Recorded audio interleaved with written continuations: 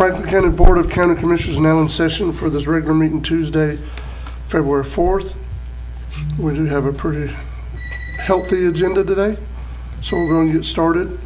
But as you're standing, and before we do the invocation and the pledge, as we stand, I want to observe a moment of silence this morning for the tax collector, Miss Amy Cook, called me yesterday, let me know that her uncle, Dink Braxton, had passed away.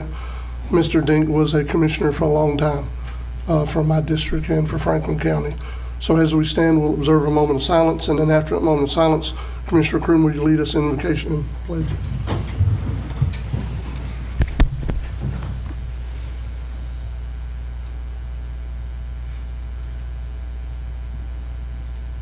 Dear Heavenly Father, we thank you for this day. We thank you for putting us in the position that we are in to help serve and lead this county. God, we ask you for continual protection and guidance, and to keep you first in everything that we do. In Jesus' mighty name, amen. Amen. I pledge allegiance to the flag of the United States of America and to the republic for which it stands, one nation, under God, indivisible, with liberty and justice for all.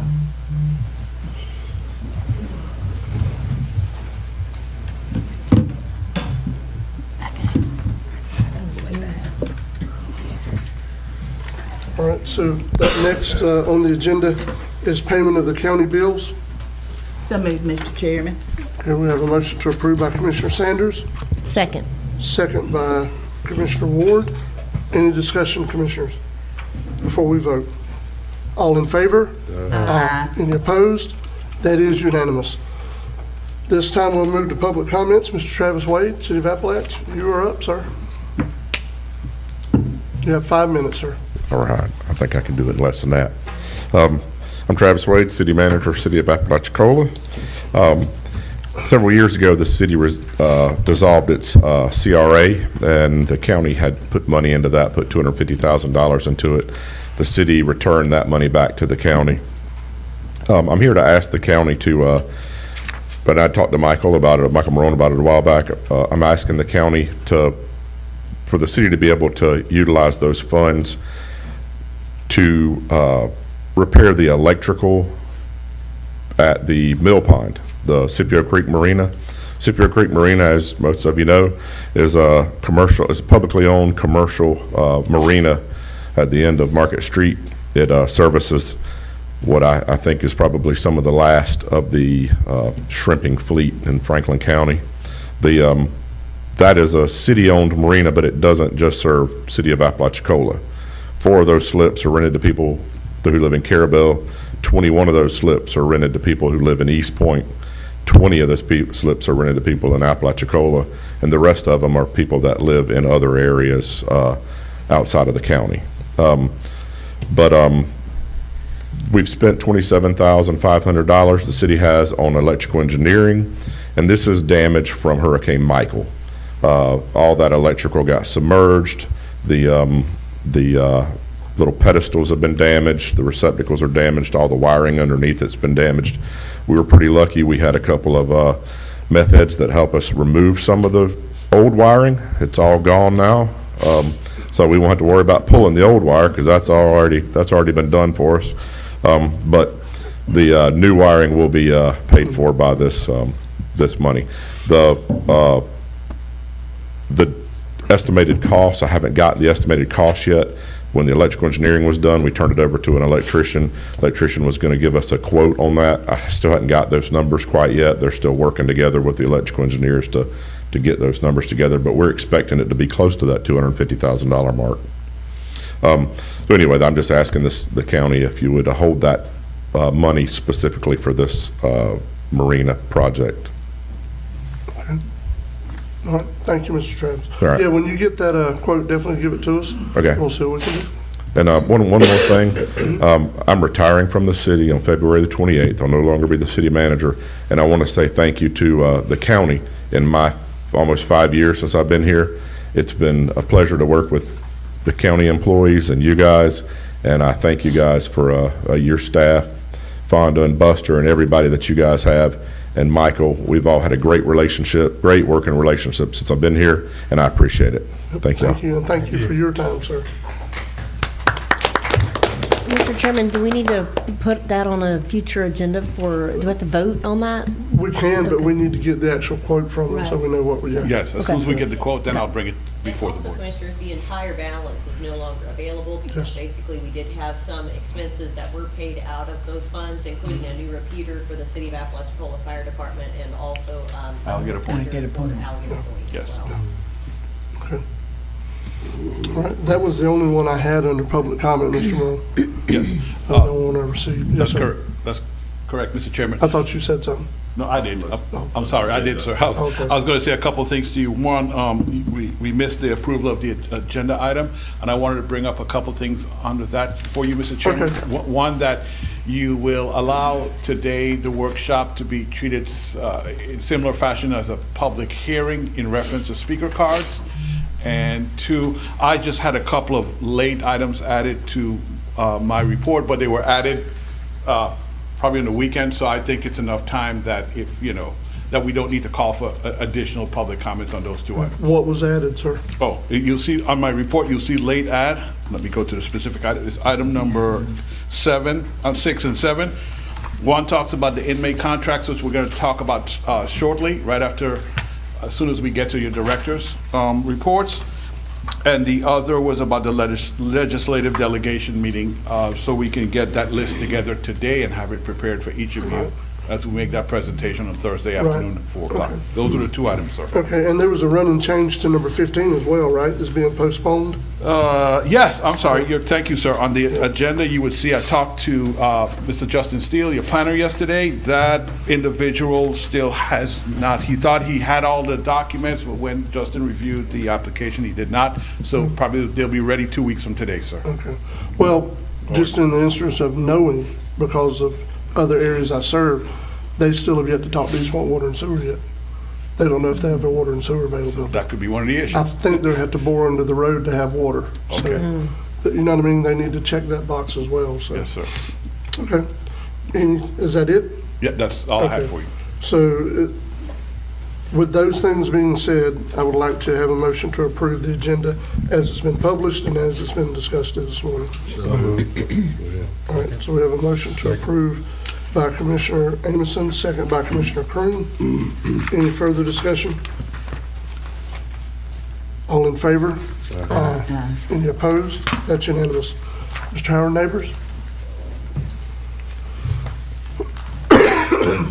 Good morning, Commissioners. How y'all doing? Doing well. I've got no action items this morning, so y'all got anything from me or? I think we do have some stuff we want to discuss while y'all are here, though, correct? Yeah, correct, Mr. Chairman. I know both Mr. Neighbors and Mr. Davis had no action items, so there was no real need for them to be here today. However, item 6 on my report, it's page 58 of the agenda packet. Commissioner Sanders and I met with the warden yesterday, and Commissioner Sanders would like to update the board on that, which will be, that update will include a change that will allow, which the board had asked for, allow Mr. Davis and Mr. Howe and Mr. Neighbors to contact the, every morning, they'll be able to call out there to the prison and see how many inmates they're going to get, so they know how many vehicles to bring out there. But let me stop and let Commissioner Sanders do what she does Well, best. you can go on with the stuff that on your side of it, because you got about the contracts. and Yes. Stuff like that. Okay, and then the contract commissioners, you'd asked that if it could be converted to one contract. They cannot this year, but they will next year. Okay. So, because it's already in the system in that format, but they will make sure it's done for us next year. But there's no problem with doing that. They're glad we asked for that. Good.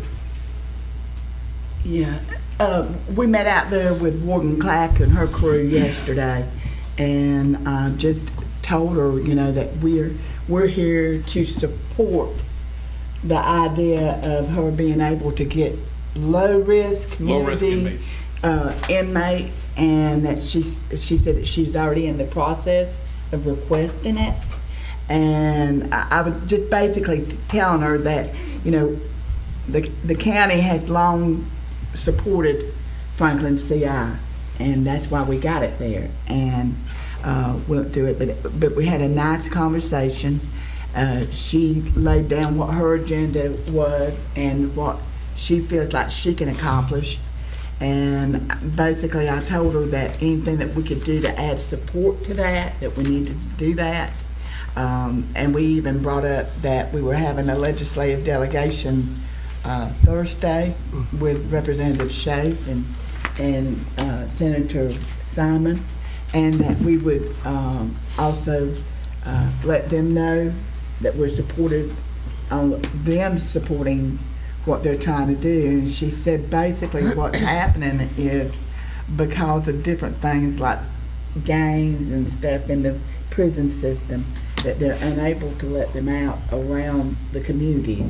So at this point, she has got very few that qualify to be out in the community. And I mean, she detailed it out and everything, but she said that her hope is to be able to get some and everything. So I'm hoping that'll do it. And I told her whatever we could do to support her, we'd be there. And everything, and had a nice conversation, because you got to realize those folks that worked at the prison, majority of them is from here anyway, so they knew the needs that the county has. And I said, I've got one thing I have to say specifically, because I said the road superintendent told me to make sure that you all realize this. The city of Apalachicola and Caravel's road systems are not as extensive as what the county's is. And the workload is not as extensive as what the county is. So we want you to be aware of that, and anything that we can get up to 10, over 10, and then one of the officers said, well, you all are approved for 24 inmates a day. And so we don't have that many. So, and they said, well, we have 5 squads, 4 squads? 5, yes, ma'am, 5. 5, I thought that's what Yes, it was. ma'am. But said we were approved for up to 24, but they just don't have it. And so she said hopefully her requesting for the lower risk people to be transferred some there, that would help get us more inmates. So it was very positive, because I'm the type of person, I go in there and I tell them what's on my mind. She told me what was on her mind. We discussed it. Michael said what he needed to say. Everybody said what they needed to say, and we left out of there. And I felt real good about it. It wasn't somebody sitting there and telling us that they were going to do what they were going to do. You know, it was working. It was a conversation. And that's what I told her. You know, Franklin County is all, it wasn't a one-sided conversation. It was all the way around. And it's like I said, Franklin County has always been in communication with the prison out there with Franklin CI, and that we need to keep on that, because that's a good thing to do. But anyway, but Mr. Chairman, if there's not any discussion on this matter, I'm going to offer a motion. I'm going to offer 2 motions, and that is the one motion to go ahead and do the contract, approve the contracts for this year, and then we'll look at the prison changing them for next year. Okay. And I'll put a motion out to approve on that and get done with that. Okay. And then the other motion would be, I think it would be good for us as a board to write a letter to the Secretary of Department of Corrections, letting them know that we're here to support their endeavors and Franklin CI's endeavors to get the lower risk inmate, and that we're here to support. Okay. And I think that would be a good thing, don't you, Michael? Yes, ma'am. So let's take up the first motion, but I want to ask some questions first. Okay. So we do have a motion to approve these contracts. What was the actual terminology she used? Low risk what? Just low risk inmates or Community inmate. community inmates? Low Okay. risk community inmate. All right. And when you said that she said there's 24, is that talking about for all 3 of the contracts, the total is 24? I think it's up to 24 for Yeah. all 3. Up to Right now, 24. that's not I what think they No, said. that was just for the road. Just The road road department department. was up to 24. Yes. The other departments, I believe, one was up Yeah. to 6, and the other one was up to 8. But Yeah, Okay. yeah, is the that- parks and then a solid waste. Right. Does that include the cities as then- well, or just the No, county? that's just the No, county. ma'am, that's just the county. Okay. that contract's just And between then- the county and DOC. And then you got the wet out there with mosquito control because they sent some people over this past year to help him with mosquito control. So that is, it's 24 for the road department that I know of. Okay. Yeah. Yeah, Yes. yes, ma'am. DeWitt's just got one squad, which if he could get 4 would be great. Yeah. And I'm not for sure about Fonda's situation. Yeah. But ours, 24 would be great. Seems like from remember the contracts, it was 24 for one, 8 for one, and 6 for the other, like the attorney has said. Yeah. I like the idea that she's willing to talk to him. Yeah. You know, Goes a long that's- way. And we had a conversation, but Yep. anything else, Mr. Chairman? I just wanted to ask that questions. Any other So you discussion can for me? Or do we have a second? I'm sorry. I'll make the second. All right, so we are doing just the first motion right now to approve the contracts. Any other discussion before we vote on this motion? Yes, Mr. Chair, I got one Yes. thing. All With what the warden had said about the low risk, I mean, that's perfectly. I was trying to think, okay, why are we not getting these inmates? And what she made sense is, pretty much we don't want the high risk out. And we do not want high risk out in our county. Now we're gonna be searching for them, so I'm in full support of this. Yes, and that's what she said, and you know, we hear it on the news about gangs in prisons and stuff like that. That's something that you don't want, and that's what she was trying to reiterate. But I'm gonna tell you, she's got an excellent staff there, an excellent staff, and I feel like now, and I even invited her to one of the county commission meetings to meet all the commissioners and to address the public at it, you know, because she's good at what she does. She's been in the prison system for a while. Now, she did say that instead of them driving all the way over there, they can call. Yes. Correct? Oh. Okay, so that's a good thing for, won't be wasting time no more. Yeah, and Officer Melander said that she's there at 6:30 in the morning, so, and she's the one that handles her and, Hunter is the one that, handles the inmate. So she said as early as 6:30 in the morning. That's good. Sounds good. That is all for me. That's a good thing, because we were sending vehicles over there. Yeah, we were. That had, yeah. Any other discussion before we vote? All in favor? Aye. Any opposed? That's unanimous. All right, Commissioner, the second, you want to make the second motion? Yeah, the second motion is write a letter to the Department of Corrections Secretary, enforcing, Michael will know how to write it, because enforcing what Warden Clack brought to our attention yesterday, but offer the support, that Franklin County is supportive of Yes. doing what she's trying to get done. Yeah. Well, and also, Michael, I don't want, you don't want it to be a 20-page letter, but we have been supportive. A couple of 2 or 3 years ago, when the legislature were talking about removing Franklin CI, we fought legislatively to make sure that that stayed in our county. So this board has supported them. Yeah, we You know, it's not just a, we're supporting you because you're going to help us kind of thing, but we have supported them. We have. We have fought to keep them here and fought to keep them in our community. The only thing that we supported them on that they couldn't do was keep the road, keep the work camp open. Right, right. We didn't want that So we work do have a motion. Do we have a second? I'll second. All right. So the motion was made by Commissioner Sanders to send this letter to the department, seconded by Commissioner Amison. Any additional discussion before we vote? It's not, Mr. Chairman, it's not just the inmate help. I mean, that's also jobs and everything else for the county. So, Yes, it is.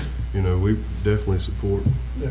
DOC. That's just one thing that kind of gets overlooked when we does. have these discussions, because we primarily focused on the business of the county. Yeah. But, I mean, at the end of the day, that provides there's a lot of families fed through that prison as far as occupations and jobs and careers. So. Yeah, there is. Well, and it's like I told Warden Clack, I can remember the times, and it hadn't been that many years ago, that basically once a month, the warden from the prison came down out here to the meeting, or maybe at least once a quarter, and updated us on what was going on in the community as far as the prison went. So, you know, we need to get back to that, to where we can communicate, and then that way we all benefit from it. Yeah, that's true. And there won't be no guessing. That's the bigger thing. Guessing and assumption, it does not Right. work. That's right. Any other discussion before we vote? All in favor? Aye. Any opposed? That's unanimous. Is that it, Mr. Rowe? Yes, sir, that's all I had, and just to let you know, you have all of your directors either here or online, Right. but I don't think anyone had any action Okay. items, so you're free to call them to the podium or Okay. have them on, or, Does, I think, don't Whitney, the library director, have an action item? She No, did? No, never mind. You do, I think you put on your report, or Aaron's Oh, Aaron, report. oh, for the- Yeah, yes, yeah, Aaron. okay. Yeah. Mr. Chairman, I want to say something to Mr. Howard. You know, we never thought in a million years that we would have to prepare our roads for snow or ice conditions. So thank you to you and your crew for Yeah. doing that. I know y'all know it's like the back of your hand how to handle a hurricane situation, but I know it kind of threw you off for a loop trying to figure out, you know, how to deal Yeah, with ice. my phone was ringing at 5:30 that morning. Trees and limbs in the road and no power, cold. So, But you got out of your bed. your But we crew got out of it. your We got it bed, done. Yes, And ma'am. everybody else was nestled tightly in theirs and went out and fixed the the problem. crew I called was ready, so yes, ma'am, we got out and got all the limbs out of the road, and a few hours later, there'd be more limbs in the road because there was so many hanging limbs that had broke. The ice made So, it heavy. Yeah, it did. It was a Broke mess. them off. Yes, Well, I ma'am. appreciate it. Yes, ma'am, you're welcome. Sounds good. Thank you, Howard. We appreciate it. I got one more question. I know there's a lot of changes in the board meeting where y'all changing the Wednesdays and different stuff, so if we don't have an action item, do we need to show up, or? No, probably not. Okay. Yeah, that's No. probably moving forward when we start in March, yes, unless, Well, may I? yeah, go ahead. So probably, what the board have talked about with the board is basically, if you have no action items, you don't have to show up unless The a board. commissioner needs to discuss an item with you, Okay. and either they'll reach out to me, or reach out to you directly, and then you can Okay, show up. sounds good. That's how we're Okay. gonna move forward. Okay. Yeah, and that's not done for any other reason than the fact that all of you guys are working supervisors. Yeah. Yeah. And, You know what I mean? and I know y'all got a lot to do and a long day too, so to get the ball That's all it rolling, is. so, Yep. yes, sir. Now, obviously, Mr. Howard, Mr. Chairman, sorry, if y'all need something as directors and need to come before the board, Yes, yes, absolutely. ma'am. The other way around too, yes, Yeah. Commissioner, you're Okay. right. I didn't even think of that. Yeah, Yeah. We're not trying to push you out. yeah, No, we're that not trying to sounds keep good y'all to me. quiet. We're just We're trying to trying make to y'all. smooth out operations. Yep, because we know y'all don't want to be here at this meeting every other Tuesday anyway, do Yes, you? ma'am. Well, Wednesday now, and it changed to Wednesday, I Wednesday, think. yeah. So, Next month, yeah. Next month. Thank you, Howard. I don't know Y'all what y'all welcome. are talking about. Thank you. Fonda's brokenhearted when he can't see you once a month, Yeah, I face know. to face. Yeah. So, but none of the others have any action items? Not that I know of. Mr. Davis, you? Good. See how quick he was. I have, Mr. DeWitt, you, sir, you have any action items to the board, any discussion items? Does not. Eric is there online, and so is Whitney. If you two do, you can go ahead and unmute. They have not. Not from me. Okay, Nothing from Eric. All right, so we're good, sir. all right. So seeing no action items, we'll go ahead and move up to the RFP bid openings. RFQ bid openings. Michael, do you have a pen? I sure do. Do I you, meant do to you grab have a one this pen? morning, I forgot I to. got an extra one. Should have brought it. Do you need a pen, Michael? Thank you. All right, Miss Aaron, go ahead. Let's Let's make the magic see what happen. we have. Make a magic happen. Make sure I have them in the right order. Mike, you need a pen?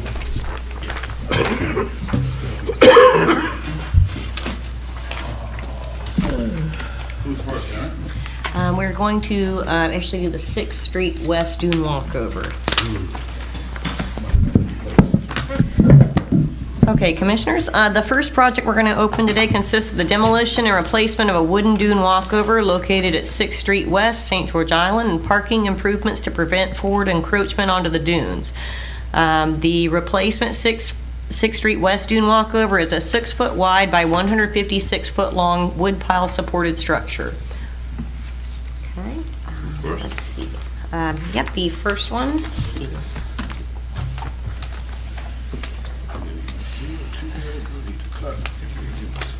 I've got a question, Mr. Chairman.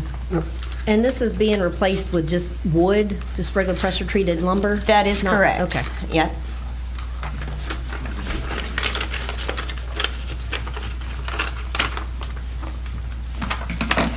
Okay, Commissioners, this first one is from Gorman, which is 1944 Frankfurt Avenue, Panama City, Florida. Again, that is from Gorman.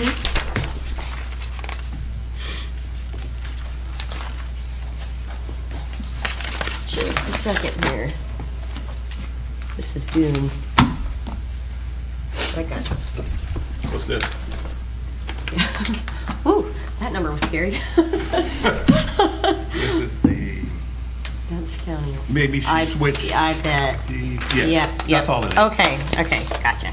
So just goes to. Okay, yep. Yeah, okay. Let's put, whew.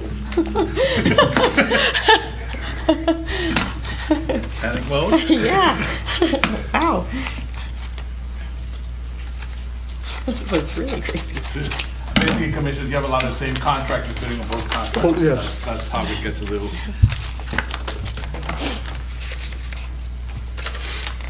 Okay, Commissioners, the total base bid for this one is $148,719.49. Again, $148,719.49. And their bid bond is included. Where's the envelope?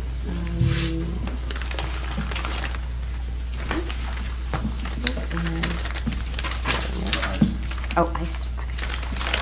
Okay, this next one is from ICE, which is Inland Construction and Engineering, located at 309 East 11th Street in Panama City, Florida.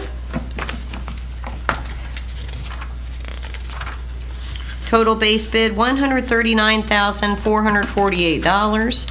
Again, $139,448.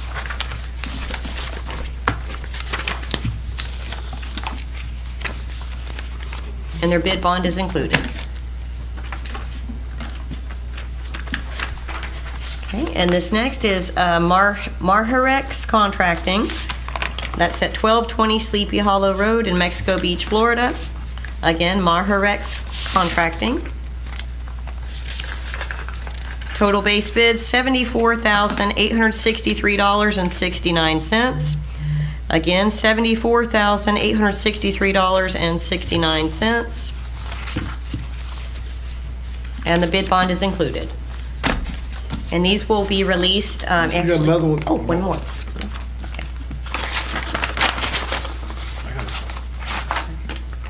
Okay.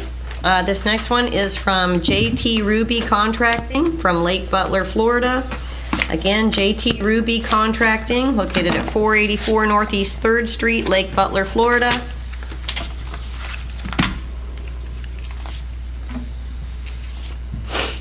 Total base bid, $114,492. Again, $114,492.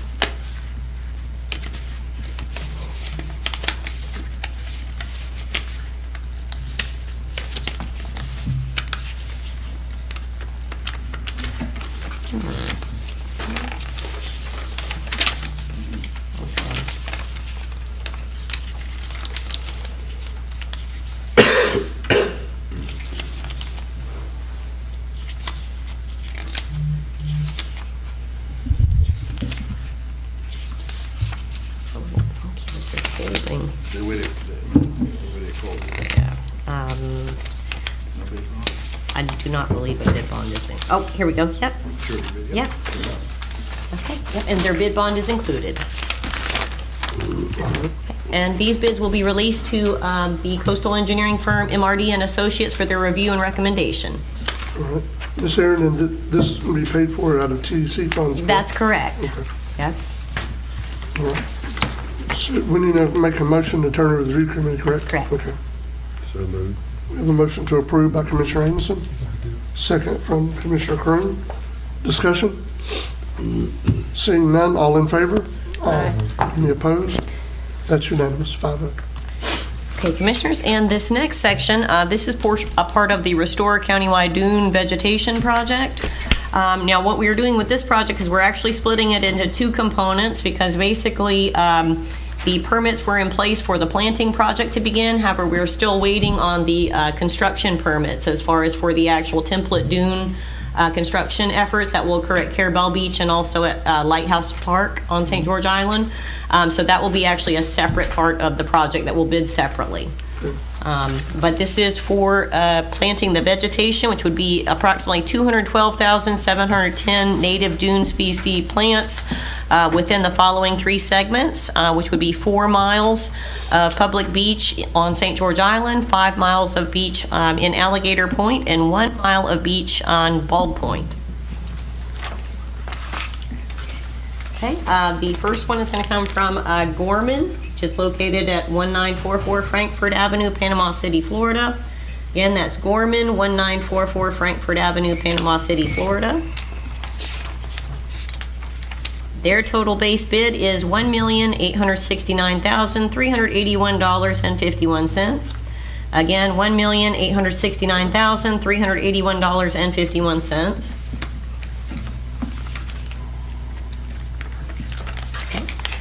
The next is going to come from ICE, which is Inland Construction and Engineering, located at 309 East 11th Street, Panama City, Florida. Again, ICE, Inland Construction and Engineering Incorporated.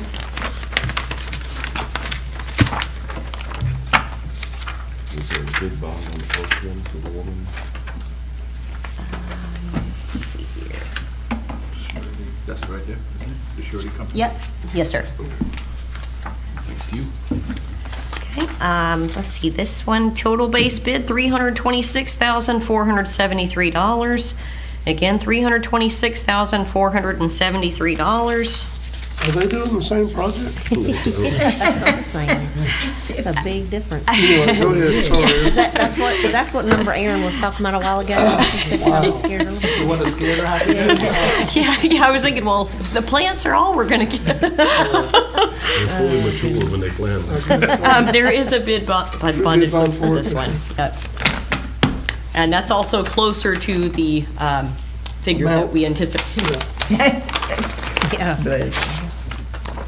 Okay, Commissioners, this next one is HGS LLC, located at 6575 West Loop South, Suite 300, Bel Air, Texas. Again, HGS LLC from Bel Air, Texas. Okay, total base bid, $694,629. Again, $694,629.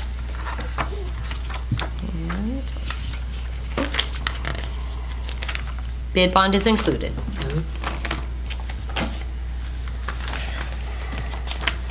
Okay. And this next one is from Earth Balance, located at 2570 Commerce Parkway in Northport, Florida. Again, Earth Balance, 2570 Commerce Parkway from Northport, Florida.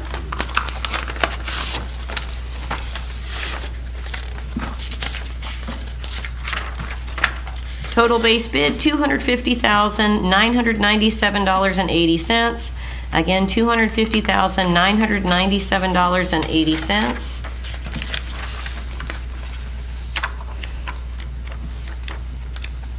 And their bid bonds included. And these bids should also be released back to MRD and Associates, who were the coastal engineers for the project, for their review and recommendation. Ms. Aaron, quick question. With some of this stuff that involves getting money from the federal government, are these projects going to be held up, or do we know? Actually, we were a little worried about that at first, but then a memorandum came out and said that it was not impacted by any of the freezes that were going on. All right. Thank you. So we do need to have a motion to turn this over to MRD, correct? That's correct. We have a motion to approve by Commissioner Croom. It has been seconded by Commissioner Anderson to turn this over to MRD for their approval, review, and recommendation back to the board. Any other discussion before we vote? All in favor? Aye. Any opposed? That's unanimous, 5-0. Okay, Commissioners, the next bid we are opening today is actually for the County Hangar Generator Improvements Project.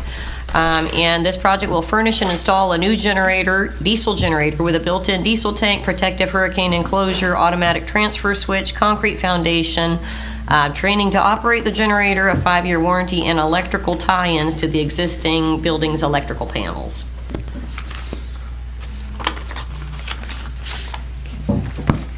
Okay. And the first bid is from BGN Contractors, located at 25 West Oak Avenue in Panama City. Again, BGN Contractors, 25 West Oak Avenue, Panama City.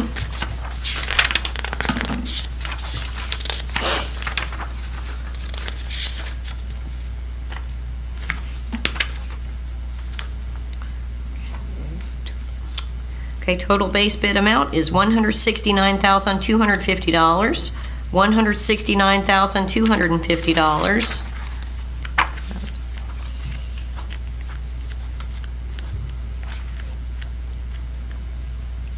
And there is a bid bond included.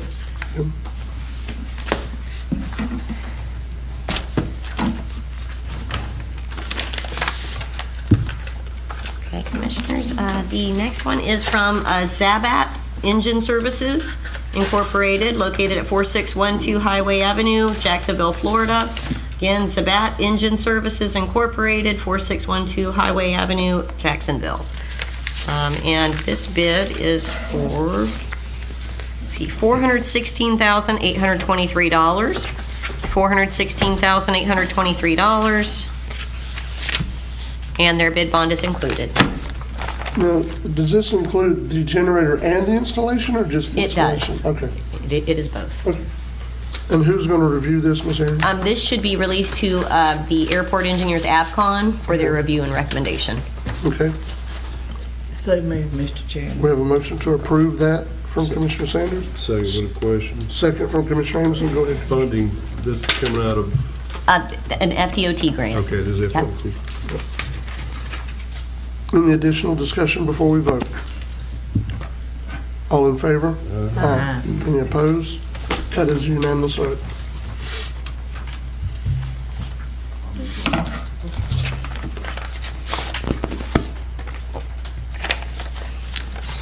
Okay, Commissioners, this next one is the county hangar roof upgrades. This is located at the Airport FBO building. This is also being paid by an FDOT grant. The project consists of removing the existing roof system and replacing with a new standing seam metal roof system, also with new insulation, gutters, flashing, and waterproofing. Okay, and the first bid is coming from U.S. Coating Specialists, located at 7410 South U.S. Highway 1, Suite 402, Port St. Lucie, Florida. Again, that's U.S. Coating Specialists from Port St. Lucie, Florida.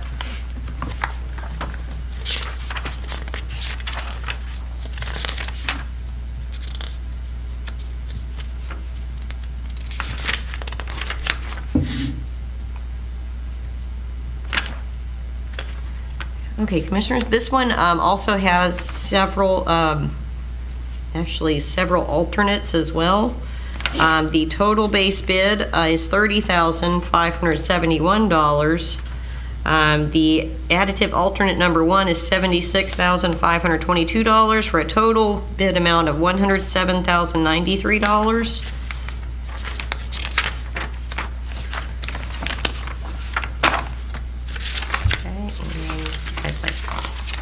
Again, total base bid of $30,571.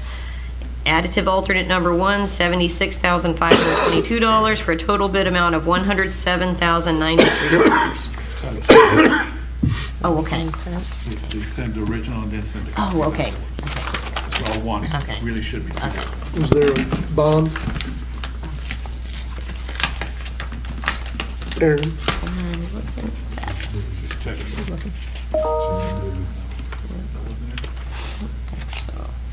No, sure. Oh, no.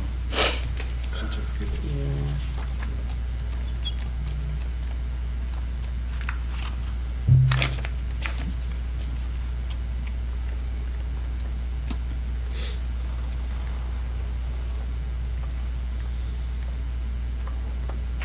There we go. Yeah. Yes, sir. They do have their bond attached.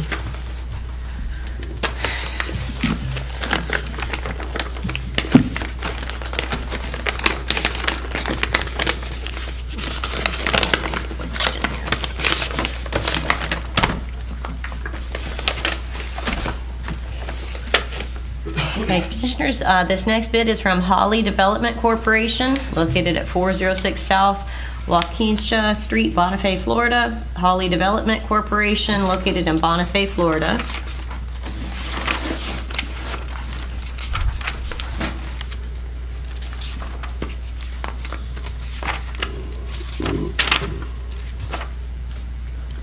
Okay, Commissioners, total base bid amount of $57,111. Additive alternate number 1 of $105,740 for a total bid amount of $162,851. Again, total base bid $57,111. Additive alternate number 1, $105,740 for a total bid amount of $162,851. And this one, these bids should also be released over to the airport engineers AFCON for their review. Bid bond. Oh, bid bond, yes. Bless you. God bless.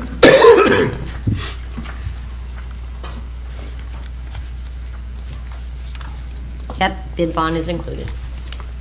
Ms. Aaron, what is the difference between alternate 1, do you know? That I don't know. Okay. Yeah, yep. Actually, after John reviews and recommends, I'll actually come back to you all with that. Right, okay. Just, Mr. Chairman, Aaron, do we have a square footage on that? Is that by chance? I'm just curious. Those bids came in a lot less than what I expected, actually, because, that hangar's pretty big. Steve might be able to answer some of the questions. Not the main building, it's all the exterior additions Okay, with the offices, so it's okay, it's not the entire building. the alternate is it doesn't have a substructure. I will be. It's just, yeah. Okay. Mr. Chairman, I have a question. It might be a Yes. stupid question, but No such typically, thing. when we go out for, we don't have to have like 3 bids, because I noticed the airport stuff only has 2. With the airport, we don't. However, with FDOT, some of your road paving projects, you do, depending if Okay, it's federal. That's probably where I got confused, because I know we usually have to have 3. Thanks, Chairman. No problem. Thanks, Aaron. All right, so what's the pleasure of the board? Nobody's made a motion yet. So moved. We have a motion to approve by Commissioner Anderson, second from Commissioner Croom. Any additional discussion? All in favor? Aye. Any opposed? That's unanimous. All right. Is that it, Ms. Aaron? That's it. Thank you. Is Ms. Courtney attending by Zoom? She is. Ms. Courtney, how you doing this morning? Good morning. Morning. Can you hear me? For some reason, we can barely hear you. He's trying to turn it up. Give us just a second. Go ahead. All right, And Courtney? go ahead. Can you hear me now? Better, yes. Okay. Let me see, make sure I don't get from 5.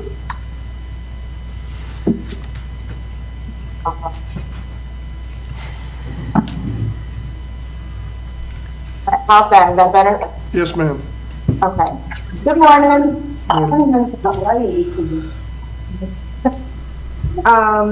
Today I am just coming to you with a couple of action items. The first one is to add the following exhibits for approval for the SHIP LHAP revision. Exhibit D certifies that Franklin County is following all state requirements for changes made to our local LHAP, which is the resolution, I believe. And then Exhibit E, no, I'm sorry, Exhibit D is the certification. And then Exhibit E is the resolution approving the new LHAP amendment. Whenever we make any changes, those are the 2 things that we have to have approved by our board, signed, and then we can actually send that as exhibits to the Florida Housing for them to approve the entire LHAP review. Okay. And Courtney, I just want to make sure for clarity, this is the addition, is the mobile home, the new mobile home strategy where we can Yes, that's use to the buy. demolition reconstruction strategy. Yes. Yeah. Okay, so you need 2 separate motions, correct, Ms. Courtney? Yes. Because one's a resolution. So Yes. what's the pleasure of the board about Exhibit D that's going to certify that Franklin County is following all state requirements for changes made to our LHAP? So moved, Chairman. All right, we have a motion to approve by Commissioner Ward, second from Commissioner Sanders. Any discussion? All in favor? Any opposed? That's unanimous. And the second motion would be pertaining to Exhibit E, resolution approving the new LHAP amendment that we've made. So move. We have a motion to approve by Commissioner Ward, Second. second by Commissioner Amison and Commissioner Sanders. Any discussion? Seeing none, all in favor? Aye. Any opposed? That is unanimous. All right, Ms. Courtney, go ahead. Okay, next is just an informational item. We have been working with Cloud Permit on, they created a new compliance portal for us. Commissioner Ward has actually been able to see a little bit of that when I created a package for the magistrate. So let me see if I can share my screen.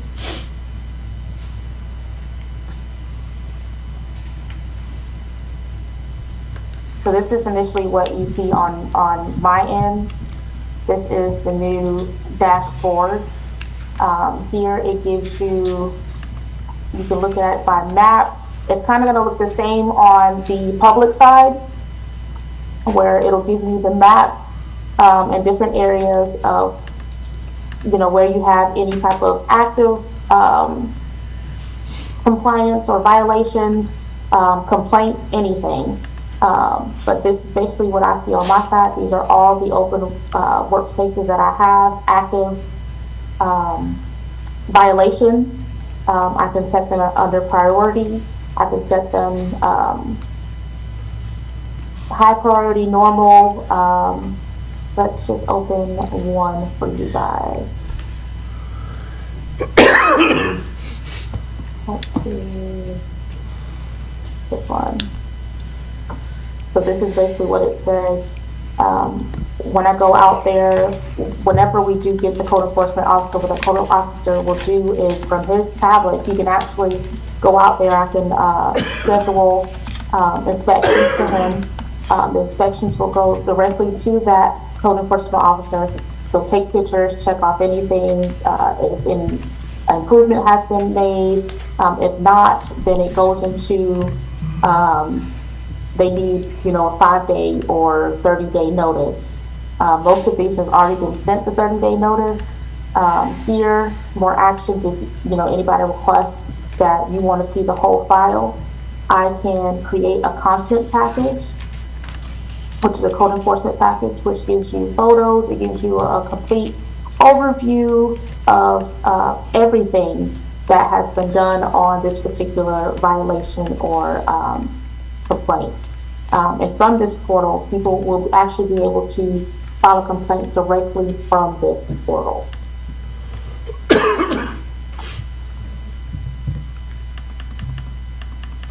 I don't know if this is going to show. I'm going to have to share this screen.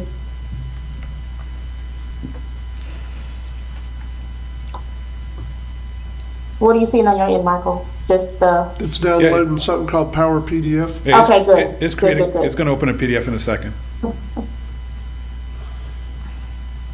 All right, can you see the PDF? Yes. Okay, so it gives you the date created.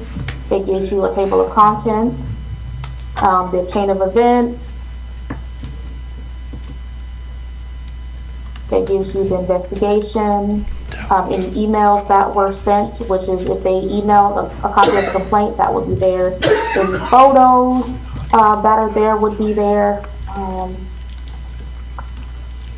But that's the general package. So if anything needs to go to magistrate, all of that this whole thing gets generated and it gets sent over to magistrate to create a meeting.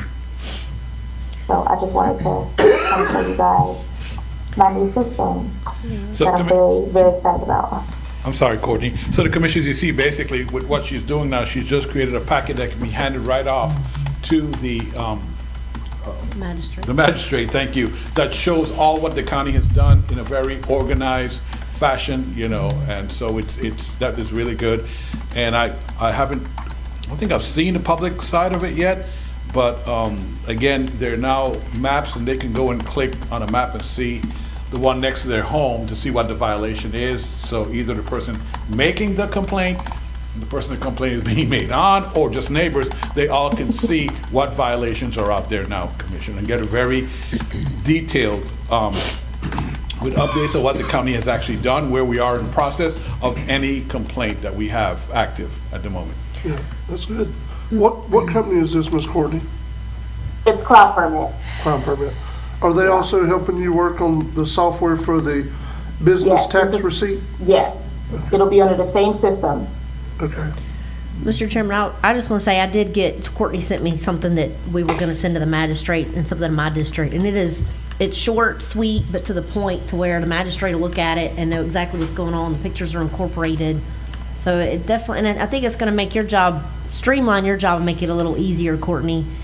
Can you tell us, I know you're still working through this, I know, but this is going to be, I know on our website we have the complaints portal. Is this going to be added to that? So instead of the complaints, they're going to go to this Cloud Permit instead of what we have set up right now?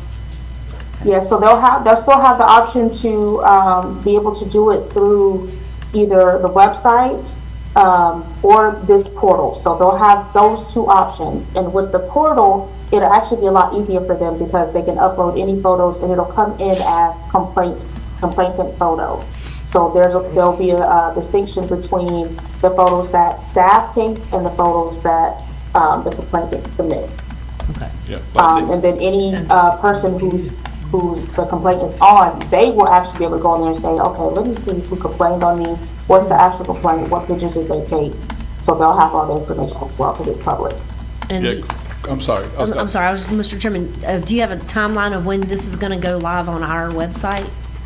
So I have a meeting with them today to make sure that we kind of ironed out any or tweaked anything that I've been playing with it to make sure there's no, what's the word I'm looking for, Michael? Glitches? Yeah, any glitches, just to make sure that it runs smoothly. And then probably by Thursday of this week, it'll be live for anyone to be able to file a complaint with it. I did ask her to give it about a week or two from her go live with them to work out any of the kinks that's in there, glitches, tweaks, whatever, and then we will add both of the links that she referred to. One, just simply the public wants to see. Another one, if they have a part of a complaint that they have, if they want to add information to that, I think that's fantastic. Yes. Well, a lot of our emails are just that. Yes. It's people trying to follow up on what they have reported or something. And you don't, as a commissioner, may not know the day-to-day stuff. Yes. But you can go on there and see where it's at in the process. I just send a link to them. I just copy it and paste it, and that way they can keep an eye on it too. Sure enough. And you'll probably still get, the different emails because I don't think they like, I guess, the timeline. It may be working a little too slow for them. But as far as our end, especially if it's something that has to go to, get sent to magistrate, we have to make sure, the staff has to make sure that we're doing everything possible that we can on our side before we even take it to that next level. Yeah. Well, now let me ask you something, Mr. Chairman, if you don't mind. No, no. How many have you got any stuff like that going before the magistrate as of now? We've got 2 going before the magistrate. Okay. Thank you, Ms. Courtney. We appreciate the update. No problem. You guys have anything for me? I do, Courtney, but I'll get with you later on about it. If not today, Okay. tomorrow. Okay, sounds good. Thank you, Ms. Courtney. No problem. Thank you. Bye. Ms. Aaron, we're up to you. We have, looks like 8 action items. Commissioners, we can do them all as one under consent unless there's something you guys want to pull to discuss. Okay, I will read the caption of them just so the public can know what we're voting on. One is Airport Runway Extension Planning Grant Amendment, EOC Construction Grant Award Agreement, District 2 Striping Change Order, CR 67 Phase 3 Final Reconciliation of Quantities Change Order, Parks and Recreation Ford F-250 loan, Carabel Library carpet replacement. Boy, that sure needs it. Those were some different pictures, wasn't it? Vrooman Park improvements, FERDAP grant closure documentation, formal notice of site dedication and limitation of use, and SGI Inclusive Playground Project FERDAP grant closeout documentation, formal notice of site dedication and limitation of use. Mr. Chairman, I just Yes. want to make a note, I don't want to pull it out, but I just want to make a note that the change order is Yes. less money, not more Yes. money. Good. So, yep, That's it's good. always good. It is. All right, what's the pleasure of the board? I'll make a motion to approve all items. Okay. We have a motion to approve by Commissioner Ward, second by Commissioner Croom. Any discussion before we vote? All in favor? Aye. Opposed? That is unanimous. Ms. Aaron, do you have any project updates? No, sir, just the CR 67 Phase 4 permit. We understood that there was actually a possible flatwood salamander habitat, so they have to wait for actually concurrence from Salamander. FWS before we can have the permit issued. There ain't no flatwood salamander up there. That's one. There's one. So hopefully in the next month or so, we'll receive something back and we can get You that know permit. what I believe? I believe they bring them in a little old box or something and put them out to where they can, there's one there. And then it gets eaten by a snake, so then it's gone anyway, so it doesn't matter. You know, circle of life, circle of life. Okay, so we know who we'll never hire as inspectors for projects. There you go. Anything I else, was just Ms. kidding, Aaron? Commissioner. That's it. Probably will be better inspectors At our than some of next the ones we meeting, we're have. going to do a capital improvement plan update, correct? That's correct. Yes. Yep. And I did include a draft. I've got a few more things to add, but there were some things that actually came off the list and things that Right. are going on the list. Right. So I'll kind of summarize those for you all at the next meeting. All right, thank you, Ms. Aaron. I did want to say one little thing Yep. now, and Mr. Chairman, just bear with me a minute. This will get y'all laughing. You know, I was on the Northwest Florida Transportation Corridor Authority for years. Was appointed first by Governor Bush in 2005 and served until I left until 2018. Talking about the flatwood salamander. Do you know around the Eglin area? Yeah, around the Eglin area, they were supposed to do that bypass around that, over there in Okaloosa County and all that. Do you know the flatwood salamander shut that whole multi-million-dollar project down? Because they found one salamander over there. Sure did. Did. Because, I mean, they take those things serious now.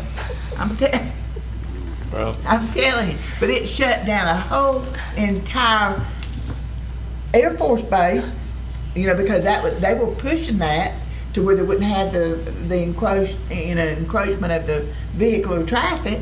And I mean, it shut that whole project down because one flatwood salamander was found. So I tell you, I mean, It's funny, but it way- ain't I mean, funny. they're serious You're about right. it. No, I understand, trust me. Fish and wildlife is, I'm We telling had you. to deal with woodpeckers when I was in the Army. Yeah. So I guess Florida's gonna throw a salamander in there with it, so. Bring it in a box. Oh, goodness. Lay it down on the ground, so, yeah. Anyone have anything else for Ms. Aaron before we move on? Thank you, Ms. Aaron. Mr. Chairman, Yes. just real quick, I just want to let you know that we've been having our Team Franklin meetings with the affordable housing, and Mr. Williams might be getting with you at some point in time to discuss some help, Okay. just basically enlisting your help. Okay. What he did, before all this started, so just a heads up. One question. Yes. One question, Aaron. Island View. Mm-hmm. We got the $200,000. When we gonna start doing those projects over there? We do have to work through the commencement documentation for the FERDAP project. All right, I just want to make sure. You talking about for the restroom and stuff like that? Yeah. Yeah, and actually, Mr. Phil Coram, too, he may actually be able to come up with some funding to assist with the portable restroom building. Good. We've already reached out to the city of Carabel, and it is possible to get water out there, so that's great. It is. Yeah. Okay, good. All right, Mr. Rowland, we're up to you. Always people at that park when you drive by. Oh, yeah. Always people at the park. All right, 57 of my report, Commissioner. I have three action items? Hold on. I actually have, yes. I have three action items that can go under consent. The first is the meeting room design, the fee proposal. That's signing up the architect to him basically take the whole project from A to Z. You know, the design, bid, and send out the bids, et cetera, manage that part. The second is ARPC municipal seat. I failed to reach out to Apalachicola in time, so if you guys don't mind, Mayor Brown is willing to do it, and the chairman says she shows up to all the meetings. Yep, sure. So if we could just add her for this year, and then we'll extend Apalachicola's time the end of this year. Ready for it? Yeah, we're gonna do it on the consent, he's just explaining what's there. Okay. And the third is Weems. You have someone from the Board of Directors resignation. Mr. Duffy Harris, the chairman, told me that Ms. Kristen Anderson is resigning from the board, or has resigned from the board. She served as District 4's member, so Commissioner Amos said you need to start the hunt to find a replacement, but he would like to recognize her for her time of service at your next meeting on the 18th, and I just need approval for all three. All right, So move. we have a motion to approve by Commissioner Ward, Second. second from Commissioner Amison. Any discussion? All in favor? Aye. Any opposed? That's unanimous. Mr. Morone, it's different. Can we take a short recess? We sure can. I think we're going to be talking for a minute. once We start. will.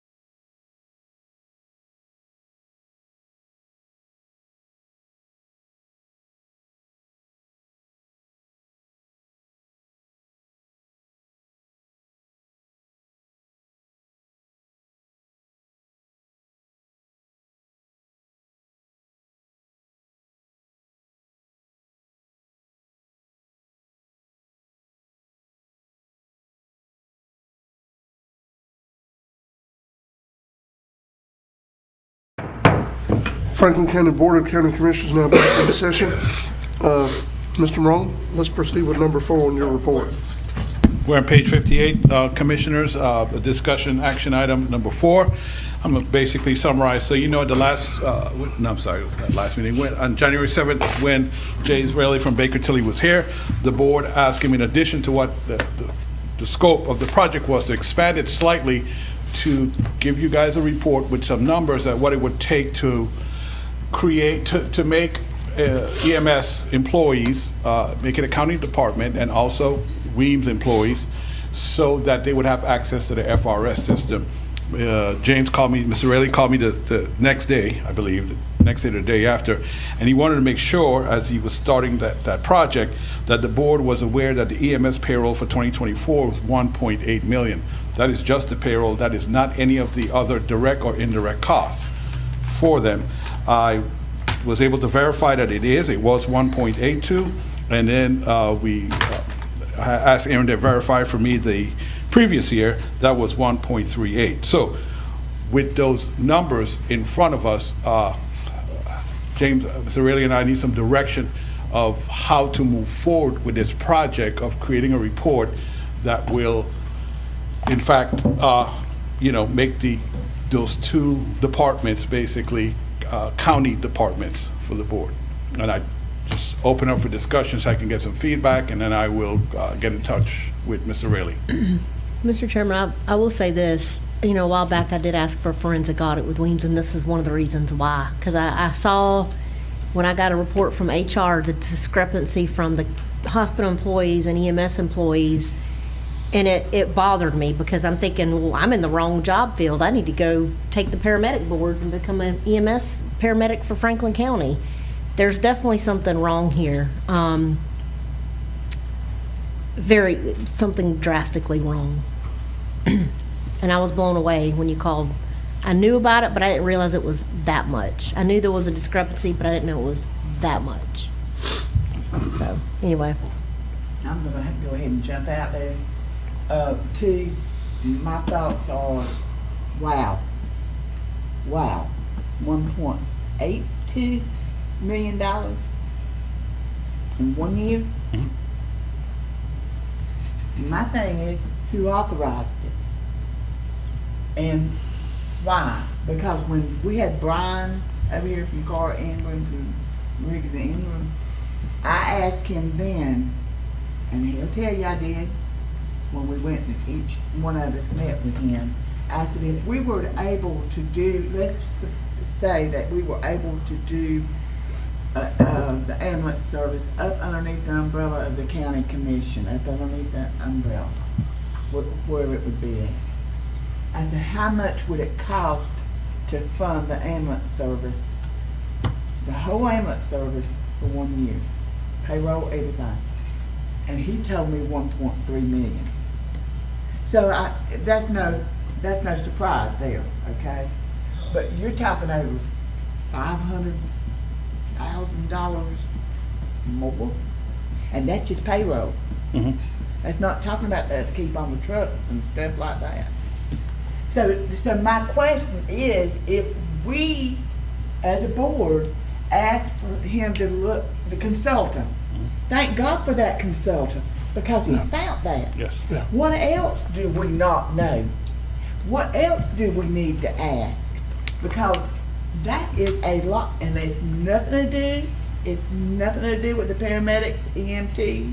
It's nothing to do with them. This is management.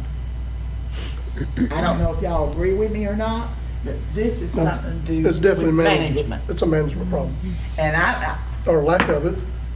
Lack of management. lack of management. Yeah. Just throw the money out there. Just throw the money out there. We can't keep on doing that. That's why we're sitting up here just as hard as we can to try to not fund this, not fund that, cut this, cut that, and then you get that by a management of the hospital, and then we sit up here looking like fools trying to work out the getting the best we can for EMTs, paramedics, and all, and come to find out our hospital employees are way down on the totem pole compared to this. It makes you look like a fool sitting up here. So, Ms. Aaron, is there looking at those reports, how many full and part-time employees do they have under the EMS? I actually counted from both numbers, and it was the same. It was 29. From both years? It was. Now, I don't know, who's part-time, who's full-time. Right. That report did not illustrate that. Yeah. However, I was surprised that the count was exactly the same and the amount was drastically different. So if the count's the same, I'm sure the hours can't have been that many more. I mean, we only have 3 ambulances. We didn't add 5 ambulances. We didn't. Believe me. That just don't sound like it's math. And there's to me, usually- but anyway. Mr. Chairman, I believe what it is, and Commissioner Board could probably explain this a lot better than me. But from what I understand, the EMS, that's a 24-hour shift. And for us to get, coverage, a lot of times, and it's an incentive for people to come here from out of the county to work here, is to be able to pick up those extra shifts that puts them in overtime, which is what, time and a half or whatnot. I agree with Commissioner Sanders, and that was what I was going to say. This is a managerial problem. We have had managerial problems. We know this. It's just plain and simple bad management. We pay a line $500,000 a year or a little over to manage a hospital, and this is not management. If you go to anywhere else, they would have a managerial position or a person there saying, hey, look, ex-employee is already in overtime. And they do that to y'all. I know that for a fact because I have to deal with that, with my wife, and that she's in the same situation. They won't allow, they spread it out. So then, that all, again, revolves back to managerial and operation of the hospital or the EMS and all that. I don't blame any of the employees. I mean, they're going in, picking these shifts up. But at the end of the day, that's where what's the saying? That's what you get paid the big bucks for. That's what Alliant and their employees out there that are getting paid the big bucks to manage this hospital are supposed to step in and manage the hospital. It has exactly. It hadn't been going on for a very long time. A lot of times I feel as though, I sit up here and ask questions when we have Mr. Kosar, Mr. Walker, and all them here. I feel like people get the impression that I'm anti-Weems at times because I try to ask these hard questions from them. But at the end of the day, that's a reflection on the management. That's a reflection on what we're paying for. That is exactly the product that we're paying for. And it's subpar at best. And a lot of money. And it's this commission's fault. Me and everybody sitting here and everybody that preceded us. At some point, this isn't a reflection on our staff. It's a reflection on anybody. The buck stops with us. Until we finally decide to do something, this is going to continue. And it's on us to wear it. We're doing a disservice to our community. The longer we continue to go down this road, and we have been going down this road now for 2 years that I've been here, and I know preceding that. So eventually, we're going to have a hard discussion about this, and we're going to have to move past the line. Because at the end of the day, this is a managerial issue, and it is not what we're getting paid for. We are doing a disservice to our community, and that's the way I feel about it. Yep, that's true. And that goes back. What else have they not told us? And I'm just saying. Well, Mr. Chairman, all I can say is I'm glad that we, when I spoke about the forensic audit, I think we all decided that we did need to do something. This came of that. But my problem is this. I don't care how much overtime you have. I still don't see it equaling $1.8 million. I mean, if that's the case, then that's one person working over the amount of hours that they should be working. Yes. So something doesn't smell right with this. And shoot, if I was getting paid what they were, like I said, I'd be beating down the doors. Now, again, this is, like they said, nothing wrong, nothing against the employees. They're just trying to make money, families. But I mean, where do we go from this? He's obviously looking into this, but can we dial down? We know it's a management problem, but can we dial down? With you said how many employees, Aaron? 29. 29? So there's no difference in employees? It just doesn't make, did they all get, I mean, again, there's no amount of overtime is gonna equal that. I'm sorry. Unless they're getting paid $200-something an hour, you know? Is that what they're getting paid? I No, mean, think about it, do 28. the math. Oh, was it 28.50, 28 something? So, Yeah, it was basically, it was as if management wasn't actually staggering the employees, so you had a very small group that were actually getting tons and tons of overtime and going into overtime very early in the work week, and then generating overtime checks that were almost basically more than their regular salary values. You know, and again, still- that's a staffing issue that should have worked out on the management side. yeah. Still makes no sense, though, for that amount of money for, So if we go forward, and I think it's pretty obvious that we need to make it a county department because we are responsible for EMS services. So I know surrounding counties like ours, most of them, and this is just saying what they do. I'm not saying it's what we need to do. But for the amount of money we're paying, we should have people that are dual certified doing fire and EMS for the amount we're paying. Because we're paying about as much as Walkulla is, and Walkulla is a lot bigger than we are. Ooh, yeah. They have 9 stations. You know what I mean? They have more people they're covering. They have people that are full-time, that are salaried people. So, Commissioner, I want to ask you a question. You were here and you remember. Didn't we at one time have EMS was contracted out? A vendor did it? Emergistat? Emergistat. Yes. Yep. Yeah. What happened with that? Do you remember? Didn't work out. Well, Just didn't work out? the big, may I, Commissioner Sanders? You The can. big issue that I remember, and you two could jump in, is we had a storm, I can't remember which one, they took all the units, all. 2005 Dennis. All Okay. out of the county, and they took, was it over a week or so before they got the units back into the Oh, yeah. county? That's when. That was the problem. Uh-huh, Yeah. and that's when I called Brenda Holt, and she said, what can I help you with? I said, can you bring me some ambulance? Wow. She brought me some ambulances and 2 dump trucks from Gadsden County. That's the reason why me and you have talked in meetings Yep. about how we really need to get a partnership with Gadsden Yep. County and get us shelters for during the storm. That's right. But that's on the same premise. But the thing about it is, they just left us. We had somebody die during that time, and it was just awful. It was a mess. I was just wondering because for that amount of money, we need to be getting, I mean, not more service, but it needs to be, the residents need to know that we're taking care of the dollars that we're receiving and we're spending them wisely.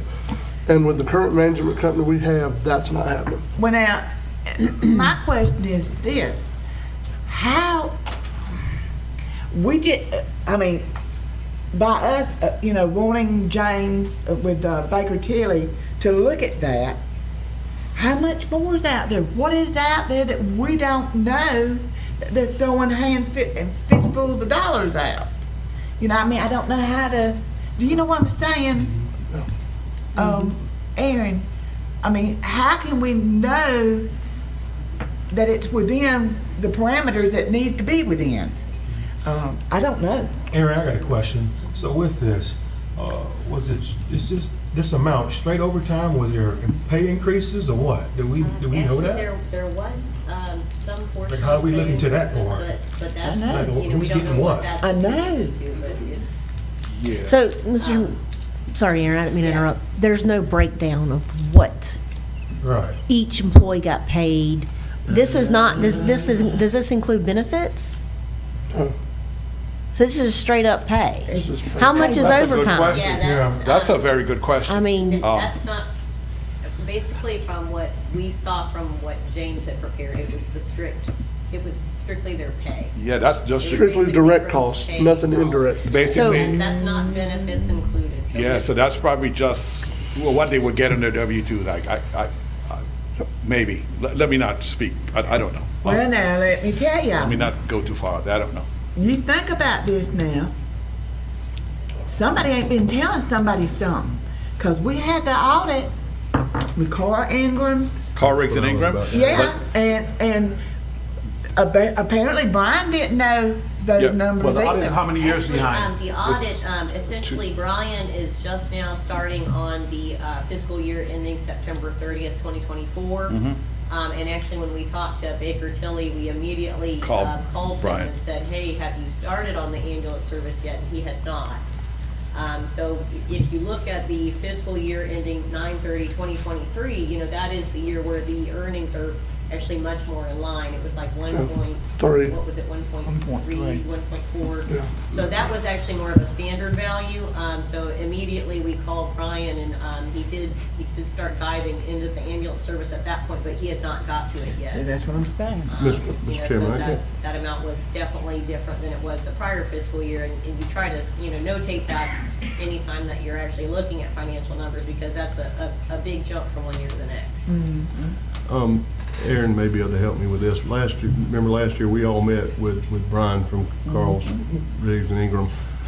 At that point, he told us that EMS was very costly. We've been given out of ad valorem, what, 700? 764. Yeah. And then, remember, this is what sparked that discussion. Now, during that audit, though, and Aaron, you may be able to help me here, because your mind's a lot better than mine when it comes to all those numbers, but he had it estimated that EMS was costing the county $1.3 million, 1 point something? Was he factoring in salary at that time, or is that just the cost of running? Well, I think he was factoring in all of it, that I remember. Well, So he then was that factoring in the math is- money that they're receiving for actually doing the runs, the money they receive from insurance. Yeah. So it wasn't just expenditures, it was also the revenues. Yeah, but what I'm But it saying was still is, costing that amount of it money. was, those numbers here are showing that in 23, it was 1.3 million in salary. But the overall cost of the EMS from 23, according to the audit though, was about the same. So what's the difference in, I mean, you see what I'm saying?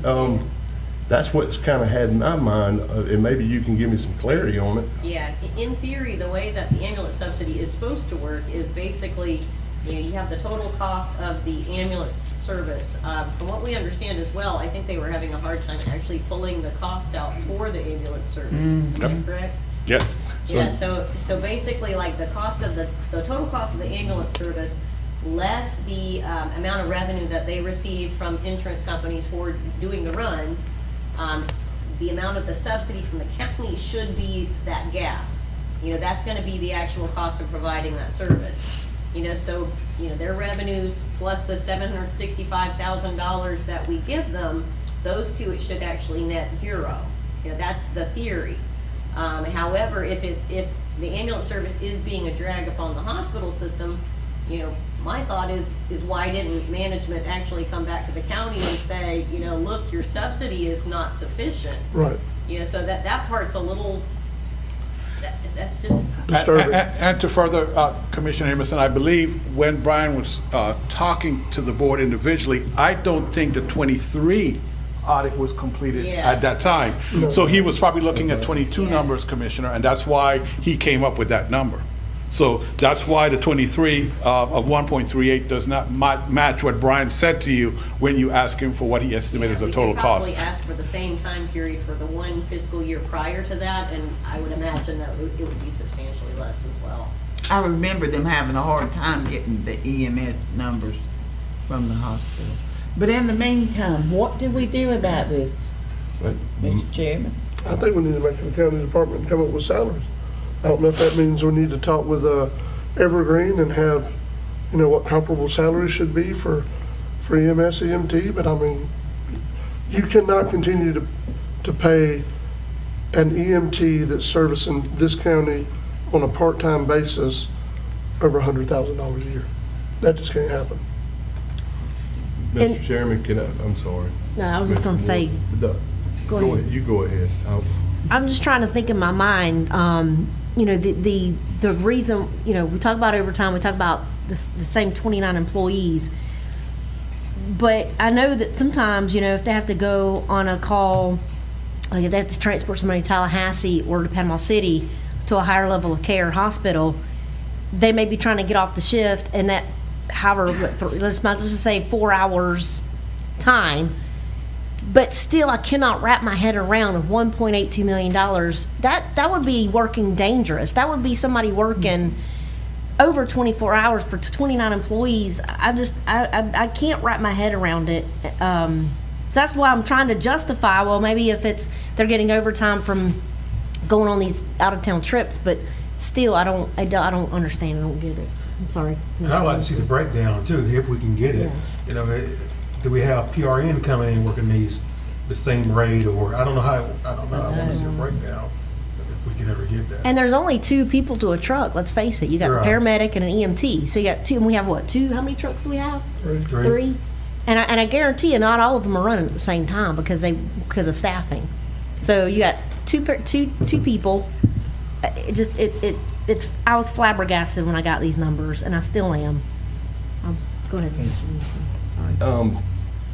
My thing is okay, and you know me, I'm always kind of playing that devil's advocate part about it. If we bring it in county, this is just something I've been rolling around, you know, how many employees are we actually going to have then? Because I believe that a lot of these of our EMS employees come from out of the county.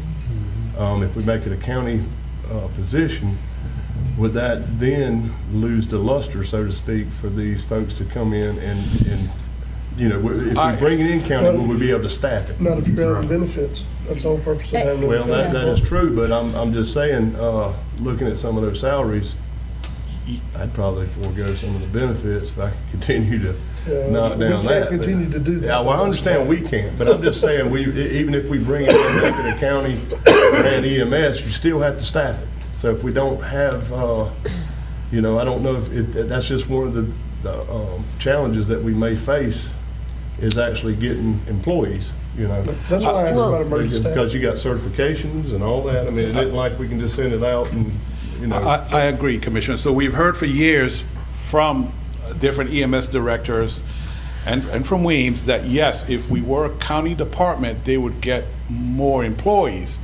But Commissioner Amison, you are absolutely right. I mean, be careful what you wish for, because is that what you really want? Because you know, to me, again, if I'm wrong, somebody will let me know, but to me, you have a county department with employees that are getting paid a set salary, 65. If they have to work extra, that's comp, that's not overtime. Is anybody willing to do that based on the numbers that we're talking about here? I hear what you're saying, and Commissioner Kroom, you're absolutely right. I guess we do need to look at the breakdown specifically and see, not because of an employee, but we need to know, was this employee full-time or part-time? Why did they get more overtime than the other 4 or 5 employees? So there needs to be an analysis of what happened. I hear the board, and I agree 100%, you know. Mr. Chairman, I think that the last time Mr. Randall was up here before he left, he said one of the biggest issues is we're not FRS. Yes. Well, if they're getting this, they don't need FRS. I mean, they can get their own Roth IRA retirement account, put that money in there. But I feel like that, in my opinion, I feel like that we could attract people from other counties, because I know of an individual that works at Gulf that would come over here and work for Franklin if we were FRS, because they are. We're not. And that's a lot of the problem I think that Mr. Randall was talking about, was that he would get a lot more people to come here if we offered FRS. But I mean, and if we do go to a county-owned department, that again, that's something we can look at for if we do the Weems employees as well, because I mean, we got to do something, as Chairman stated, and that's the only way. If we go to a county department, we can attract them by doing that. But then again, what about the contracting out? I mean, there's a lot more companies out there now than what Emergistat was. You're absolutely right. That we can maybe look at and start talking to get an idea of, you know, put in a contract. You know, they can't leave. They can't, you know, they have to. I mean, that might be the easiest way than have to come up with a budget, and it's already on the burden of our taxpayers. Either way you look at it. But $1.82 million don't need to be on the burden of our taxpayers. So Mr. Raley came up with an excellent idea. That's one of the discussions we had as an option, because I try to get as many options from him as possible with this initial look. Know that he gave this to me like the next day after you had asked him. And one of the things he said, look, you guys have a very long county. If you ever decide to go to a contracted group, you might want to break the county in half. Have somewhere mid-county going over towards Carabel, have a Tallahassee company provide the services there, and then coming this way, have a Panama City company. He said it's just an idea if the board ever considers contract, because I told him it was, we were talking more about a county department.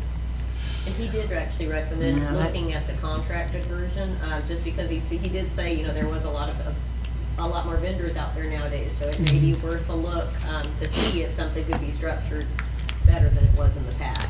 Well, Mr. Chairman, one more thing too. The thing with that is, if we do say hypothetically go to a county-owned EMS, who's going to be in charge of that? Because we obviously know it's a management issue with our current management. Yeah. Who's going to take on the responsibility of managing? Excuse me. We'll have to advertise. No disrespect to the gentleman now that's in charge, but I guess we'll have to advertise for an EMS director and be more specific with the qualifications that we're looking for. Again, I don't know what they've done, so I'm not trying to be disrespectful in any way to the employees or to the current director, but you would need it. Just like you have the directors of all your departments, it would be no different, Commissioner. Let's figure this out, because I know one time that the ambulance folks, EMTs and paramedics, was working like 3 days straight, and then they take so much off. Well, when did that overtime start kicking in? That's what we need to know, and that's what management knows. See, we don't know everything about it, so we can't judge, but. And are they, because let's face it, paramedics and EMTs, they may be at the bunkhouse sleeping. So are they incorporating that? I know they do, because that's their time, and I get that, but how many calls are they going out on versus how much time they're spending at the bunkhouse? So you got to divide it by how many runs they actually have in a year. I hear you. Yes, ma'am. Because, again, nothing against them, but if we're paying them more to sleep, then maybe we should go out for the contract. I mean, me personally, I feel like it would be in our best interest to review and maybe look at a contracted version. That way, we're out of the mix altogether. We're still paying them, yes, but we're paying them a flat fee. We can negotiate the terms of the contract instead of people having to deal with the management of, an EMS. Because it's not easy. You got equipment, you got ambulances. That's something we won't have to worry about anymore because they're going to be providing it. I keep looking at Aaron. But, we won't have to worry about it. I don't know how that would work, though, with the subsidy. I don't know how that would work. I guess we would pay the contracted people the subsidy. But a lot of the EMS, that 1 cent is also for trucks, right? That is correct. And actually, previously when, that's one reason why the ambulance service, why we have always titled the vehicles for Franklin County. So the vehicles are not titled specifically to Weems, they're actually titled to the county. Because many, many years ago, basically the trucks that Emergistat used were Franklin County's ambulances. And see, that's my concern, Mr. Chairman. Well, how is that going to look if we do go out for contract and use a contracted service? But okay, Commissioner. So we just need options. Yes. That's just another option. That's another option for us to look at. So let me put this out there, and you guys tell me. First, I think it's only fair that the board hears from Weems and administration as to what happened, why this got to where it is, and then we can start to work towards a solution. I can work on two options. I can pull some counties that have contracted and pull their contracts. They'll send it to us. I'm sure the county attorney has many attorney friends throughout the state. We can get those. And then I could maybe, I don't know if it would be Brian. I don't know if it would be James. I'm not even sure if it would be Evergreen or some other company, come up with a model of what a county-owned EMS department should look like. Yes. Then you're kind of looking at the two options that you're going to be facing here shortly from James as to where you want to move forward with the hospital, what type of hospital you're going to have. Same thing. You'll be looking at either county-owned or contracted, and the board could then move on from there. That's kind of, I'm just recommending that to you guys to consider. Let's first get an explanation, and then we could the board could then drill down and understand what the problem is, and then we know how to fix it. Well, we definitely have, Mr. Chairman, we definitely have to know what the problem is, because how are we going to fix it if we don't know the problem? I think that we need a breakdown, like you said, of what's what, like specific, not just a number out there. We need the specifics and breakdown Okay. because how are we going to know if employee A is getting paid more than employee B? And I don't know how they do it in terms of how much time they spend, versus on the runs when they're sleeping in the, just having the downtime, I guess I should say. And obviously, we're paying them to sleep because that's an incentive for them to be available for a call. Yeah, But again, I don't know. There's just so many variables and specifics to this that we need to know before moving forward. But I mean, I actually kind of like the contract idea. It's just a matter of how we're going to do it. Yeah. Yes. I will get the breakdown for you, and I will add a line to your next commission meeting, and let them explain to you what happened. Good, bad, or indifferent. You need to hear it from them. That's who you pay to manage your hospital. I've got one more thing to say. Because of the idea that James came up about the ambulance goes to Carabel and goes to Tallahassee, and the ambulance goes to Eastport and goes to Panama City, that's not going to work either, because you've got a lot of people in Appalachian Eastport that uses Tallahassee. Because they got CHP. Yeah, and you got a lot of people, especially because of Capital Health Plan. Yes, that's right. Yeah, but now, And so you got to. the only thing with that though is if it's emergent, correct me if I'm wrong, Aaron, if you're getting on the ambulance, you're getting to an ER. Yeah. CHP, it doesn't matter where you land, if it's emergent, they're gonna honor that, correct? Yep, that's correct. They are going to honor it? Yeah. Yes. Okay, So it's one not- time they didn't. It's not one of those, I'm having a heart attack and I'm over here on Waddell and they gotta get me to wherever, you know what I'm saying? Yeah. The CHP Yeah. would go into Bay County and honor that emergent visit and anything associated with it. But I'm like this though, we need to talk to who did this, who actually did this, and that's the management. Well, Mr. Chairman, and my only thing with this is, and it may just be me, but it's like we're going in circles. We can't get anything definite with any of this stuff. I mean, we're sitting here going off with an audit that's a year behind. We have no real time idea. I'm like Commissioner Sanders, what else are we missing here? That's right. And we're basically, again, that's management's position to keep us informed. It's what we pay them for. If we're gonna run the hospital, God forbid, let us five do it. I mean, that's basically what I feel like is getting thrown back to us. Yeah. And we're paying for managerial service. It's, how do we get these numbers? How do we get the information that we need? Is it a fiscal audit? I will. Not a fiscal audit.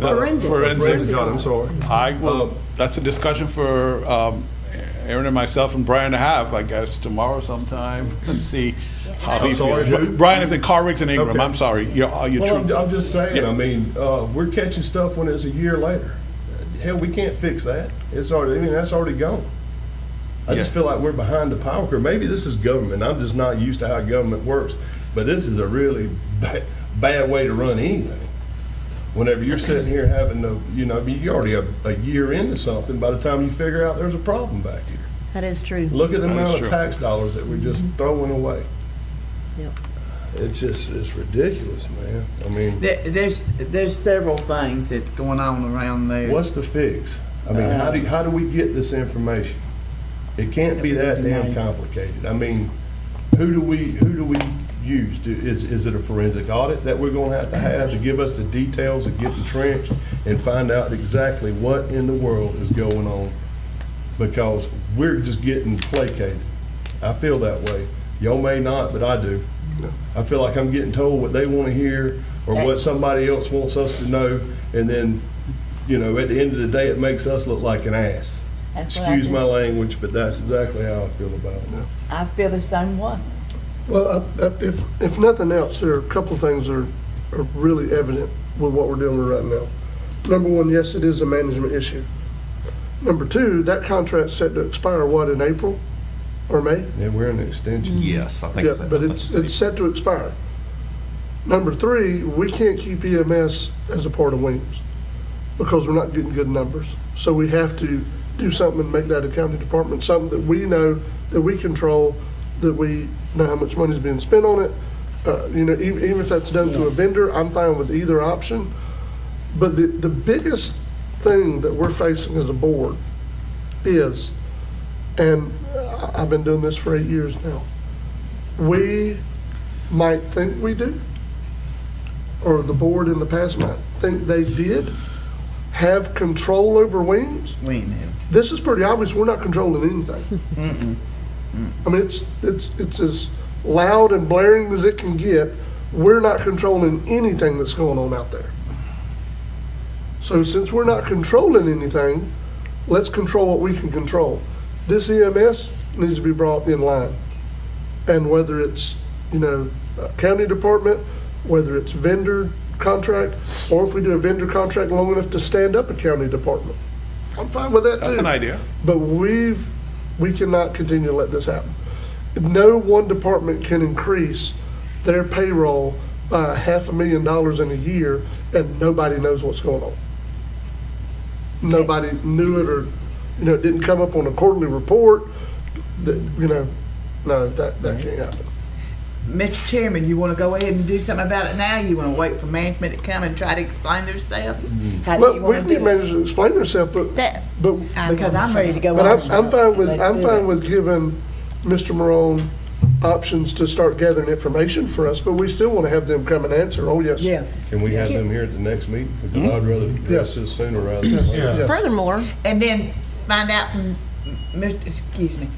from James when he's gonna actually have that report ready, because I'm ready to act on whatever. we need to Which act one, the on. report for the county department? His recommendations. His recommendations. His recommendations, his original scope of how, Yeah. which way the Yeah. direction, okay, I'll Yeah. find that out. Yeah. Ask me about that, because I'm ready to move ahead now. So when it comes to well, let me find out from James.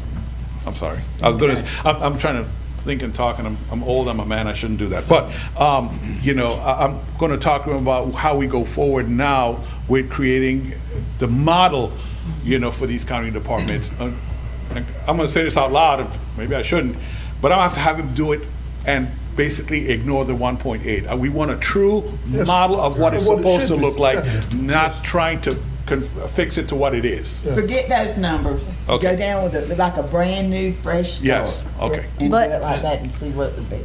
A new department. Mr. Morone, Sir. no disrespect, but I don't want to sit up here and be talking this from a year from now. Oh. I want this stuff to be moving. Let's move forward from here. I think it's been Long we've been enough. talking about it long enough. Yeah. Now Whatever we gotta do. And Commissioner Kroom, you're right, because you can't afford to be very Yeah. blunt Right. with this board. And I can tell you this, and this is only how I feel, and I represent the people of Franklin County just like everybody. But if they are not telling me and the rest of the commissioners what is actually going on, then to me, they ain't got no place out there. Now, that's just the way it is. Yeah. If they can't be honest and truthful with this board, knowing that we have the responsibility of the people of Franklin County to ensure that their tax dollars are spent wisely, then somebody needs to get on down the road, is the way I feel about it. We need to put somebody in there that can do it. And that's the way I feel about it. And I just feel bad about it. I feel, because they lying to us, y'all. They lying to us. Or, as they say, they didn't feel like they needed to tell us anything. We're gonna find out one way or the other. Thank God we got that consultant in here again. Thank God. Caught this. We wouldn't have never known it. Mr. Chairman. No, we would have. It'd been about 2 years. Yeah, from now. Yeah. I've been off the board. Since they're the ones coming to the next meeting and they're the ones that are responsible for this, can they not provide a breakdown?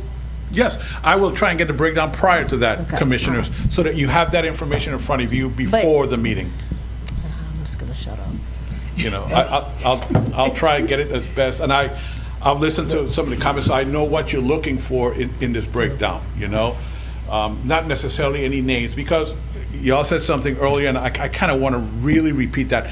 This has no reflection on the employees. No, None. not at all. Nothing to do with them. Not at all. This is Yeah. management. I mean, yes, you got a lot of comments from, you know, about the service that they provide, and so we need to be very, very, very clear about that, you know? So, I'm sorry, Commissioner Emerson. No, you're exactly right, Michael. The employees should understand that it's our responsibility to make sure that that number one, that the ship can sail.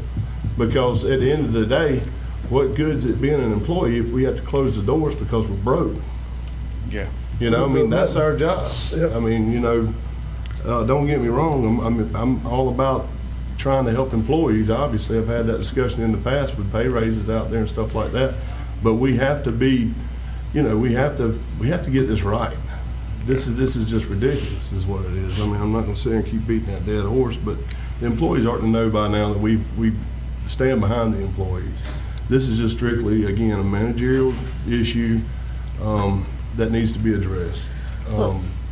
Again, I don't know what avenue we have to go down to get some factual data, but this is just, it's going on too long. And Mr. Chairman, I'd be upset if I was a respiratory therapist at Weems or RN at Weems or somebody that, you know, and I knew that, which we'd had a discussion before about EMT and paramedics getting paid way more than what I'm getting paid, you know, and I'm not saying, well, they're all credentialed, but I don't know, I would just be upset if I was a Weems employee and found out that a paramedic EMT was making this much money. I'm sorry, it would blow my mind. And again, it's not against the employees, just, as everybody said, I'm not gonna beat the dead horse, but, so they're gonna be on, do we need to make a motion for all that? I got my marching orders. Okay. I'm good if you're good, sir. All right. Motion-wise, yes. Which leads me to my next item, Mr. Chairman. Yeah, so Commissioners, I just want to make all of you aware, as we've been having these discussions with what we're going to do with Weems and how we're actually going to move it forward, and that involves building a new building, maybe possibly changing the type of designation it is, all these things we hired Baker Tilly for. I had a unique opportunity to actually be able to go and sit down with Mr. Mark O'Brien at TMH to discuss the future of healthcare in Franklin County. And in our conversation, he pointed to the fact that maybe he said, Commissioner, maybe you guys need to look at the way they're doing things at Calhoun Liberty, the way it's structured, the way the board's structured, all these other things that they're actually making succeed. We did talk about the fact, because I'd already knew about some issues with our ambulance service, about the fact that I could relay to him that the future of healthcare in Franklin County was probably going to be minus the ambulance service. That was probably something the county was going to take on in one form or fashion, either as a county department or as just hiring somebody as a contracted vendor to do it. He did like that idea, I'll be honest with you. And I talked to him about several other things, but I will say at the end of the talk, he said he wanted to get back with me and have more discussion. So it was an opportunity for an open door. It was an opportunity to say, okay, we've been partnering in some fashion, but what does it look like to become an actual partner? Where you've got skin in this game, we've got skin in this game. I mean, what does the board need to do? Give you guys a 50-year lease? What do we need to do? So we discussed those kind of things, and he said he'd be getting back to me about what they feel like they realistically can do. So I just want to make sure the board was aware of that. Well, Mr. Chairman, you do realize they just built that new facility out in Panama City Beach? Oh, yeah. Oh, yeah. Yeah, and they so... Did they build it? Yeah. It's built. They're starting to see patients. The one at Pier Park? Out that, by Margaritaville? By Margaritaville. Yep. Wow, that went up quick. Yes, sir. What about the licensing with CHP? Are they going to license in Bay County? Not yet. We're waiting to see what Yeah, CHP that'll does. come through eventually. Yeah. And then, and of course, Gulf County go hand in hand. Right, right. So, but the biggest reason I did that, number one, we had the opportunity. Number two, in my conversation with him, I said, sir, I would think that if if TMH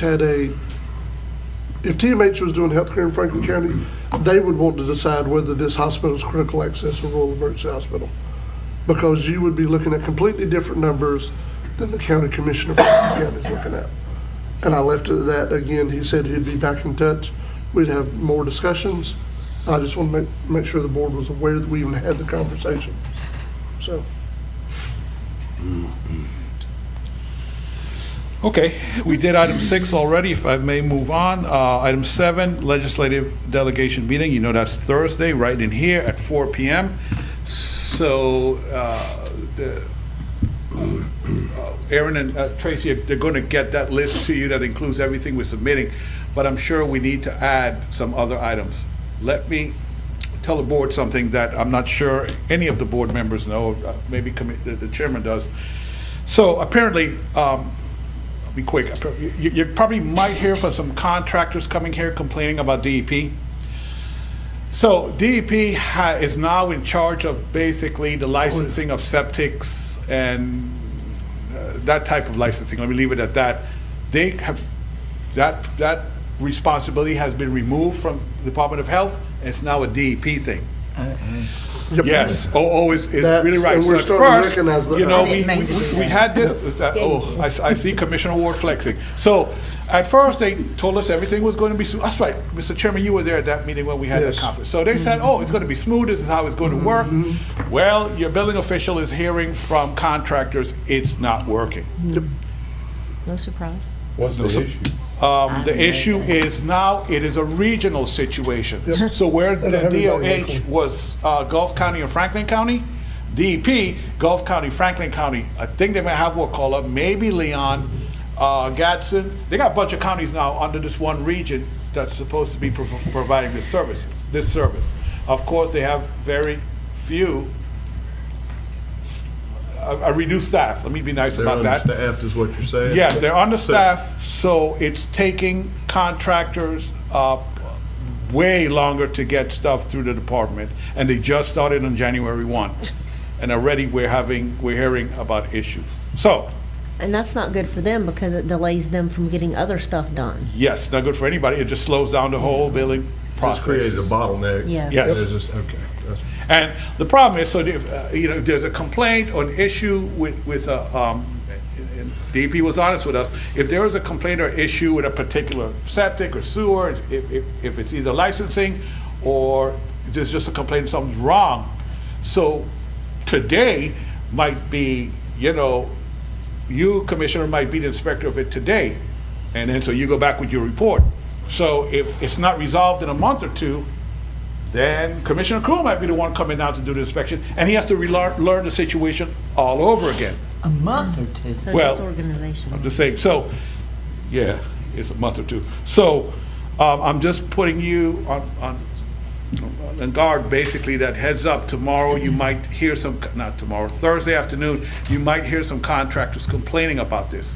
Now, hopefully by the next meeting, last month I asked a DOH representative to come down in front of you and explain to you the situation where you can ask questions. He said he would be here for one of the meetings this month. Didn't hear from him for this one. I'm going to reach out to him tomorrow and say, hey, can you make the next meeting? I will tell you myself, your building official, Sarah from the Department of Health, and Brad, we're kind of working on a plan that we think could help the situation, but it's kind of really in the early stages. I think after we talk to DEP, let me say, if DEP is not here, I'm going to ask Sarah to come. She's also she's restricted on what she can tell you guys because she does not represent DEP, she represents DOH. So she can tell you what they're not doing, she can't tell you what DEP is doing. But anyway, you guys need to understand what's going on, so I'm going to have somebody here from the state, one way or the other, to you, and then I'm going to discuss possible options to help Franklin County with this situation. Mr. Timmer, do you know why they took They DEP just took made it a over? change. That's Because they want the money? save money, state level. You know, again, the same thing with the with your, you know, they first told us with the submissions you're going to have for funding, legislative funding. The first word that I got was nothing over $1 million, and that $1 million was supposed to cover the entire county. I haven't heard it again. Tracy and I and Aaron had a talk yesterday. I said, look, look, ladies, I haven't heard it again, so we're gonna ignore it and we're just gonna submit everything. And let's see what they come back with. Sorry. So, but I didn't want you guys to come to the meeting and hear that problem and like, what in the world is going on? So, you know. But anyway, so besides that, sorry, kind of digressing there. Besides the submission, the funding request, the 2 fire trucks, Erin, what else are we submitting? We have 2 fire trucks. We also have Sylvester Williams Park upgrade. Yes. Which would be the pickleball and basketball court. We also have the St. George Island Fishing Pier Access Road repaired, which was declined by FEMA to be repaired, and also the other half of the bear food containers. Yes. Besides those items, what else would you guys like added to the list? Mr. Chairman, the governor approved in his budget this year shooting ranges. Well, you know, I've been discussing shooting ranges now for a while, and I know, I just want to throw that out there too. If we can get Ms. Busby to look in to the, I think it's Polk and Liberty and Polk. County. Liberty and Polk, If yes, we ma'am. can get an idea so that we can maybe get some of that money. Okay. I know I don't want to wait till next year because that money might not be budgeted next year. I want to try to get it now. If we get told no, we get told no. That's okay. But I want to be able to at least kind of ask Okay. if we can add that, please. Tracy, look at that. One thing that Lanark was talking about last night, I went out there to the LVA meeting, Lanark Village Association meeting, and they're real concerned about the eastern part of Lanark and the western part of Lanark still on septic tanks and wells. And I told them, I let them know that the president of the Senate, and that's one of his priorities, is helping small counties and small cities, and all trying to help the centralized water and sewer infrastructure, and that if any of them want to know and let our legislative delegation know, to be here Thursday afternoon between 4 and 5. One of the things that the governor's got in his proposed budget that he put out on Sunday, actually 2 things. One of them is way more money than they've ever put there before. It's $500 million for just those kind of projects across the state. What we need to do is find out if it does go through the legislative process and is approved, to make sure that we know how to get the different entities to be able to apply and support it as a board, whether it be Carabel Water and Sewer, East Point Water, or whoever it is, or Appalach. And the other thing is, he also put in the governor put in his budget $10 million for this area for the same kind of stuff, specifically for this area. And they also included the fire hydrants. Yes. Because of it too. Yep. But I told them to be here and let the senator and the representative know how they feel about it. So some of them may be here. Mr. Chairman, Aaron, Yes. could you run back through that list again? Oh, yes. I'm sorry. Yes, yeah, the other half of the bear-proof containers, we also had the SGI Fishing Pier and Access Road, the repairs to the seawall. We were requesting that. We were also doing improvements at Sylvester Williams Park, which was a new basketball court and pickleball court. And the 4th item was the 2 fire trucks for Lanark, St. James, or was it, Alligator Point and East Point. East Point. Yeah. I know it's not directly to us, but we also need to make sure that we stress about that legislative funding, Yeah. $19.5 million, that I believe they're going to try to push for more material to go in the bay. So that, I mean, that needs to, just letting you guys know, we might want to kind of lean on them with that too as well. But And I would say to keep hands off as much as they can the DOT funding for you small county roads And ship. and all that. And ship. Yeah, ship needs to be And increased. because ship's supposed to be struck. They do that from time to time. And changing They the did. TDC language as well for the Yes. section Yes. 6 expenditures, which would include items such as boat ramps Yep. and possibly road paving. Now, there would still have to be some other qualifications, where the county would actually do a study to make sure that the improvement would tie back to tourism, but it would actually expand a little bit. So there would still be a 30% match requirement, but the county could at least, if we wanted to improve things such as boat ramps, we could do that. That's good. So what I'm going to do is. How is it not I'm sorry. related to tourism? I'm sorry. but 92% of our economy is tourism. That's what I'm saying. I mean, how You is wanna that, how can be they say that that's nitpicky not about it. related like a boat ramp? Whenever we have probably more tourism using, or tourists using the boat ramps now than we actually have, residents. I mean, Commissioner, we learned that at COVID. Let me tell you, Yes. this board got blasted from people all around the state. I never knew that they knew where Franklin County was because we had closed the boat ramps for a minute. Yeah, I'm just- that was a day. So what I'm We going to also do. need to discuss the bay, opening the bay with our legislature. Yeah. Yeah. We all, you know what I mean, to support opening the bay. And we also need to make sure that they understand that this board supported both of them in their comments they made about the potential oil drilling in the Apalachicola River Basin, how that we were opposed to it. They both, in our delegation, said that they were opposed to it, and we continue to support them. Okay. So what I'm going to do, commissioners, is have Kim start off with the list that we're submitting of items. Then I'm going to send her a recording of this so she can kind of formulate a list and then send it to you. So if there's stuff that you want added, just respond to her right away so you can have, a list emailed to you no later than Thursday, 12 noon. Okay? So just look out for Kim's email. You can go back and forth with that. Okay. Where are we? Item 8. Oh, another meeting, FWC meeting. That's coming up on the 26th and 27th of this month, Wednesday and Thursday. I believe, and Attorney Schuler will tell me if I'm right or wrong, I believe those are publicly advertised Yes. meetings. I am going to advertise them on the county website also, and probably Commissioner Amison had an excellent idea. I'll actually, if we have to pay for it, pay for an ad to run on Oyster Radio if it doesn't fall under PSA, saying that a possibility of more than one, I know, possibility I'm of going. all board members, if their schedule allows, will attend this meeting. I'm going. Mr. Chairman, I will say, and I think I got this in a text from Devin because I contacted him to ask about this meeting, and I believe it was him that told me that Senator Simon's also going to be there and speaking at this meeting. So, and it's going to be probably on the first day well, you said that already, in the morning. I think currently, I'm sorry, If that Mr. Chairman, changes, yeah, I'll let you know. What I was told the other day, I guess this would be a good time to give you a quick little Yes. update after we had that partnership meeting, so this is all tied together. Let's pretty much put Devin's feet to the fire and said, let's talk about it now. My grief was, and I told them and I expressed this, is that you came to this Board of County Commission and presented what y'all were gonna recommend. Instead of going to the partnership, that'd be like us saying, okay, Michael, you can, do such and such or whatever, not ever allowing P&Z or our hospital board or our, not utilizing it just felt like they, disenfranchised. Yeah, they just bypassed and disenfranchised the whole PRAB.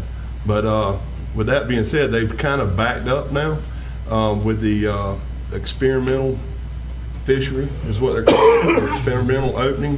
We're not going to have observers on the vessels because obviously that's a funding issue. Whenever they were saying that, I was like, how are they going to be able to afford? I mean, they say they can't afford check stations. How the hell are they going to afford to put an observer on every vessel to go out and monitor somebody catching oysters? So they've reeled that back. I did tell Devin that I was going to ask my fellow commissioners that we all be present in front of the FWC Commission. That way we show a strong united front for our citizens in our bay. But, it's, going all the way back since I've got on and I've been involved with the ABSI board and all that, and now the partnership, I was always adamantly against any type of limited entry. And I've since sat back and re-looked at, took a different look at it. And I'm gonna tell you, this is how this is gonna work. Because I'm sitting in these meetings and I'm telling you just as bluntly as I can do this. And I'm gonna try to just use some small numbers here. That way we can kind of wrap our heads around it.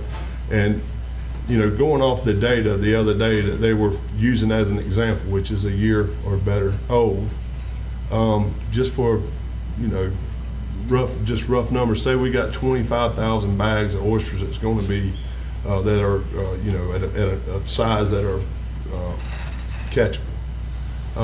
They're going to have some type of trigger point. And I asked them this point blank. I said, is it going to be 20%? Is it going to be 30%? You know what, if you've got 25,000 bags of oysters out there that you're going to allow, that are harvestable, but you're only going to allow, say, 20% of that to be caught.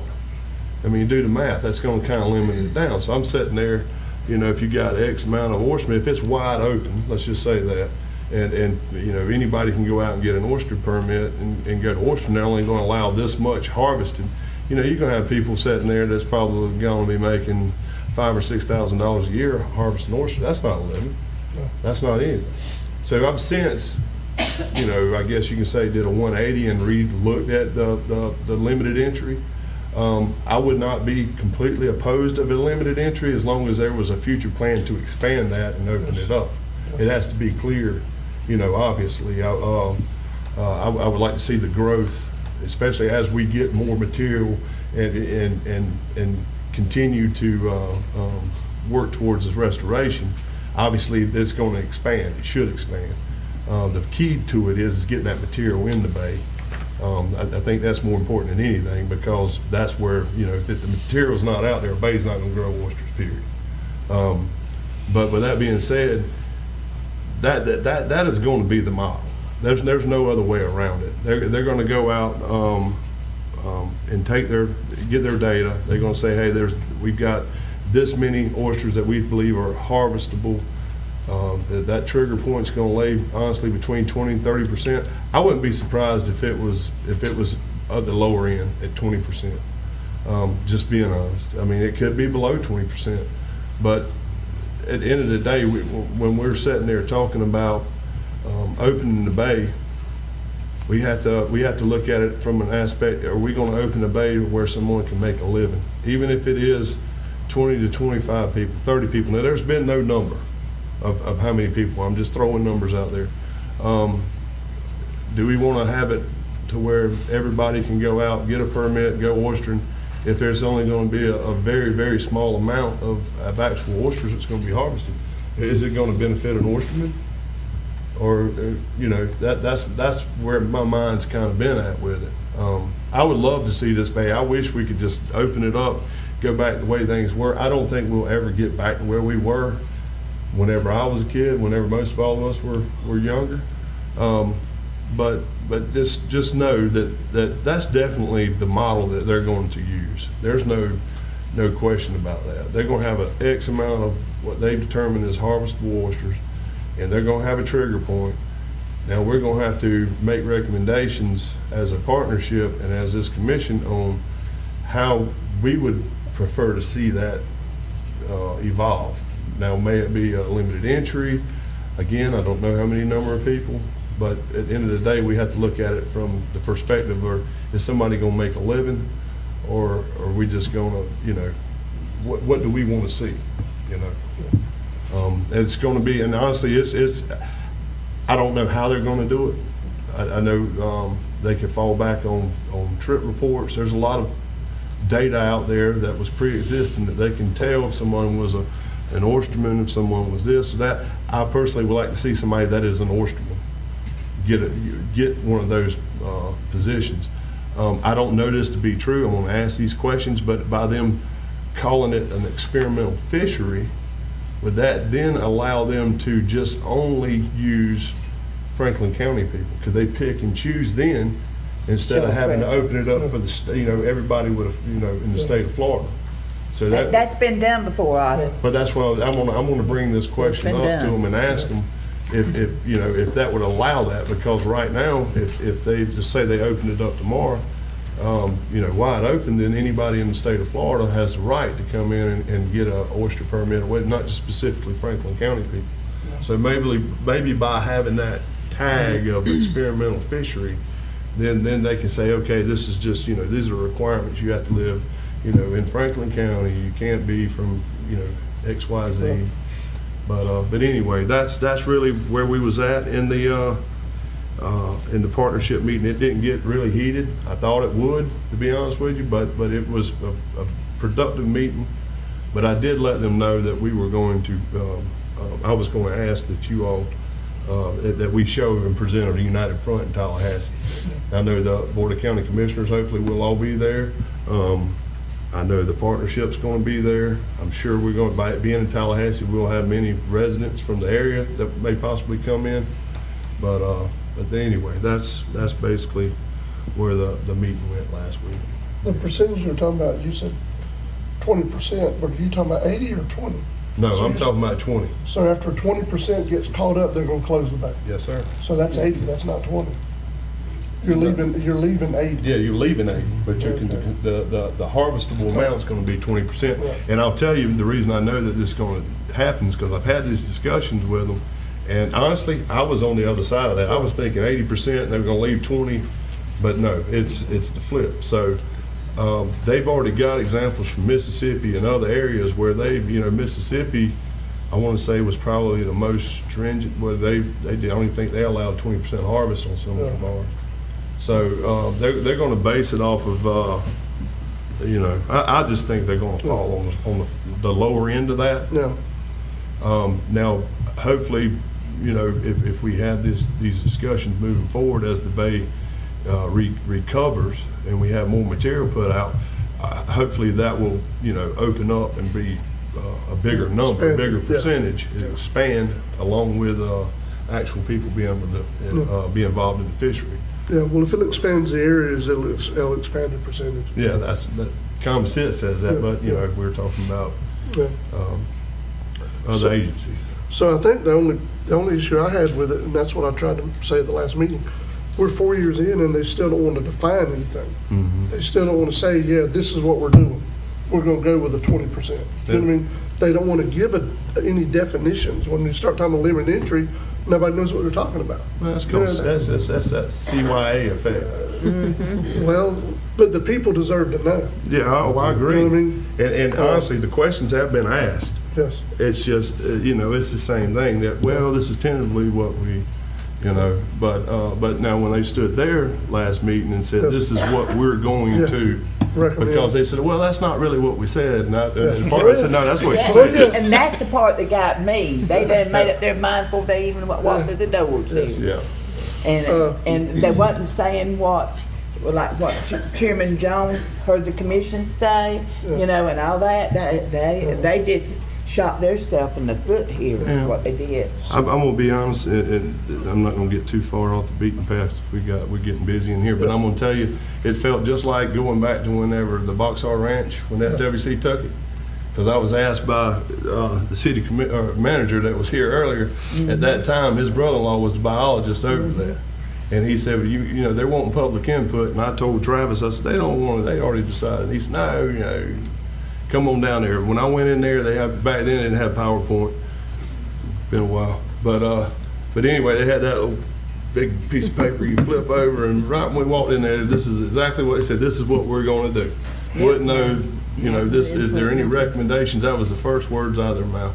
And honestly, that's what we got here. It's just, I don't think anybody is brazen enough to just come out and say, this is what we're doing. Yeah, exactly. Which is what I would rather hear them say, because then that gives me an idea of what we have to work with. Yep. But just trying to guess at what we're going to do and then come up with recommendations on a guess is not very productive. No. That's like, I didn't go into it the last meeting, but I'm just going to comment for just a minute. When I was off and the FWC decided to close the bay, I made some phone calls and they said, Miss Cheryl, you can make all the phone calls you want to, but the decision's done mid-May. Yeah. They just hadn't announced it yet. Yeah. And I knew then. Well, I will say that I've kind of read through the lines on some things, having these discussions. But however the bay opens, it would be in our best interest to get it open. Yep. Yeah.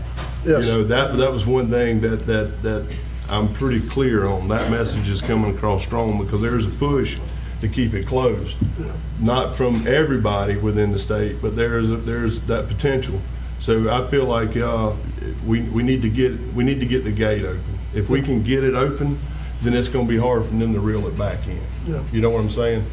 So that's just something we all may wanna keep in the back of our minds, especially moving forward with the discussion of limited entry. Yeah. Because either which way, it's gonna come down to that. Yep. I mean, I fought it, I'm at peace with it now after looking at exactly the model that I would just about bet the farm on that they're gonna use.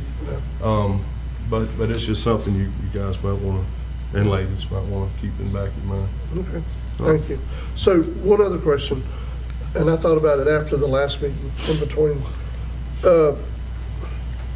We've talked so far about commercial and what they're doing to open the bay for commercial. Has there been any discussion in any of these meetings about recreational? No, and About some kind of, so here's what I'm thinking. Let me just go ahead and say it.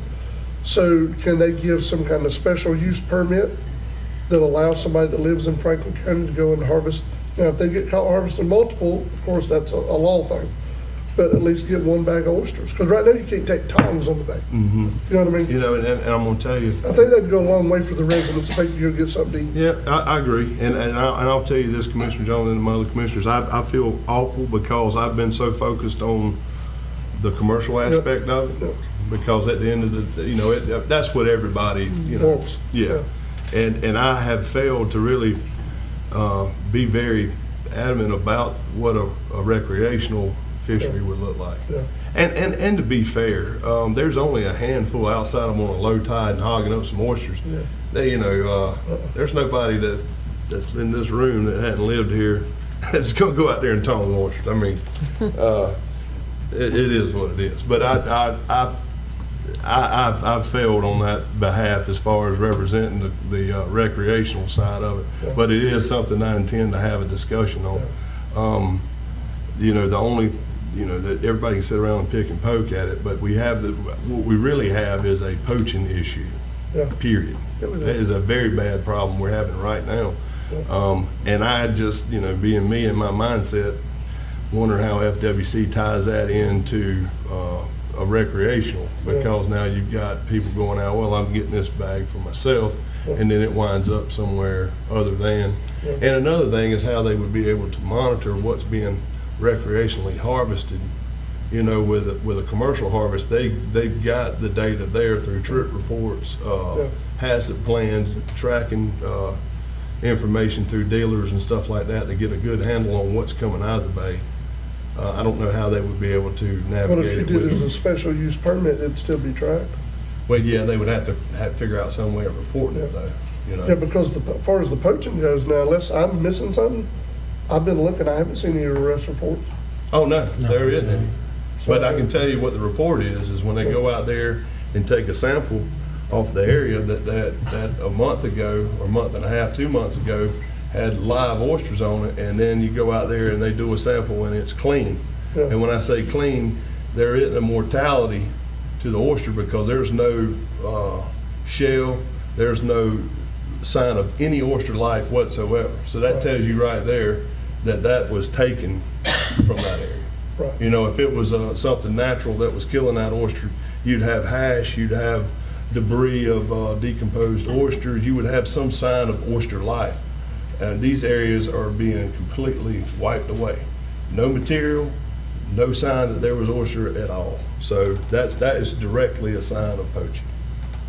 And the thing that gets me is that the people that's out there doing it don't understand that this is where, you know, if it continues to show a negative, because when you plug that input in, that's negative data. Now, if somebody's setting up, you know, with the federal government that's over the grants or whatever, they're sitting over like Aaron on that computer right now, and they're just looking at numbers. Well, the thing is, I wanted your attention, but no, the thing is when they look at that, it shows that there's a mortality there. Now, they're going to keep spending millions of dollars of taxpayers' money to throw into an ecosystem that is not sustainable, because that's what it looks like. So what you're saying, by their failure to catch people poaching, it's going to look like the oysters are dying when they're not. Exactly. So, I mean, do they have a staffing issue? Yeah. Undoubtedly. FWC's always had an enforcement issue. They have boats, they have night vision goggles. I mean, I've even asked them about, you know, drone technology or anything. But I'm just telling you, you know, I'm not obviously I'm not in charge of FWC on the enforcement side, but that's what the data's going to show, Yeah. and that's what it does show. Yeah.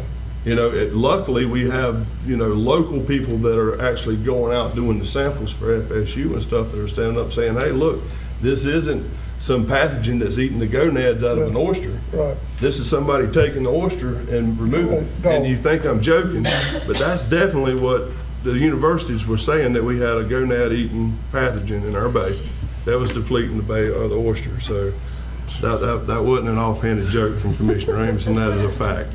But Commissioner Amos, yes, just a sir. quick question. You was talking about poaching. That is a thing, because I got calls on people going out there and like, oh, there's oysters out there.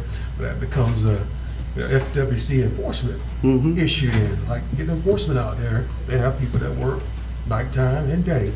But a question for you was when I first came on sometime last year, the FWC, David and them got up there and talked about 4 different options of, you know, they were going to proceed. One of them was like limited entry. The other one was open a part of the bay. I can't remember the other 2. Has those other options still been discussed at your meetings? Again, we're guessing at what they want. If they, you know, I'm just a straight person. If you give me a standard, this is what we're going to do, I can live with that. This guess at what you want, and us come up with something, it just feels like we're in limbo. It's frustrating because I'm trying to hold this partnership together, because right now in this partnership we have the most local stakeholders involved. You know, I know you don't know this, but when I first got on with ABSI, or the CAB, there was 0 oystermen on that group.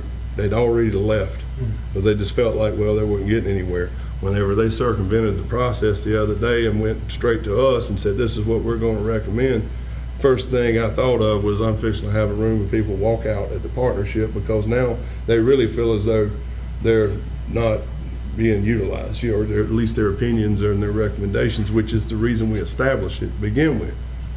So to answer your question, I have no damn idea. But we're trying our best to figure out what they want to do. There's a lot of scenarios. I mean, there's other areas, other fisheries. This isn't the first, Apalachicola is not the first restoration. You got Mobile Bay, you've got all along the Gulf Coast. They've used some zoning, you know, zones in Alabama and Mobile Bay, stuff like that. The only thing about it is, and people got to realize that the only material that's been put out has been around that cat point, focused basically right there around the Island Bridge, is where all this material that recently went out. Now there are some small pockets in other areas. It's my belief from what they were saying is on this next round of funding, that the legislative funding, is that they're going to start putting some of that material from that funding down into the miles and in that area to start opening it up with the restoration instead of being focused right there. The justification for focusing right there is because historically that's where the most production has always been, and it shows the best data to continue to keep getting the federal funding and stuff like that. So in other words, they didn't want to take a chance on putting something down here, say a dry bar, and then us have a drought and all that salt water come in with the predators, destroy the data. You know, that's why it's been concentrating where it's at. Now it's supposed to start branching out on this next round, and again, you know, we're basically in there throwing a dart at a wall. We don't really know what they want, but we're trying to just go ahead and get as many recommendations together as we can. That way, if it, you know, if the shoe fits, it'll fit that scenario. So that's, I hope that helped. Yeah. It's complicated. Yeah, it's not so amazing. I'm not gonna lie. Mr. Chairman, can I recommend, if we're finished with this item, we pause for about 5 minutes, let me set up, because we are way past the workshop. Let us do the workshop, and we could pick up my report, Attorney Schuler, and then Mr. Kirschenbaum afterwards. Okay. I just need 5 minutes, because she has Laura has a presentation, I need to set up the system for that. All right, let's take a 5-minute recess.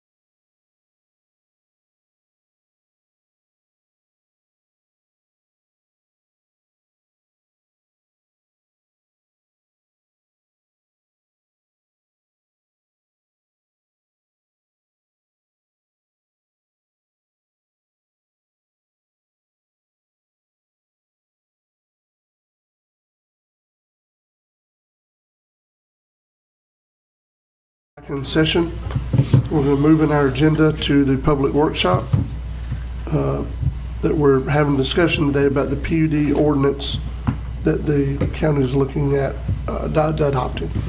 Ms. Laura, please. And before you get started, congratulations. Thank you. Aren't you the current president of the Florida chapter of the American Planning Association? That's right. Yes, ma'am. Thank you. Thank you so much. That's a great honor. Thank you. So today we are here to workshop regarding the planned unit development. This is a task that I've been assigned to help create for you. You've had some PUD ordinances in the past. You have some existing PUDs throughout the county. So we're going to move into the next slide and talk about just the concept of what a PUD is overall. So excuse me, I'm getting over a little cough. A PUD is usually located in your land development regulations or your land development code. What I've recognized with Franklin County is that you have a series of ordinances that pertain to certain types of developments. It's more common for a local government to have a unified development code so that as you adopt an ordinance, it is actually codified into your land development regulations. So usually a PUD is in line inside of the text, and that's how I've written it with the draft that you have before you. But the purpose is to provide flexibility from the standard zoning codes so that, what we call our standard zoning is referred to sometimes as Euclidean zoning, which came about 100 years ago to separate uses from each other. And so recognizing that that has its own problems in of itself, and that historic towns and villages were created with a mixture of uses, this PUD tool came up several years ago to help local governments and cities and counties and develop in ways that were historically more accurate, so that you could walk to the grocery store, or you could walk to the CVS, or you could walk to school, where today we're so separated. We have a lot of transportation reliance. So we look at different types of things inside of PUD. It could be a variety of different housing types, such as single family and multifamily, located in close proximity to each other, or it could be a combination of a variety of uses, like I mentioned earlier, where you could easily get to the library or the store from your home without having to get into your vehicle. Next slide, please.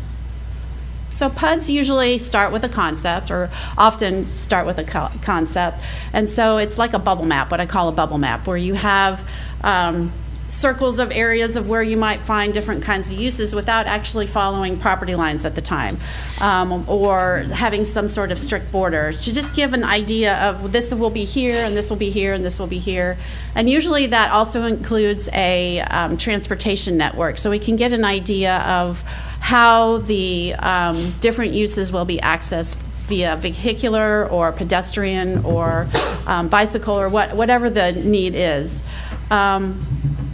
So you'll have the general use, but not specific uses listed within this concept. So once you adopt a PUD, then later on down the line, you go through the whole development order process and match that to the PUD. And at the development order process is when you get into the real specifics, the real nitty-gritty of the type of uses that will be located there specifically, whether or not it's an office or whether or not it's retail and that kind of use. So it also provides for a path for development outside of your traditional zoning categories in such a way where you might have setback requirements in a certain zoning district that you could vary from within the approval of a PUD. So next slide, please. These are some of the elements that are typically included in PUD language. Allows the differing elements, standards. You might want to you might have a developer who is looking to develop in a certain condition. Maybe it's a coastal high hazard area, or maybe it's an environmentally sensitive area, and you'll have extra protections for those things within this PUD. You might have there's some sort of an exchange where there's additional public purpose, maybe some additional public park space inside the PUD that would benefit the county as a result of the approval. So those are all things that you can negotiate within a PUD. It's not simply something the developer is requesting. I recommend it always be an exchange, something that benefits the county in exchange for the development approval or the PUD approval. So we'll go to the next slide, please. So the comprehensive plan is always the ruling document. And I've looked through your future land use element, and so I have an understanding of how this will relate to what your comprehensive plan says. So if there is something that we need to be aware of that is adopted in another ordinance that wasn't part of your land development code, then we can talk through that as we go through this exercise. So you want to make sure that as we adopt this PUD, that you can implement it through your comprehensive plan future land use category. And you do have mixed use categories in your comprehensive plan on your future land use, including the mixed use residential and the mixed use categories that this PUD could easily fit within. You want to make sure that whatever the future land use, underlying future land use category is, that the types of things that the PUD wants to do is allowable within that future land use.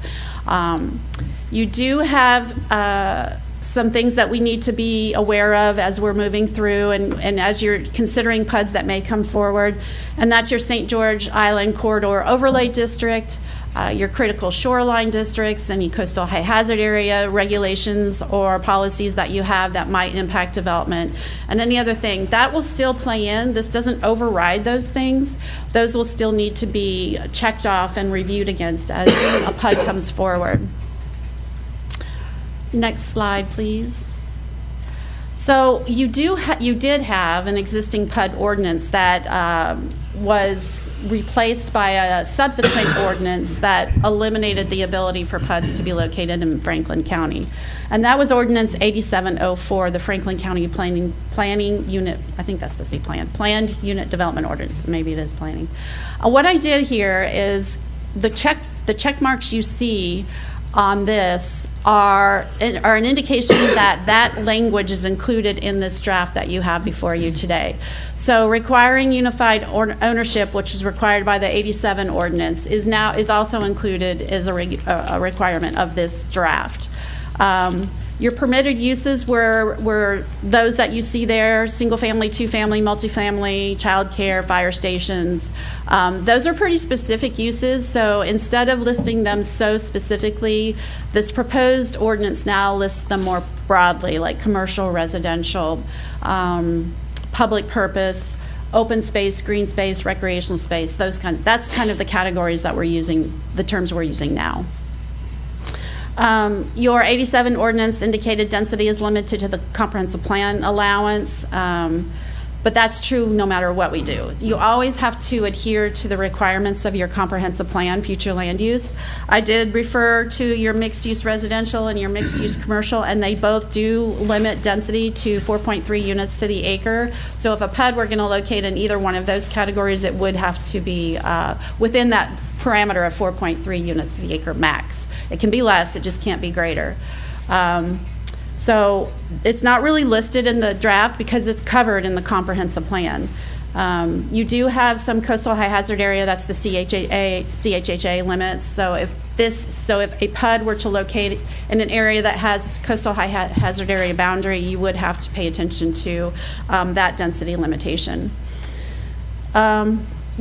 Your previous PUD ordinance restricted commercial uses to cater to the general needs of the area, which meant, in my opinion, how I would interpret that, which would mean it would be just for that area that's in the perimeter of that PUD.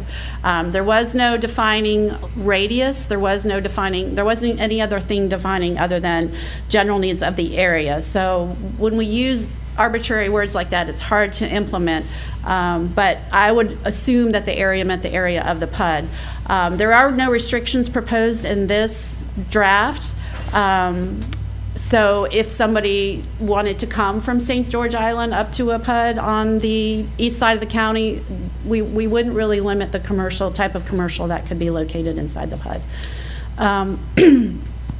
If the flue is residential, such as your mixed-use residential, no more than 30% of the gross floor area may be used for commercial development. And that's not something I transferred into the new PUD because I feel like this is supposed to be a tool that you are exploring options.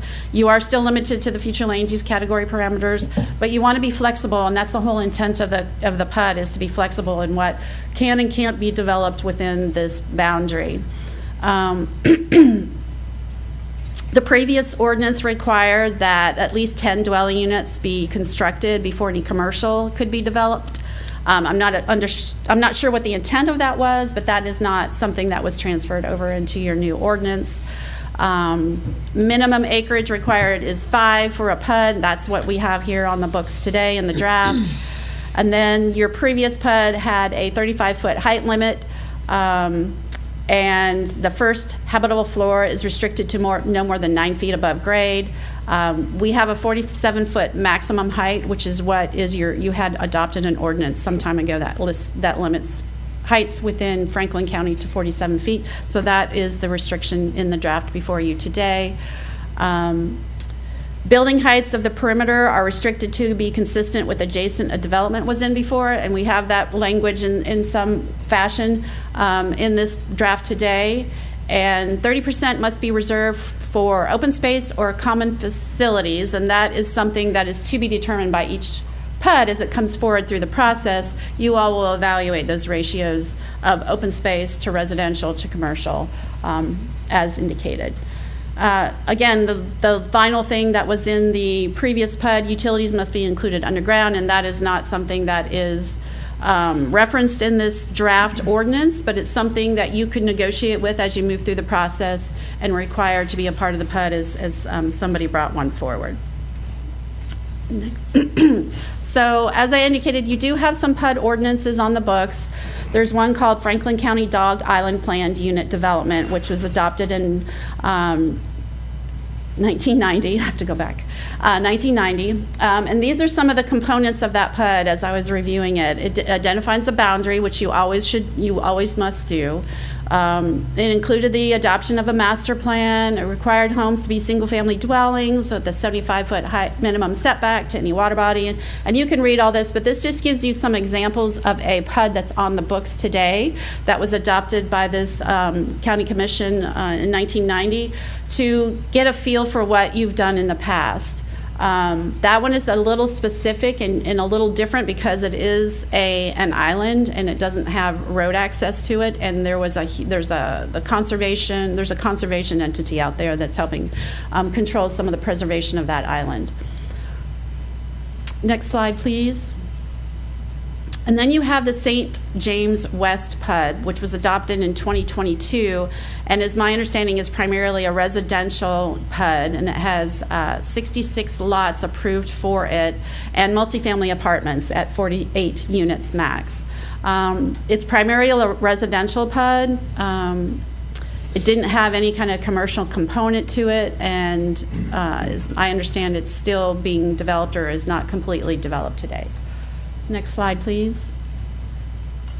So these are the workshops that we've had to date. We've had 3 with your Planning and Zoning Adjustment Board. We have presented it. We presented this discussion as we're having here today, a different variety of this presentation at the first meeting on September 10th and received public input. At the second workshop on November 12th, we received additional public input. We hadn't produced the draft yet. We addressed some comments and concerns from the public participation. These are some of the points that were mentioned during the 2 workshops that we had, workshop number 1, workshop number 2. And then workshop number 3, the draft language was submitted and is pretty much in the same form as you see today. There were a couple of tweaks before it came to you. So that is the... And we had some pretty healthy discussions, and we have a record of those comments. A lot of them came in by email. I think there's some video in case you want to go back and review those. Next slide, please. So here we are today. You have the draft language in front of you. We are here to discuss that language and receive additional public input through this this process today. And then the next steps after this will be to revise any language that we have in the document that you might feel necessary, and it will have to go back before your local planning agency before it comes back before you as it's being adopted into your land development regulations. But as we get to a final draft, that process will continue on as directed.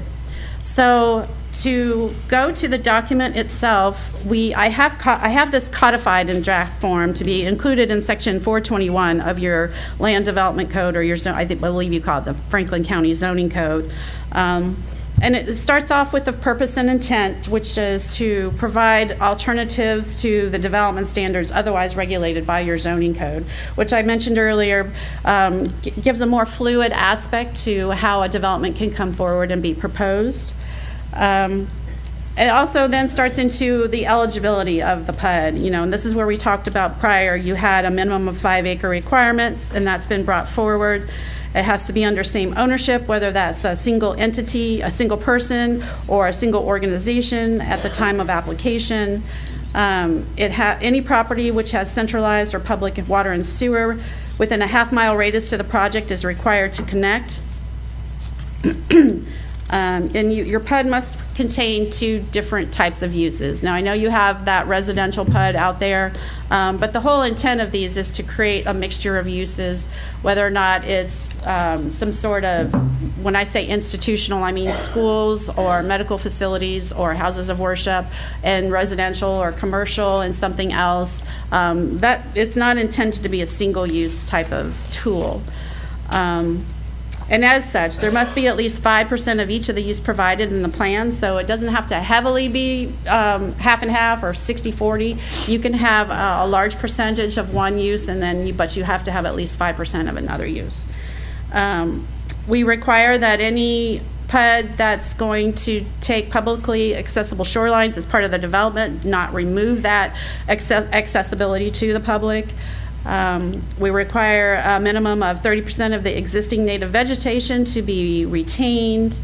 And then we have an item here we need to discuss. The PUD is not available to lands on St. George Island, which was what we heard very strongly from the public participation.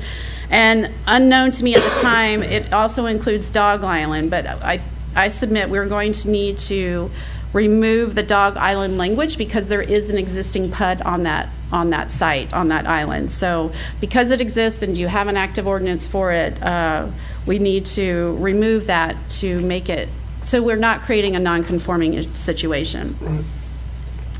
So do we have any current PUDs on St. George Island? I am not aware of one. There's a bunch. Okay. And see, here's why you need to have a codified land development regulation, because as we're searching through time, through all these ordinances, it's easy to miss them. Yeah. I'm of the understanding there are several. Sunset Beach, 300 Ocean Mile, there are several places that were done as planned unit developments. Okay. So there's 2 ways we can handle that. The PUD is not available to we can't create new PUDs on St. George Island, or you could just allow them on St. George Island. Just for discussion. So let me ask you this. If we're going to consider language such that, which I'm fine with considering it, should we also still have language in here that says it has to be 5 acres? If we're going to relegate to, there's certain spots that are just off limits, does it still need I'm asking your opinion. Well, I feel when you get to a point that is too small, you're not going to get a true mixture of uses, and you're not going to be able to really take advantage of the tool. Yeah, that's fair. And I'm fine with considering the other way. That's not an issue for me. Mr. Chairman, my thing too with the 5 acres, I mean, let's face it, hypothetically, most people with 5 acres can only develop probably 3 because 2 are wetlands. Yes. So that's my only concern about the 5 acres. Oh. That's a good point. Yeah, I think we'd be fine with considering it either way. Okay. So then from there we get into the development standards and the minimum and maximum densities, and just recall that your 2 future land use categories that allow the mixture of uses do have a maximum 4.3 dwelling units to the acre, and that's your mixed-use residential, your mixed-use commercial. Now, if there's sentiment to be able to increase density within inside the PUD, you can always amend your future land use element, your comprehensive plan, to have an exemption for PUD overlays or PUD zoning to allow for a higher density, but that's at your discretion, and that's something that you could consider if you want to consider something more dense than 4 point. Yeah, Ms. Allura, I Yes. think currently in our comprehensive plan and our land use, the East Point area is designated, this is a strange phrase, but it's the way it is, as designated as the urban service area for Franklin County? Yes. And it's 10. Yes, I saw that. Okay. Yep. Yeah, so if you have, that's an interesting comment, because is that considered,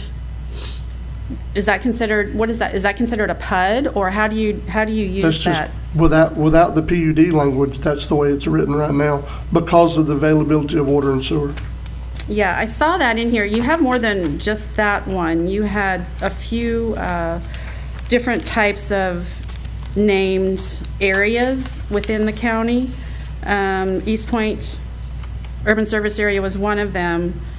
Probably the economic Economic Opportunity Zone, I don't know if that has anything to do Yeah, with that's something, that's a federal designation. You have a Carabel East Village, That's not there anymore, but it's still on the pool. and you have a Marina Village Center. And you have, I think that's the 3 I saw. Yeah, and some of that language is being worked on right now by ARPC, because they're actually revamping our comprehensive plan. Actually, they're not getting rid of anything, but there's some outdated language in it, Yes. and they're helping us remove those outdated Okay. language. So I think you have these written as future land use categories. That's Part of a flume here Yes. back in 2005. yes. Okay. So within those, I guess they're a mapped category, and so within those, essentially, you could have a PUD because they are future land use categories and not anything more restrictive than that. Right.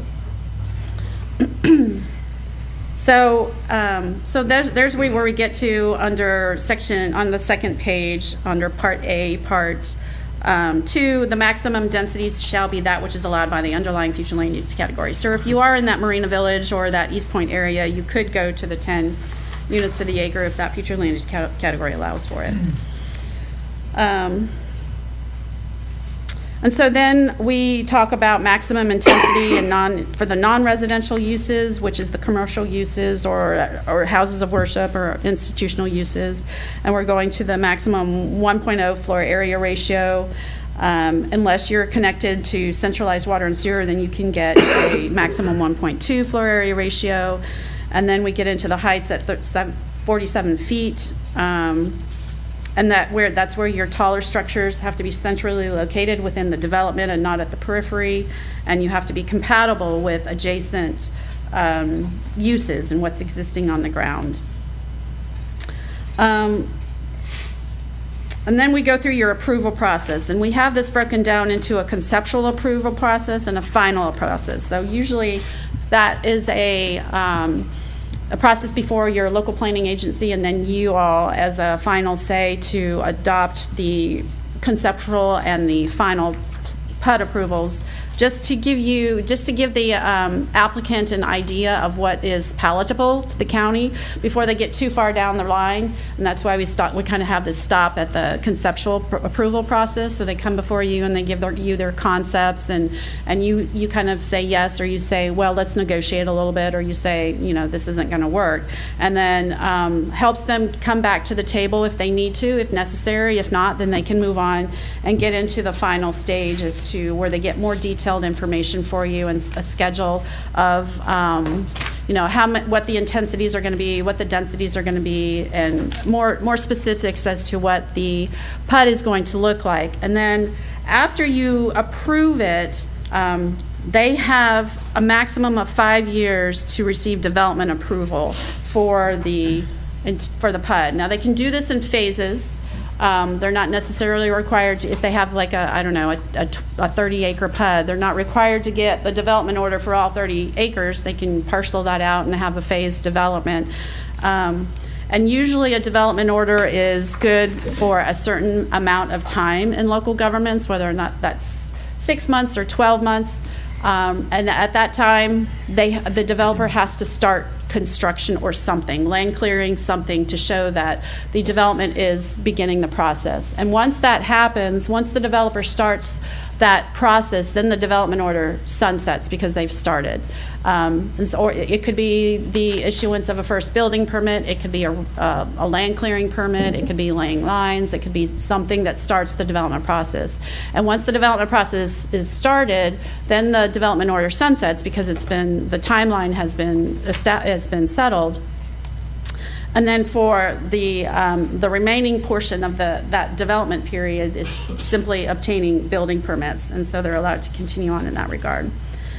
Ms. Laura, I want to ask you a question, I'm sorry. Sure. I want to make sure we keep it contextual where we're at. Yes. So a couple of minutes ago, you were talking about during this approval process, potentially, the local, what was the phrase used? Local planning agency. Now, I understand you have the Planning and Zoning Board, which is not necessarily the local planning agency, that you all are the local planning agency, yes. Yeah, so what would that look like? That was going to be my question. So even the conceptual would be approved by the Board of County Commissioners?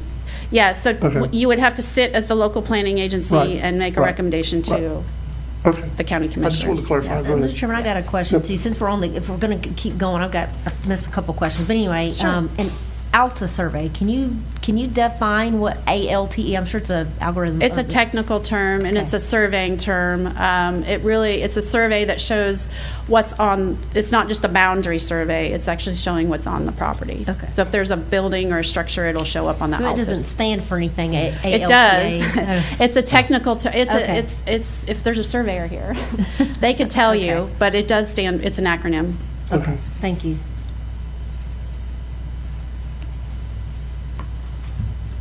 But did you have another question? No, go ahead. Oh, Okay. I'm sorry, one more. It says here on 2, the general plan and narrative shall be presented by the local planning agency. It says the conceptual PUD approval shall be considered by consider a legislative decision. I'm assuming that's this board. Yes. Okay, all right. Yes. So you have two type of decisions you make generally in the planning realm. It's either a legislative decision or it's a quasi-judicial decision. When you're approving a variance, that's quasi-judicial because it's specific to that piece of property. When you're creating a policy that could impact other parts of the county, that's legislative. So these are generally considered legislative because they're not at the development order stage yet. When they get to the development order stage, if they come before you, that's a quasi-judicial hearing.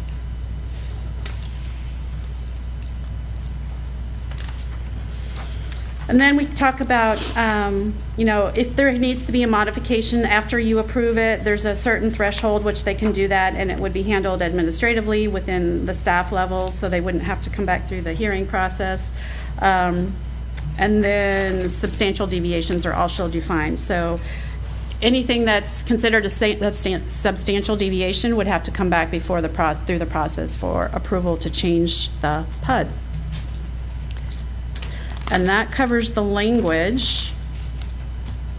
Are there any questions regarding the draft?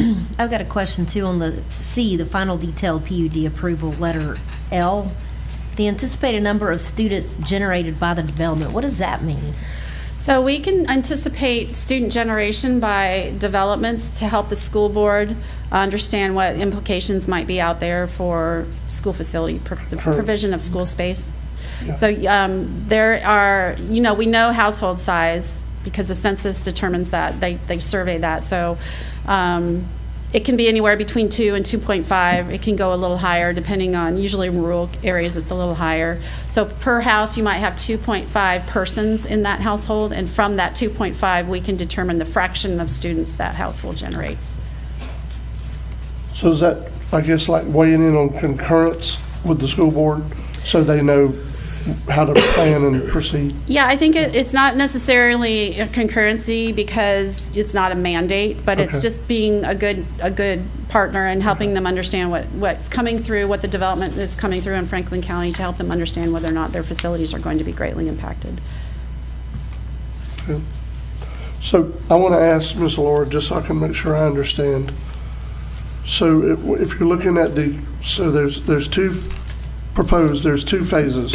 Yes. There's a conceptual approval process, which so if it's conceptually approved, they would have a full 12 months, I want to make sure I understand it right, to actually bring the actual approval back before the board, or the actual steps to get a final approval. So once the conceptual approval is made, they have 6 months to bring it back Okay. for final approval. I think you're seeing the 12 months is we want that ALTA survey to be within the last 12 months. Oh, have occurred, okay, that's Yeah, fine. so it's a recent ALTA survey. So it's 6 months, that's fine, I just want to Yep. make sure we're right. Yep. And then they would come for their final approval, Yes. and then from there, they have 5 years to do the development? After you approve it, they have 5 years from To the proceed. date the first development order is issued to build it out. Okay. So from the time they break ground or get a development order to start, they have 5 years to complete? So what will happen is you will issue the final approval.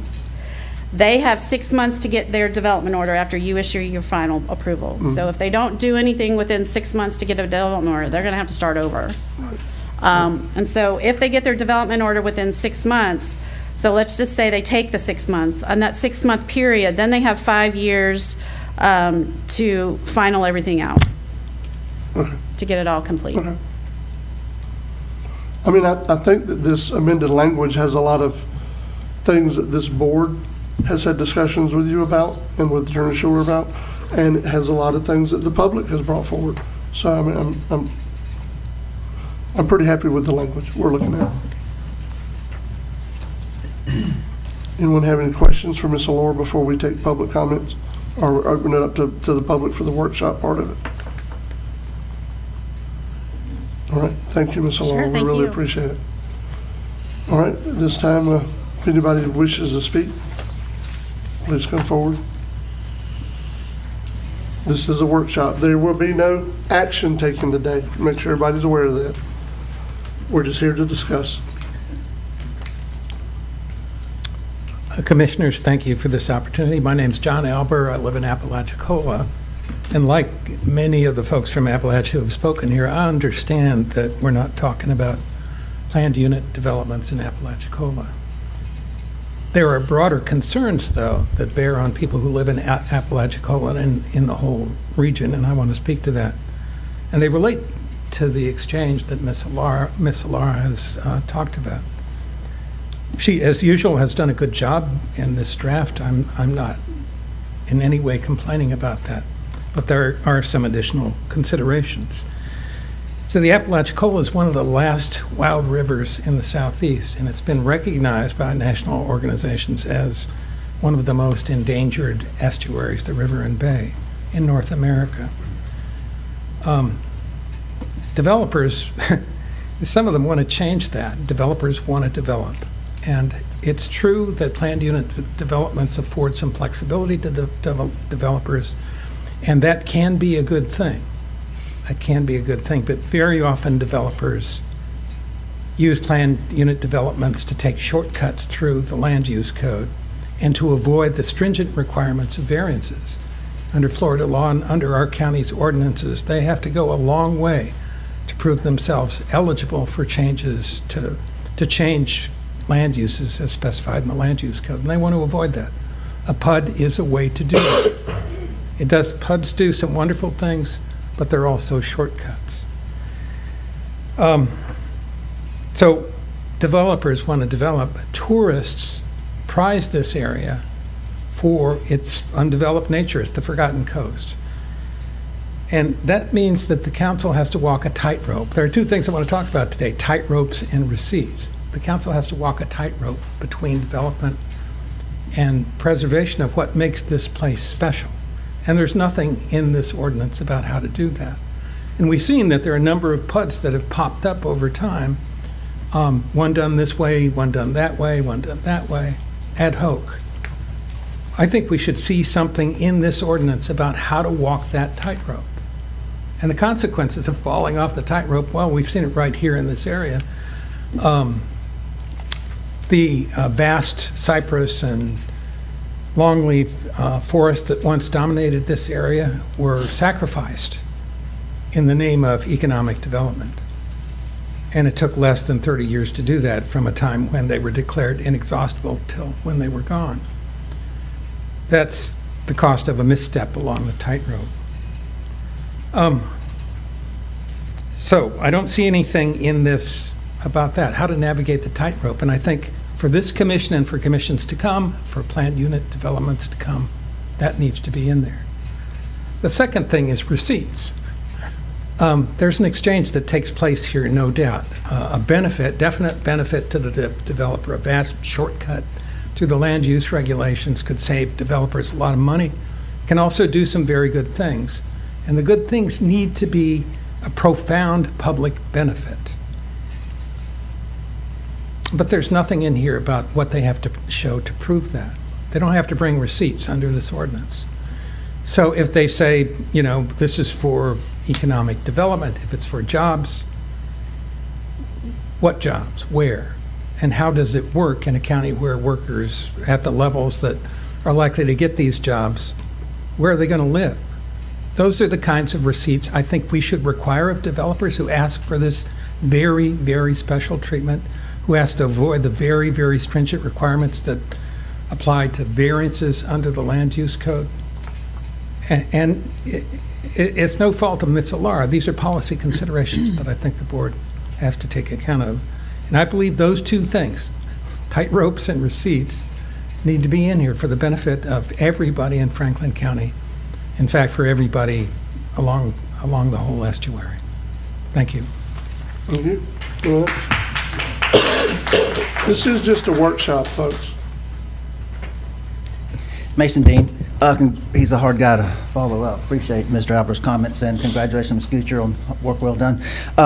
Commissioners, I know you'll have the best intentions. It seems like every time we try to change our rules, we get in trouble. We don't need to make it more flexible for developers. We need to make it stronger. So it is my hope that you abandon this ordinance and keep the moratorium in place. Thank you. Anyone else?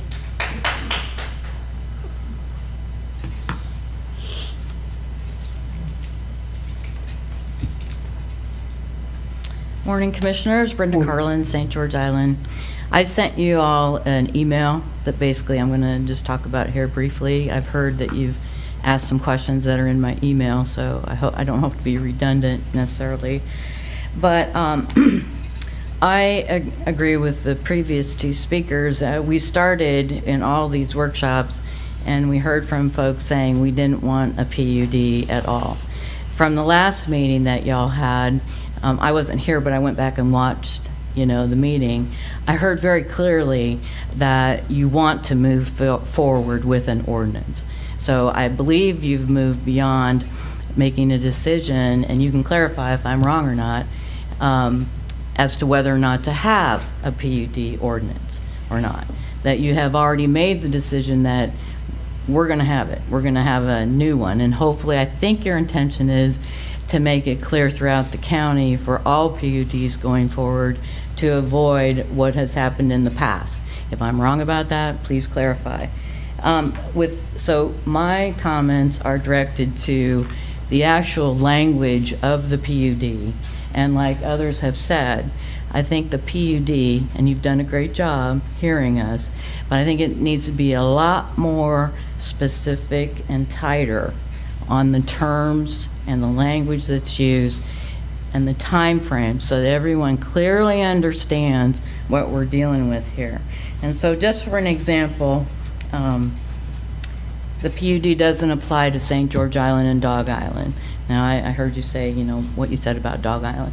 But I would recommend, if there isn't something all in place, that the language include something that says, because I understand it can be amended at any time, So I would like to strengthen that language regarding the difficulty of amending it. So this cannot be amended without a public hearing and then a subsequent 4+1 vote of the Board of County Commissioners.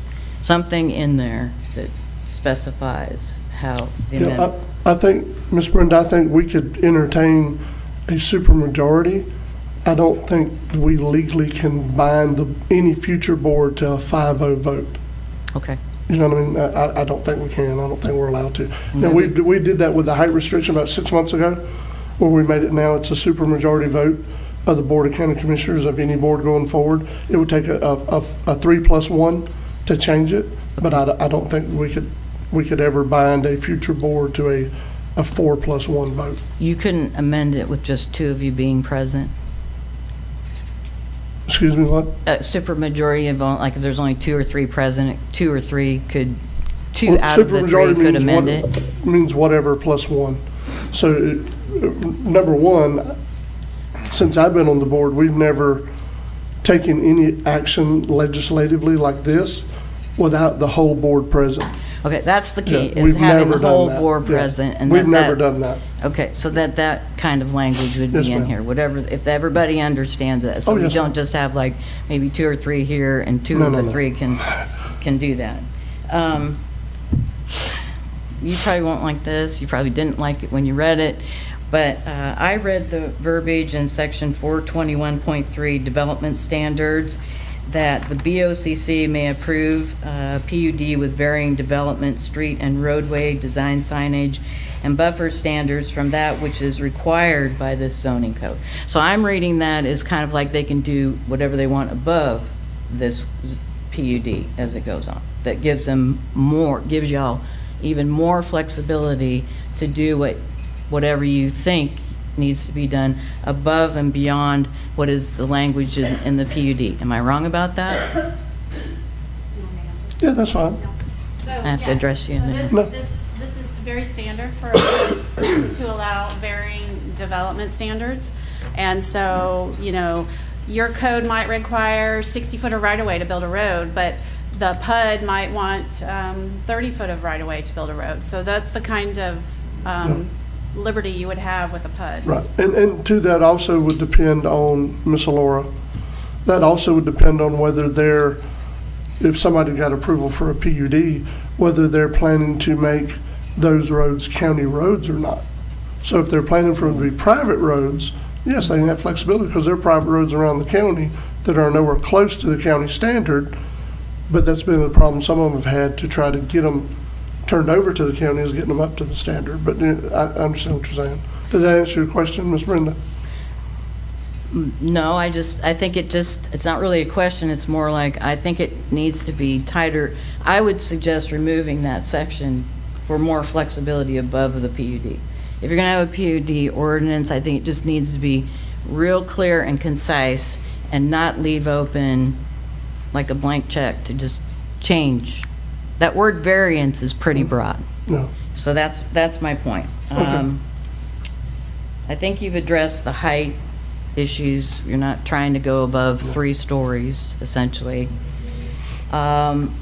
You discussed, Jessica, I'm glad you, Commissioner Ward, you addressed the legislative question, and I think I understand what that means. I hope everyone else did.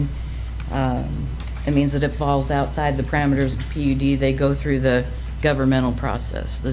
So I was thinking as you were speaking that a quasi-judicial hearing applies the law that's on the books. A legislative hearing creates new concepts and laws and that can be applied later. So they have to go through the whole process, not just refer to the ordinance. They have to go through a process, yes, a process, public yeah. process, yes. Okay. And then there was a little bit of confusion on my part regarding the timing in section C. You kind of addressed that.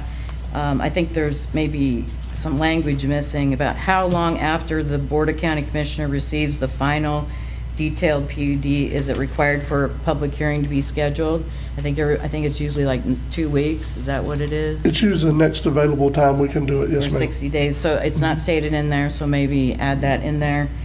And then the culmination of all this regarding the timing, are we saying in section C3B of the same 421.2 eligibility for usage of the PDD item H, are these two sections saying that a developer can build in segments? I think you mentioned they can have phases, but each segment must be completed within 6 months and then the entire thing completed in 5 years? Or is it just because they got a building permit, it starts a new timeline or extends it? So if you could, I wasn't following your citation. So once you receive a development order, that timeline has been satisfied. Then you move into the building permit stage. So the development order gives you the approval to develop, and then the building permit gives you the approval to construct the structure. So the development order is good for a period of 6 months from the time the development order was issued. So as a county, we're going to issue a development order, and then you have 6 months to act. If you don't act within those 6 months, which could include the clearing of land, then your development order expires. Got that. And then you have to start over. Okay.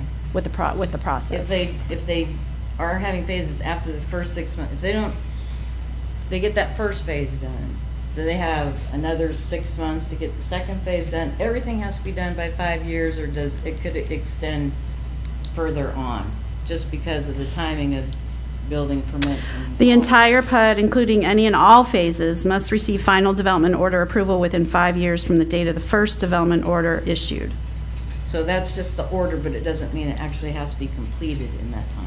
Well, again, if they don't start development on that development order is going to expire, and they'll have to return. Those are my questions. Okay. Yeah. Thank you very much. As far as phasing, that would come in, Ms. Brenda, if a particular, so if you were trying to do a PUD, and you said, okay, instead of doing this all at once, I need to do 3 phases. And that would be part of the discussion have with the board. I need to start the first phase, and then a year later, I'll start phase 2, and I'll start phase 3, and then that would be discussed at the approval process time. You know what I'm saying? Is that built into the PUD, or is that your flexibility that you're wanting? That's the flexibility they can ask for when they're coming to do it, if they're asking for phases. The phases should be included in the final approval. But as she read, all phases are included in this time period. So it's not making a 5-year thing be 15 years. That's not what it's doing. Okay. So All of it is included in the 5 years. it all needs to be done in 5 years, yes or Yeah, no? it says all phases, yes, ma'am. Okay. Thank you. Thank you. Yes, ma'am. Anyone else? Hi. I'm Mary Ann Fisher from Carabel, and I thank you for letting us speak. Just bear with me because I can't see this up close with my glasses on. Okay, can we put something in there that the acreage is minimum usable acreage? I mean, 5 acres sounds like a really small amount to be able to, to have a building on, to have a PUD on. Is that possible to change that verbiage? That's a legislative decision. Is that possible? Well, I mean, is that something that if you look at the future land use map in Franklin County, there are not many 5-acre tracts left. But can we make it, because as Jessica mentioned. So the goal of all of our land, and I'm sorry, I wasn't trying to cut you off. That's okay. The goal of all our land use and development things that we have are to develop property. We're not trying to take a stance of making any of our code so cumbersome that it doesn't matter, we should not even have it because nobody can use it anyway. That's not the process we're trying to take. But as Jessica mentioned, if there's only 3 acres usable, then how are you going to control how much, like say somebody puts up some giant site on this 3-acre parcel, and there's flood areas around it, isn't that going to be a problem? No, ma'am, because it would be addressed during the process they would have to go through with the county. So just because we have this here, so the process would be just like she's laid out. There would be an even broader process than what we've ever had before. that they're coming and asking for a conceptual first that goes through the process. Then they come back and go for the final that goes through the same process as we're having, where we have public hearings, where the public has a chance to engage. It's not done in the back room somewhere. It's all open and above board. You know, it's actually making the process longer, what she's actually proposed to the board, than we've ever done before. And the other issue is, so we have any number of PUDs already in Franklin County. I grew up here. I don't think any of those destroyed this county. I don't think any of those have been adverse. I don't think any of those have done anything negative. We have a limited amount of property. The biggest reason we're discussing this today, and we have tried to move forward with putting PUD language in our codes, is because we had some residents bring up, because something's already passed, because of potential development, they cited that we had actually taken PUDs off our books, and that's a whole nother discussion. But in between the time of when we took them off to now, April 7th of 2018 was when it was repealed. July 16th of 2019, this board approved the Serenity PUD in East Point. March 16th of 2021, we approved an amendment to the St. James Bay PUD. A year later, almost to the date, 3/15 of 22, we approved what she referred to in her presentation, the St. James Bay West PUD. And then just this last, 2 years ago in March, we approved an amendment to the Serenity PUD that, so that was done March 21st of 2023. So there were residents that said, you're doing something wrong, you don't have this on the books. Why are you doing this? Oh, I can see why you're doing it. I'm just trying to prevent a large development on a small parcel, a small usable parcel. That was my question. How are you going to prevent that? I guess it has to come before you again. Then you're going to have to meet it out and discuss it out. It does, and it's a common problem we have, because between the state and federal government, they own 92% of our property. Mm-hmm. I mean, we live I know that. 70 miles wide, about 2 miles deep. That's the other issue I was going to bring up, is your fire issue. Yeah. You have a volunteer fire department. How are we going to prevent a development close to the controlled burns? Mm-hmm. That's a problem. If you have some developer that doesn't understand about that, people here understand. They run home. I mean, I dropped my daughter off at school. I pick her up last spring, I think. There were teachers flying out of the building to go spray their houses down. Yes, So, and that was in East Point. Yep. So if you have a development in East Point, what are we going to do about that? And every time you develop, you're going to have to set aside money for, we already have fire engines for Lanark. So what's going to happen if you develop? Are they going to set aside money for us to buy, say it was a big development, for more fire engines, more fire personnel? Are you thinking in the future that you're going to go from volunteer fire to paid firefighters with benefits? Yep. I mean, we have a. Those are all discussions we're Those having, are yes, all, I've lived places where it became a nightmare, and I left there because you just couldn't fight it anymore. And people, I don't even want to get into it, but anyway, you have to have a plan. You have to do it slowly. So let me see if I have any other questions. Hold on. I can't read this. All right, so as I understand it, you can only use one owner parcel, correct? They can't have a parcel, then buy the adjoining parcel to develop, or can they? Can a developer come in and access and purchase other parcels to work around the established acreage? It's under single ownership or corporate ownership, but under a single entity. So an individual, a corporation, an LLC. But can they buy another, say you have a parcel of land and you don't have enough. Say they only have 3 acres, but there's an adjoining acres of 2 acres. They can go in and buy that and make their. Yes, they can. They can. Okay, so that. Real estate transactions aren't governed by this body. So that's troublesome, because that's a workaround. So they can come in, they're going to take a look at all our maps and say, okay, I only have 3 acres here. Well, I'm going to buy this adjoining parcel, and here I go. That's a problem. So you say you don't have the acreage, but if they can buy adjoining acres under a corporation, how do we prevent that workaround? You want to be able to prevent that, I would think. Commissioners, y'all don't have that authority to keep people from buying and selling land. That's way Oh, I know, outside. yeah, your I know that. So how, but we could put it in the PUD itself. We can put it, that wording within our document, correct? No, Why, ma'am. why can't we? It's illegal. Why can't we protect ourselves? We're being so flexible, but we're not protecting the people. That's my point, you know? Ms. Fisher, it's illegal. I can't, if I want to go buy a piece of property here in Apalachicola, I can't, if I want to go buy that piece of property and have the money, I'm allowed to buy that property. I can't dictate someone else. But are you just buying it for a house, you know? Please don't interrupt. Okay. Let's have a productive conversation. Okay. We can't, it's illegal. That would be like me coming to you and saying, I want to buy your house, and buying it and then selling it to Commissioner Sanders, who wants to put in a PUD. We can't control that. It's illegal. That'd be like me trying to come to your house and take your property and do what I want to. Okay, so how do we control the development? How are we going to control this? Because it can happen. Well, we can if someone wants to buy other pieces of property. And just keep in mind, this is draft. This is, I know. the word is draft. But the more... What we're talking about here today is just what potentially we would like to hypothetically see in an ordinance. Okay. And I appreciate the input, but we can't dictate someone buying a piece of property or not. Okay, my point is that there are so many workarounds, because if the document is too flexible, and you have all these workarounds, and people can come in, look, there's only so much land available in Florida, right?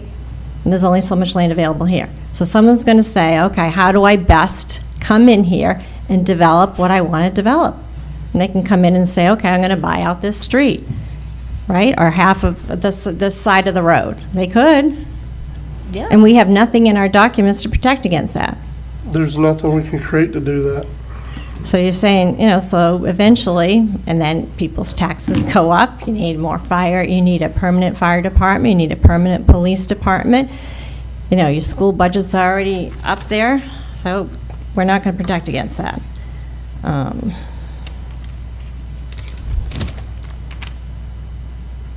then you have the setback requirements. Do they have to does this document protect us with the current setback requirements? Or does it allow for flexibility in that? Yes, setbacks are one of the development parameters that are negotiated in the PUD process. They're not, there's no minimum setback requirements in the draft language. Does this county have any kind of a unified development plan that we're going to follow with this PUD ordinance? Or I know we have a comprehensive plan.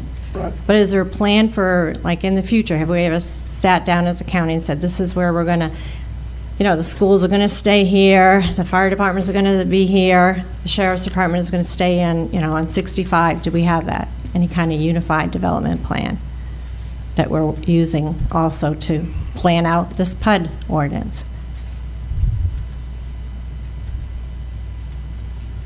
No? I guess not. Okay, I think I agree with the previous speakers. We're given flexibility to developers, which we know will be outside the area because we don't have big developers here. I've said this before, I don't see how it's going to benefit the people growing up here. I know you probably can't put in there that we'd like to see local people working on, if you did a construction site, we want local people working on the construction site. Large contractors don't use the local people. They use the people that they have. All this flexibility doesn't protect the county. I think the utilities should be put underground. You could make that as a requirement. That's a simple thing. In the PUD, can't we request that the utilities be underground, even though they cost more? Well, that could be part of the conceptual, when somebody's coming to ask, that could be, because again, that as we've been all made aware that today with Ms. Alara's presentation, the PUD possibility gives this county more flexibility in what its ask is. So, yeah, those are all things we can consider. This is not an attempt to destroy our county. Oh, I know that. Everybody up here grew up here.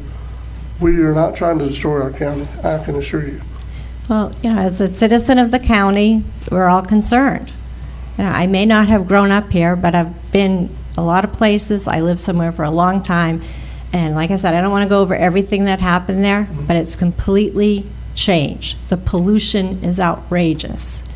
And now all the people that are living there, the ordinary people have to move out because they can't afford it. There's a system in place where when you have all that pollution, then they come in and they blame the homeowners. They don't give the homeowners any money to upgrade their septic systems. So all these regular, ordinary people that grew up in a town have left. And who comes in? Wealthy people come in. Then developers come in. And there's a whole sequence of events that happens historically.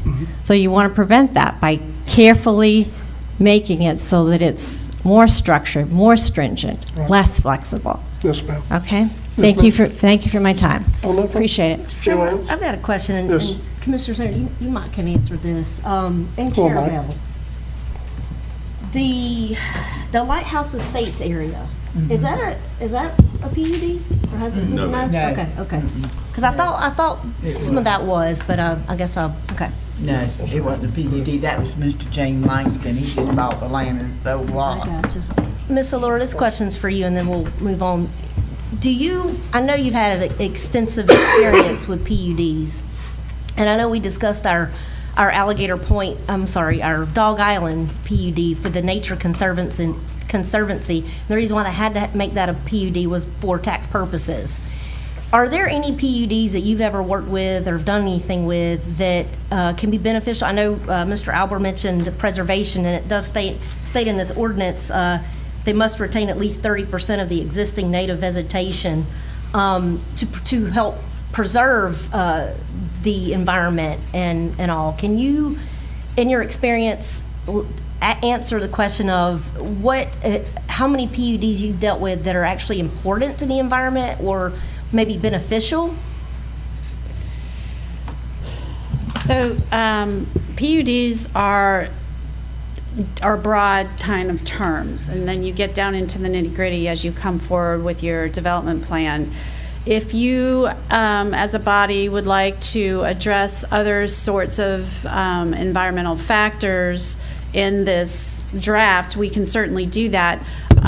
I would be cautious about having additional environmental concerns in here than you do normally in your code, because you don't want to disincentivize this tool. So if it's easier for them to develop otherwise, they'll do that. So there needs to be a benefit for a developer to use this tool to preserve that 30% vegetation, to XYZ, connect to water and sewer when it's within a mile radius. You want it to be a win-win for you and for the developer, or they're going to go another route and not use the tool. Does that answer your question? Yes. And Mr. Chairman, I do agree. We obviously, with any development, we have to have the infrastructure to support it. I mean, there's no doubt about that. So, I do appreciate Ms. Fisher bringing that up. We do have to have that, keep that in the back of our mind too. So, but anyway, go ahead. Well, the Commissioner, the key reason, when this board was doing Serenity, the key reason, two factors. The key reason, though, that I voted in favor of that was our chief of the firehouse stood right there and said, we got enough to handle it. It's not going to be an issue for East Point. We have the service, we can provide, we can do it. And so that was a very big factor for me, because you want to make sure that you were not going to run into problems and you're creating issues by allowing something. And I know Mike and I both serve on the East Point Water and Sewer Board. So Serenity never has built anything yet, but they have started the process. They gave East Point Water and Sewer $150,000 so far to help pay for some of their infrastructure. So, you know what I mean? So sometimes things don't take time but it does matter, and this board does every step. What I'm trying to communicate, every step along the way, we're not just doing things haphazardly. We have PUDs all over this county that they have not been detrimental so far to what people enjoy of this county. Because if they're coming to this county, they already exist. So just keep it the understanding that all we're trying to do is make sure we're not continuing to have a bad practice of doing something we actually don't have written down in the books. That's why we're doing this consideration. Go ahead, Mr. Mike, I'm sorry. Mike Thornburg, St. George Island. Good afternoon. Good Yes, sir. afternoon, Commissioners. I know that y'all like to hear that when you're up there. Just a couple of things. Number one, I know we're talking about changing stuff into PUDs, but when I buy a piece of property or someone buys a piece of property and it's zoned residential, I'm assuming it's zoned residential if it's not a mobile home. I know I can't put a mobile home on there when I bought the property. Right. It's zoned what it is. So that's one thing. When you go from commercial to residential and doing PUDs, changing the rules, and like I said before, it's because they want to go by a different set of rules than I have to or someone else has to go by. So that's, PUDs are somewhat confusing, but I understand you.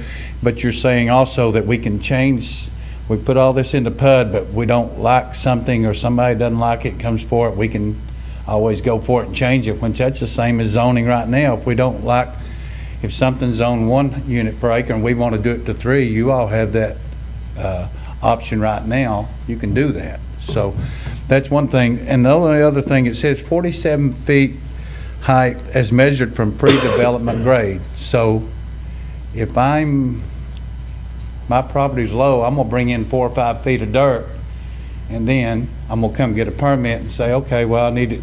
You can only go 47 feet high from there. So what's to keep them from raising a piece of property? I mean, the height is going in there 52 feet or in basically. So as they're doing now on the island, I mean, you know, they're hauling dirt and sand in there every day, building up lots. And of course, some of them are dumping water on, building it up and then putting the water on their neighbor. I'm not sure how that's going. I don't have that issue. But Ms. Laura, would it be more appropriate with the language that he's mentioning for the language to be 47 feet from the grade of the nearest road? Would that be more appropriate? You can certainly do that. So the intent was before you put any fill on, it would be a 47 measurement from there, but you can't, you know, I don't know if you have a dune system that would cause that to be. Well, that's the thing. So on the island, well, but we're actually talking about not putting PUDs on the island. But anyway, so it's a moot point. But the issue he's talking about, people are buying property that some of it's lower, some of it's already higher, but they're actually coming in and putting before they ever come and get a permit, which is one of the other things. If we ever get past PUDs that we've hired you for as well. So because that's the special actually, district on the island, and I apologize. So putting fill on a property is actually defined as development by Florida statute. So unless they have a building permit or something to allow them to do that, they should be not putting fill on until you have issued approval. But maybe for the language of that 47 feet, would it be, and I'm just spitballing, would it be more appropriate to say the adjacent grade in the nearest road? You know what I'm saying? So if the road is at this level, that's your level. Yes. So it's 47 from there. It's certainly, however you want to say it. Okay. I think you have an ordinance that talks about 47 feet, so we'd want to make sure that language matches. Yeah. Yes, ma'am. Yeah. I think that's just the, and of course, if anybody builds a property under a road, I know there's one on the island now that keeps about 3 feet of water under it all the time. I mean, and it's below the road, and of course, I wouldn't build anything below the road, and I think maybe is road level, 47 feet from that, because I think some people are going to have to fill in some dirt. So that's all I got. Thank y'all. I just saw one this morning coming in over there in your district, Commissioner, that the house came in and they elevated their house, their land, and now this next person come next to it and it's sitting like that. And you know what the problem's gonna be because it's that way on the other side. So you got this up here, you got that over there, and then you got this down here, what you gonna have? And they haven't got enough money to fill that hole in. Right. You know what I mean? Yeah. And that's the road they're running into. That's a whole nother. Thank y'all. Thank you, sir. But you know, Mr. Chairman, and I know we're having public comment. The thing about it is if the people would come in and develop as the lay of the land that would allow them to, you would never have a problem. That's true. You know, but that's not how they want to do it. Hello, my name is Deborah Parker, and I'm a resident at Summer Camp, PUD. And the developer of our PUD was St. Joe. And I know myself and most of the people here want to trust that you, our Board of Commissioners, are going to be supporting and looking at our best interests and not the best interest of the developer. I think one way that was brought up that might help in that regard is putting our vision statement or our mission statement at the beginning of the PUD or our planning, our comprehensive plan. We came here because this is the Forgotten Coast. How can you incorporate this idea of the Forgotten Coast, a beautiful natural environment, as our goal in developing so that we don't lose that? You've lived here your entire life. I know how much you appreciate that. I know my father was he was a mayor of a town, and he had a vision statement that they used for everything, was to maintain a bedroom community supporting the natural environment of the area, because it was a pretty rural community that was being developed with subdivisions. So that was very important, and that's something that might help. I know one of the concerns that a lot of people I've spoken with, and first of all, let me say I so appreciate you wanting to listen to us. That shows that you care, and that's important to us.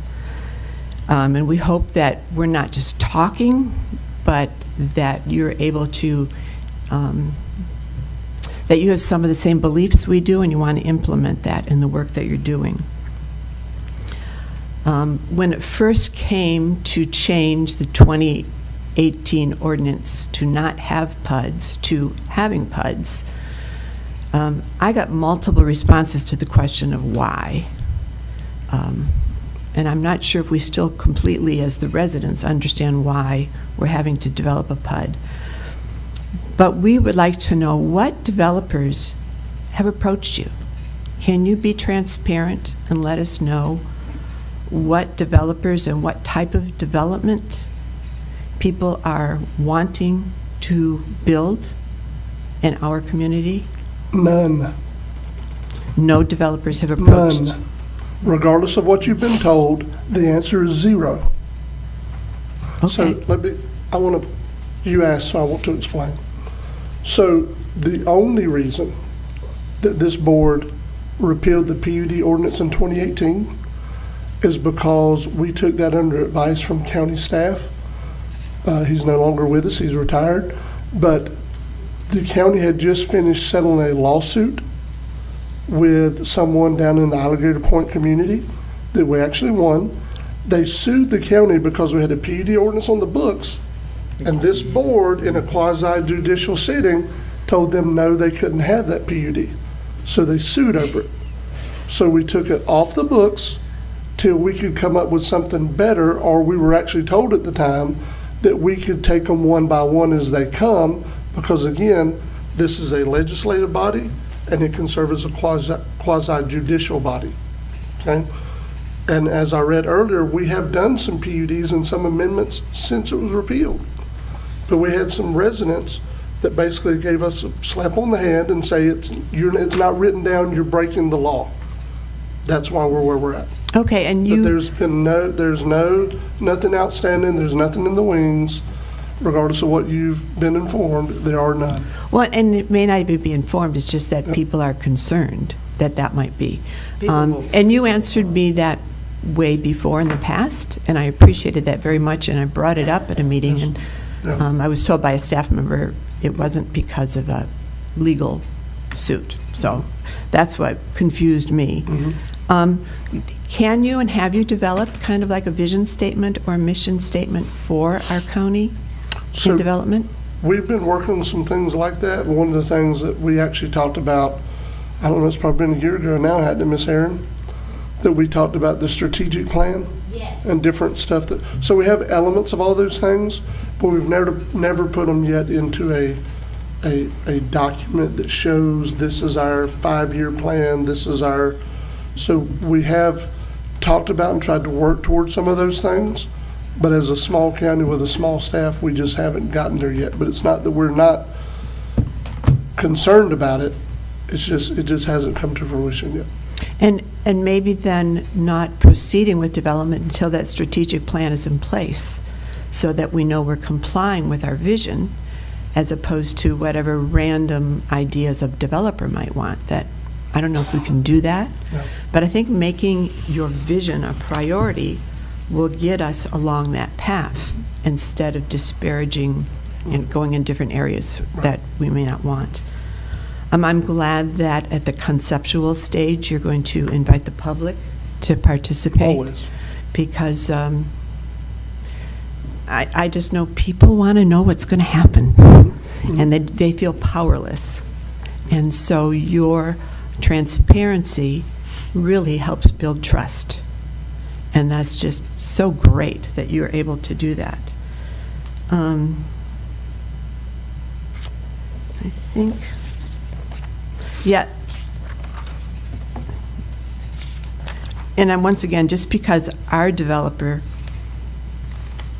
treated the residents and the HOA so poorly and left a big mess that they still have partial control, and left us with a mess that they didn't ever maintain appropriately.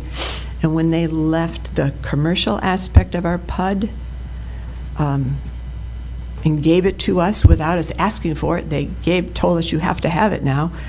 It had been given to us without any of the appropriate maintenance done. And it's horrible for the HOA. We don't know how we're going to fix this problem because of this wealthy developer didn't do their maintenance and left us a huge problem. And I would just hate to see other communities being left with that situation also. Do you have a map of the parcels that are available for development that we can access? We have a future land use map. A future land use map? And we can get that online? I'm pretty sure it's online at, trying to remember the website. Is it AppalachiaOnline.org or either .com? It has all the counties in the ARPC region. They did it for the county. It has all the counties in the ARPC region, and there's a drop-down menu. You can select Franklin County, and it'll go to the future land use map, the current land use map. All those are online at that website. Oh, thank you very much. And I agree, and I don't know why you can change it with the new PUD, that all utilities must be underground. I know that you took that away, but I just think that's, with our hurricane environment, it helps a having them lot. underground doesn't do away with having problems with electricity during hurricanes. Well, if they're underground, they're going to be underwater when the hurricane's there. That doesn't negate hurricane issues with electricity. Oh. It's also twice as costly. So when they were going to do, Duke Energy in the last year and a half did a build out of St. George Island and hardened everything and brought in bigger poles and more poles and that kind of stuff. It's not the greatest looking thing in the world, but the only thing that stopped us from putting it underground was that we would need to come up with the $5 million that they were spending for us to put it underground. But we were told by Duke that it would not negate, it would actually make it more cumbersome for maintenance because of hurricanes, because it was on a barrier island, than it would have been to just leave it above ground. Plus it was $5 million more. I just wanted you to know what's behind some of the decisions. Okay, thank you. Yes, In ma'am. other words, aesthetically, it might have. Aesthetically, it was great, but that didn't do away with any of the other issues. Yes, and communicating that you are hearing the public and you value that and you want to incorporate that in your future development planning. Just that having real good PR about that might help. We lack in PR. Yeah. We don't have social media. We don't have any. We do lack in PR. But I would just share with you that in our county administration department, we have 8 departments and we have 10 employees. Yeah. So we're doing our best to do and make the best use of your tax dollars. Yeah, and that's why good growth and development is essential, so that we can afford what we need. Yes, ma'am. But it's so having that good growth done in a way that maintains our forgotten coast environment. Yes, ma'am. Is what I think most people are requesting. Thank you so much. Thank you.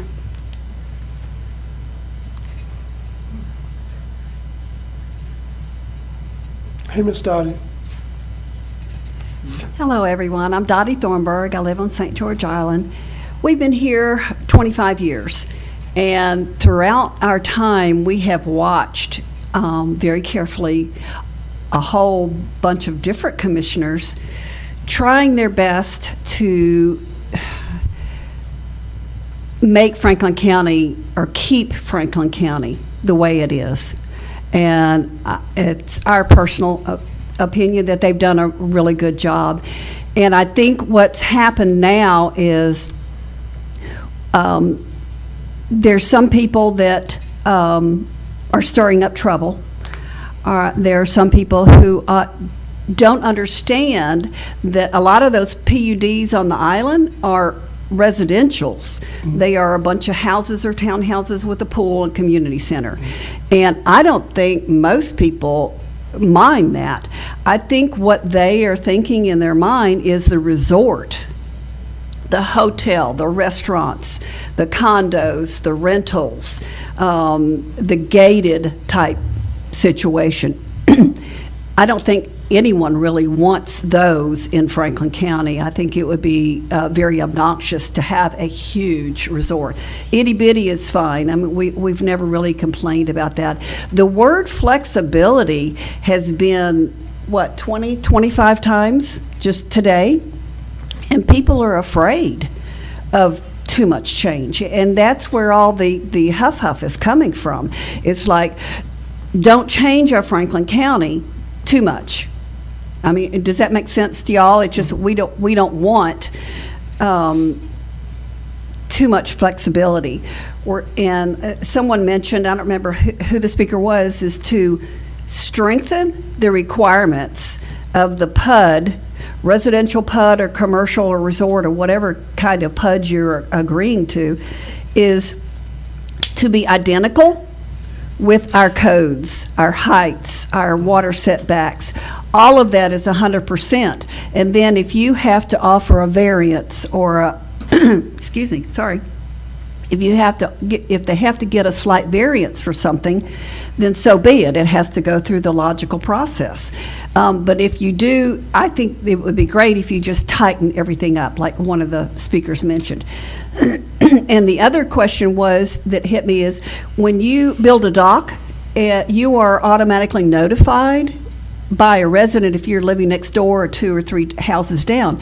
Is there anything in our bylaws that the neighbor of a PUD should be notified when it's getting ready to come next door to them? Is there something in our bylaws? Anytime we have those public hearings, they usually is something mailed to the residents that are adjacent to them. Yes, okay, because that would be great. Yeah. And at the very end, my personal opinion is no PUDs. So anyway, thank you. Yes, ma'am. Mr. Chairman, I got a question. Yes. It might have been brought up at the last meeting, but summer camp, wasn't there language in that said something about the limitation of docks? Like you could only build so many docks? Yeah, commercial, like a marina and the docks, they were very limited. So they were given a PUD, but they weren't allowed to have all those waterfront properties. Couldn't have their own dock. So they only had like a community dock. A community dock. So that kind of, okay. That was negotiation. That was negotiation. That's what PUDs are for, right? And that's what it is. I mean, like I said, and I think Mr. Brenda Carlin is the one that announced it, said that, put in the email that she wrote that Ms. Sanders said, well, some of it's good, some of it's bad, for or against. But the thing about it is when you had that, like with the St. Joe Company, they had to get on the stick.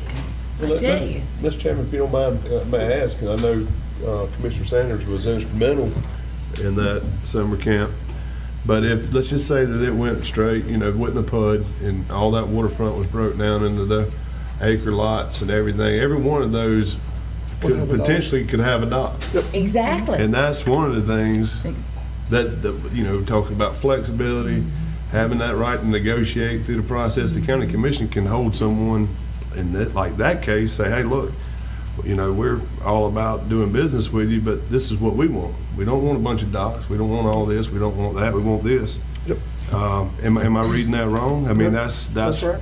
That's kind of the I guess the positive of a PUD versus what somebody could do potentially if we go with our traditional zoning in certain areas. That's just another thought. I think Ms. Alores did her best to write this in such a way. Number one, it's taking in everybody's comments, which is good. But number two, I understand that the issue with the word flexibility. I do understand that issue. I really do. But at the same time, if we have something like this on the books and someone does come and ask for a PUD, now we have a baseline to start with to say that you can't just have whatever you want. We can start a negotiation and we can discuss what you want and what we'll allow. That's what this actually does. That's where the flexibility side comes in. Come on, Mr. Paul.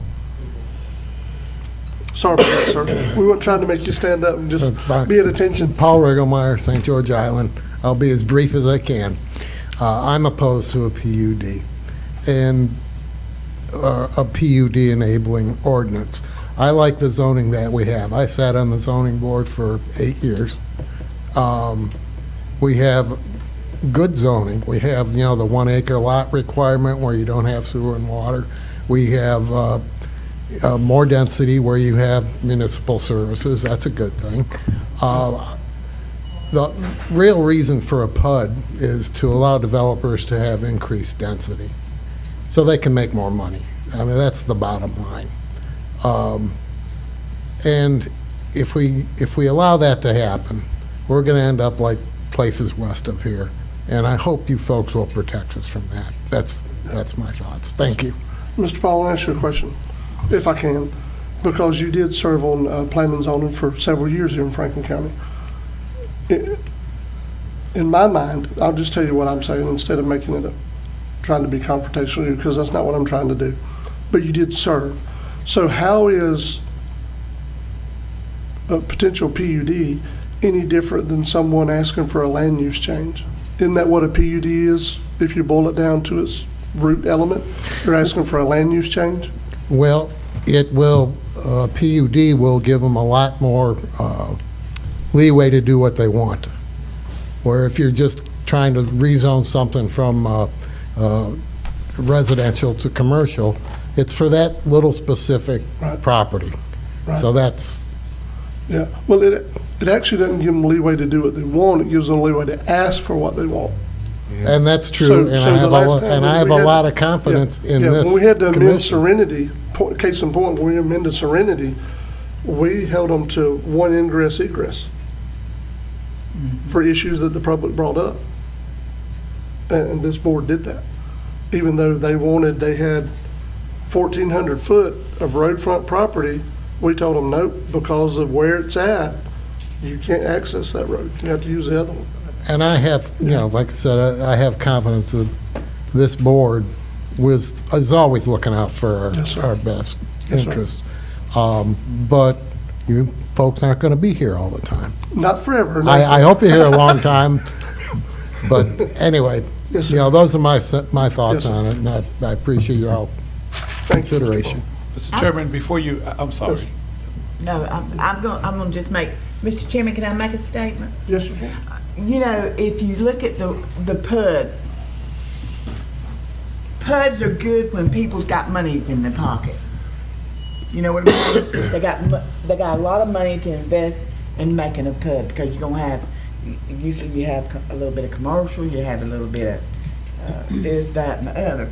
Well, now people are starting to get money, start getting money back in the pocket.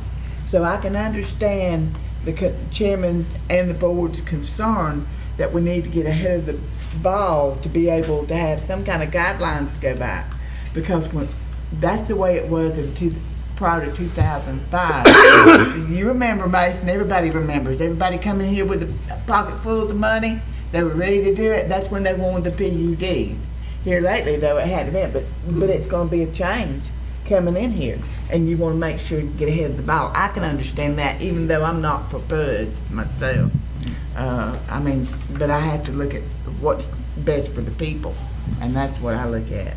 And it's not what Cheryl wants. Mr. Chairman, before the next speaker, a couple of things.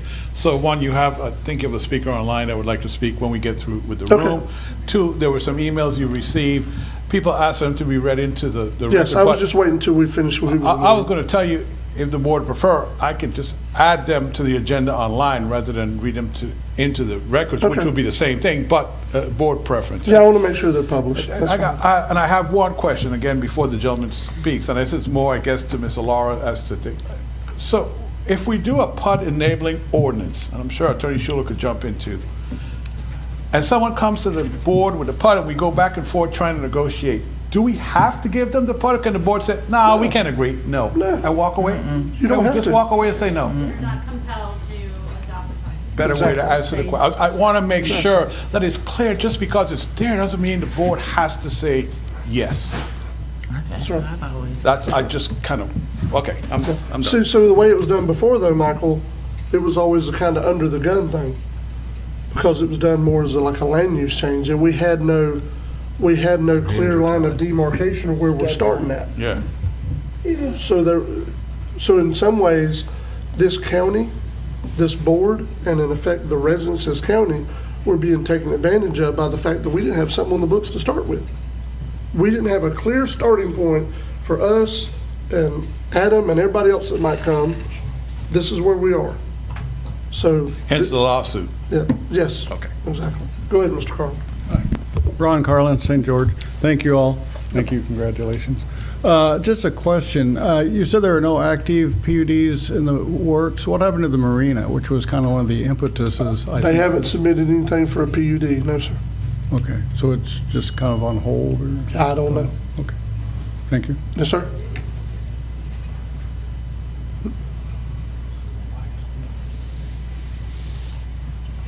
I'm Ron Parker, and I'm the roommate of Deborah Parker at summer camp. But a couple things. First of all, thank you for your transparency. Transparency is the key from federal to state to local. Yes, sir. Thank you. Secondly, that was an outstanding presentation, and I hope, and I know you will follow it. Yeah. My only point to you is, she told you our horrible experience, and I want to turn that into what I would hope would make a positive experience for you. I highly recommend you do a deep dive into due diligence for these people. Yep. Go so far as to check their other developments. Talk to them and say, did they do what they, because they're going to come to you with bells and whistles and fancy stuff, but deep dive, get under that skin. Yeah. And I you think that's the HOA part of it, though, too. It's part of it, you know what I mean? It's, yeah. But once the developer's in there, you know, let's start with a clean developer that has a great track record, and everybody that they developed loves it, and they did what they said in the presentation. Yes, sir. Thank Okay? you, Mr. Parker. Thanks again. Mhm. Anyone else in the room? I just wanted to clarify one question. I asked if anyone has approached, and you said no, but that, to my point, is different than submitted. But approach, it could be in a very casual manner. None But no, that I've no had. one. I'm speaking for myself. No, none. Okay, Nobody just in District 4.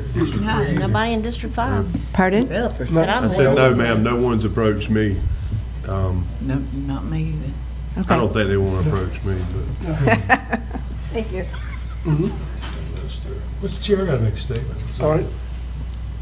You know, on this possibility of this PUD enabling ordinance that we've been discussing here, and we mentioned the word flexibility, but to me, from what I'm reading, my comprehension is you kind of give this board more control. Yes, of that's the flexibility. Yeah. And I wouldn't want to take this negatively of what I'm about to say, but I've heard a lot of people say, you know, when we moved here, or we moved here because it's the Forgotten Coast. I've heard that several times since I sit up here. But I want you all to know as public, we live here because it's the Forgotten Coast. We serve here because it's the Forgotten Coast. So I don't want y'all to think that we don't have our county, the Forgotten Coast, is not in our best interest. I mean, that's why we serve here. I needed to make that statement. Thank you. You said there was somebody online? Yes, Mr. Rebecca. Okay. I'm on a room. You got her unmuted? There she goes. Can you hear me now? Yes, ma'am. Go ahead, Miss Rebecca. Hey, Rebecca Jatan, 2926 Cross Creek Court, Tallahassee. This is a well-written document. I do have a couple of little tweaks that I'd like to recommend to you. Under section 421.1, it allows accessory dwelling units. I recommend that you require them to be deed restricted affordable.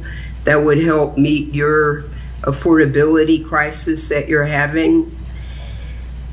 I have no issue with your 47-foot height requirement, but your comprehensive plan still says that your height is 35 feet, and you're supposed to make sure your LDRs are consistent with your comprehensive plan. I would get a little bit more detail on the site plan regarding the width of the wetland buffers, the amount of square footage in the critical shoreline, and the amount of impervious coverage in the critical shoreline, so that it will make it easier for your planners to review and make sure they're in compliance with your regulations. I would have them identify if they're not hooking up to an adjacent wastewater treatment system, what kind of disposal system are they intending to use. At some point, I hope you'll amend your comprehensive plan and prohibit the disposal of human waste down PVC pipes underground injection wells. I would also require them to identify the number of employees that their development will generate, because that'll also give you an idea about what kind of affordable housing is going to be needed. Overall, I think this is the best summary of what a planner needs in order to look at a site plan and identify compliance with your rules and regulations. It's a really good summary and checklist, and it's been very much needed. Thank you. Thank you, Ms. Rebecca. Anyone else, Michael? No, nobody else is online. Okay. Anyone else in the room? All right, commissioners, did anybody have anything else they want to say while we're in this workshop session? Ms. Laura, I thank you for your diligence and help us to try to prepare this document. It's been a pretty long process. I don't know what it typically would be, but thank you for your patience with us, working with us. As I alluded to earlier, I'm looking forward to when we can move past this process and start the other one that we're wanting to get you to work on, and that's the special zoning district for St. George Island. And I would remind the public in this workshop setting, so some of the things that are, if we can ever get the finalization of the update to our comprehensive plan from the ARPC, then we can probably try to address some of the changes that need to be made on this wording. They just happen to be going on concurrently. So that's you know, we've already voted. I know it might still be in the comprehensive plan, but it's outdated because by action of this board about 6 or 8 months ago, we voted that the height restriction is 47 feet and that it takes a supermajority to repeal that. So, I mean, I know it's not in the document yet, but that's been an action legislatively taken by this board. So, I mean, it's pretty steadfast.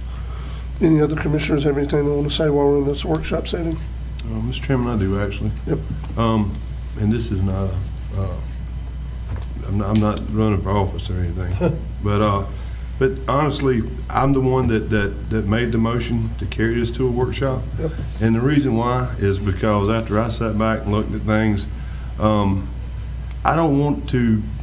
We're land poor in Franklin County. Everybody knows that. I don't want to shut off doors to having some potential growth. I mean, I know when I campaigned back 2 years ago, we're the forgotten coast. We're not forgotten anymore. You all found us, and that's fine. But what you got to realize is myself, I've got young well, I got young adults and I've got a 9-year-old. Commissioner Croom's got daughters.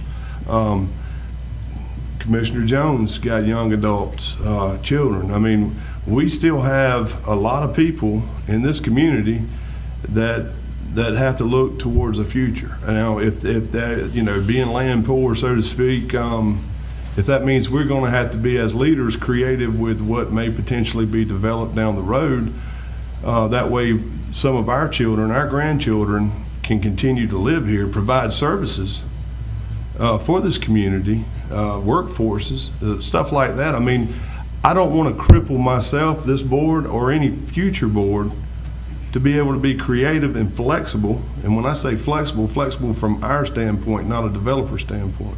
I understand there's a give and take there. It has to be appealing for both sides of the party. That's why I wanted to carry this to a workshop, to have y'all, you know, have the public come in, give your input, and then hear our input on it as well. That's I'm one of 5, that's my stance on it. I can tell you this, I don't know any of y'all personally outside of Mr. Bean. He's been around since I was running around in shorts. But I'm just saying, if you would go into District 4 and ask anybody in my district about me, you can go to every other district and ask them about these folks sitting to my left and right. I guarantee you that what you'll find out for you folks that haven't been here very long is that we're probably 5 of the worst nightmares a developer really wants, to be honest with you. We don't want to see anything happen to this community, but in the same sense, I want to be able to also be able to have that leverage to where I can have that discussion with a potential developer on what it's going to look like. I think with a PUD, it gives us a little better, you know, like we said earlier, I don't like the aesthetics of it. I don't have to worry about it. Now, if it's a land use change or something and they're legally within whatever it's zoned for, our hands are tied. Am I right or wrong? Pretty close. You know? Yeah, pretty close. Yeah. And that's what's appealing to me about this. It gives us control, and we represent the community. And we're going to do what the majority of the community, obviously, is going to require of us. And now I'm not, and please don't take this the wrong way, but you know, most of the folks that's in here are either from the cities or the islands. You know, there's nobody in here from District 4 in that unincorporated area that's arguing about having a, you know, don't have a PUD ordinance at all, because they understand exactly what I'm getting at.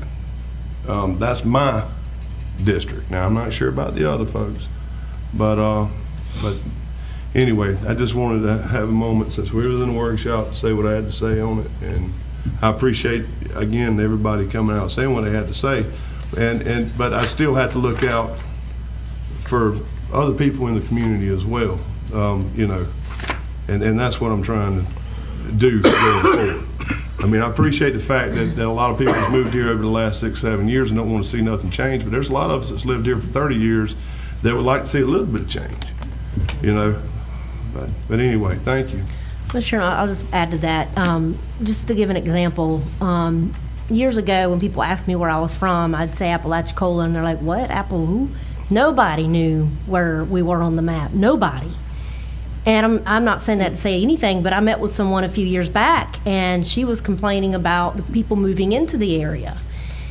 And I asked her, I said, well, when did you move here? She's like, 2020. But I don't want anybody else moving in. I said, well, how did you get here? I mean, you can't see, you don't want, you moved here, but you don't want anybody else moving here. Growth is inevitable, no matter where we live, no matter what aesthetic our county looks like. It's inevitable. I always think of, I like to use the word responsible growth. Just like someone coming in and wanting to build a hotel on a piece of commercial land, as Commissioner Amison said, we can't, that's something we can't prevent. If it's zoned that way, then this board has no say whether or not it comes in or not, because then we could get sued for going against their right to build what they want with their property that's properly zoned. So, you know, with that, I feel like that we as a board, no, we're not going to be here for the rest of eternity, but I feel like we can control it better and have more responsible growth. And I appreciate the public's input, because without the public's input, we probably wouldn't have got to this. I appreciate Ms. Allura. I know, bless her heart, she got a lot of information. But a lot of times people say it's the will of the people, and I get that, but it's not the will of some people, because we have to take in consideration other people and their feelings that aren't here at the meeting. And I know we probably should have had this at 5, but we had to go with what Ms. Allura's schedule was and all that. So, but that's all I'm gonna say. I was in LA. I was in Los Angeles one time, and I just give an example. And somebody asked where I was because of my accent, and I told them East Point, Florida, and they were like, "Oh yeah, we go there all the time, and go to St. George's Island, or we go to Carabel, because Carabel's known now, and we go to Apalachicola to eat at the Owl Cafe." And so it's not the Forgotten Coast to me. I hate to say it, as much as we want it to be the Forgotten Coast, to me, it's not the Forgotten Coast anymore. But So- and this is what I'm going to say, no matter what, because I like to tell the story, we're 9 generations strong in this county. My family is. And we've had a big part of shaping it. And I think we've done a pretty good job, in here. And no matter what comes in or who comes in and who goes or what goes, you know what? It all comes down to this. Franklin County is our home. That's all it is. And you gonna hurt your home? No, you're not going to. Well, Mr. Chairman, I would hope that the people in the community would realize that, we have as much passion about this county that everybody else in this audience and listening in and that are at work today or out doing whatever. I'm not going to do, like Commissioner Ames said, I'm not going to do anything to hurt it. We're here, as Commissioner Ames said, creatively to move forward so that we have a standard to go by. So many times in this county, we realize that we've made, there's things that need to be changed, because Franklin County has changed. Franklin County is not the same as it was 10, not even 5, 3 years ago. We have to change with the times. We have to change with what's being presented. We have to change with all these people coming in, moving in, and wanting to build and all. So, we have to kind of be cognizant of that. And you don't want to use the word flexible, but we have to be amendable to some things that happen that way. So, I don't know. That's just my 2 cents, 5 cents, whatever it's worth. Mr. Chairman, one last thing. ALTA survey is American Land Title Association. Thank you. Thank you. There we go. American Land. It's amazing what Google can do, isn't it? Just so we know. Yeah. Thank y'all. I guess we'll adjourn the workshop. Michael, can we take a short break and then we'll come back? All right.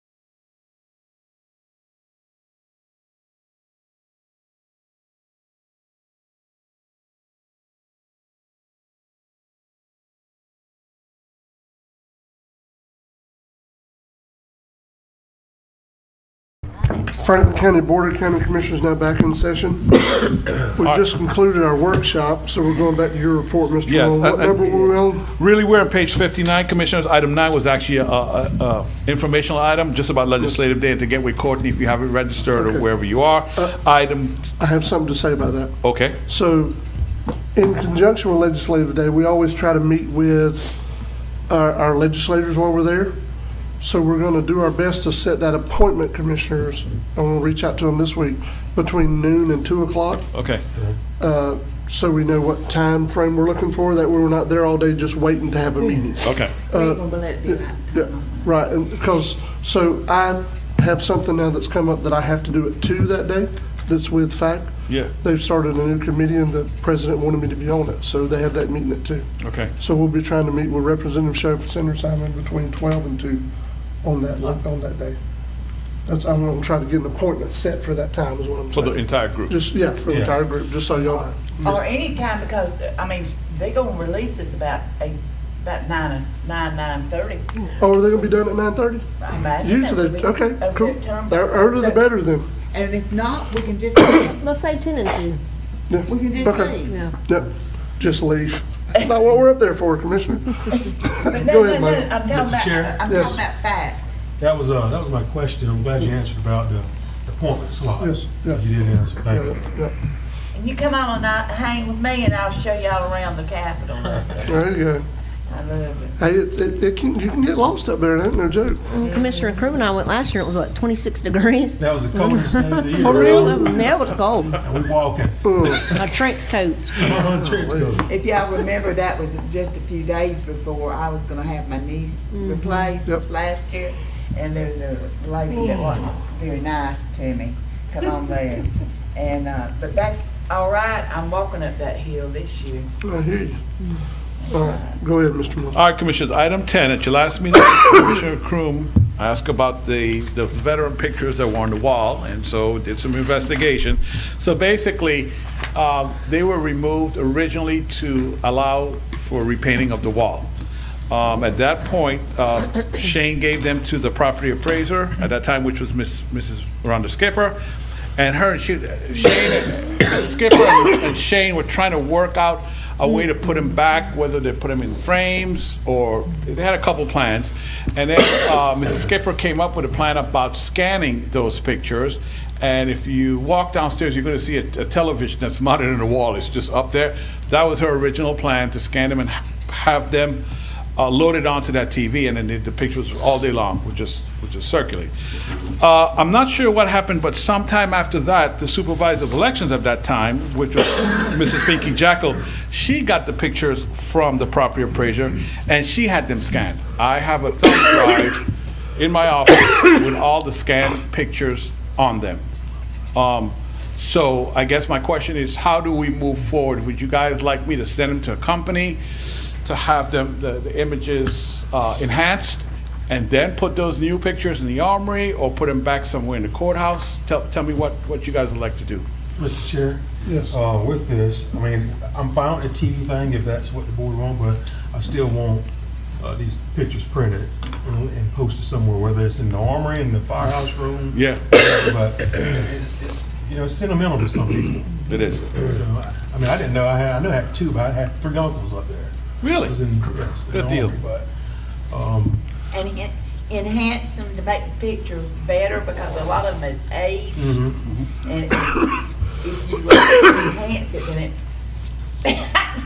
I didn't refer to you, honest. I just got to thinking when you said that we could get a filter on there and make me look a little better. It'd be fine. I meant because some of them. I just couldn't. But anyway, enhance it to where they look real good and coming out. Yeah. Yeah. Enhance the quality of the picture. Yeah, that's what I asked him. Well, Mr. Chairman, if they were in the courthouse before, if the clerk doesn't have any issues, can we put them, who said we can't put them back in the clerk's office, or the I mean, we courthouse? could put them back in the, I don't think there are any pictures downstairs, so we can put them back where they were, actually. How many pictures is it, Michael? I know you should have known if somebody I mean, would is ask. it 200? Is it 50? No, it's less than 200, I believe. Okay. I'll go back and check. Because, so here's Well, the other thing you could Less than always 200 do. images. Let me say Yeah. that I have Right. files of the pictures. So if it's like, if the issue is we don't really have a spot, it's like too many for one spot.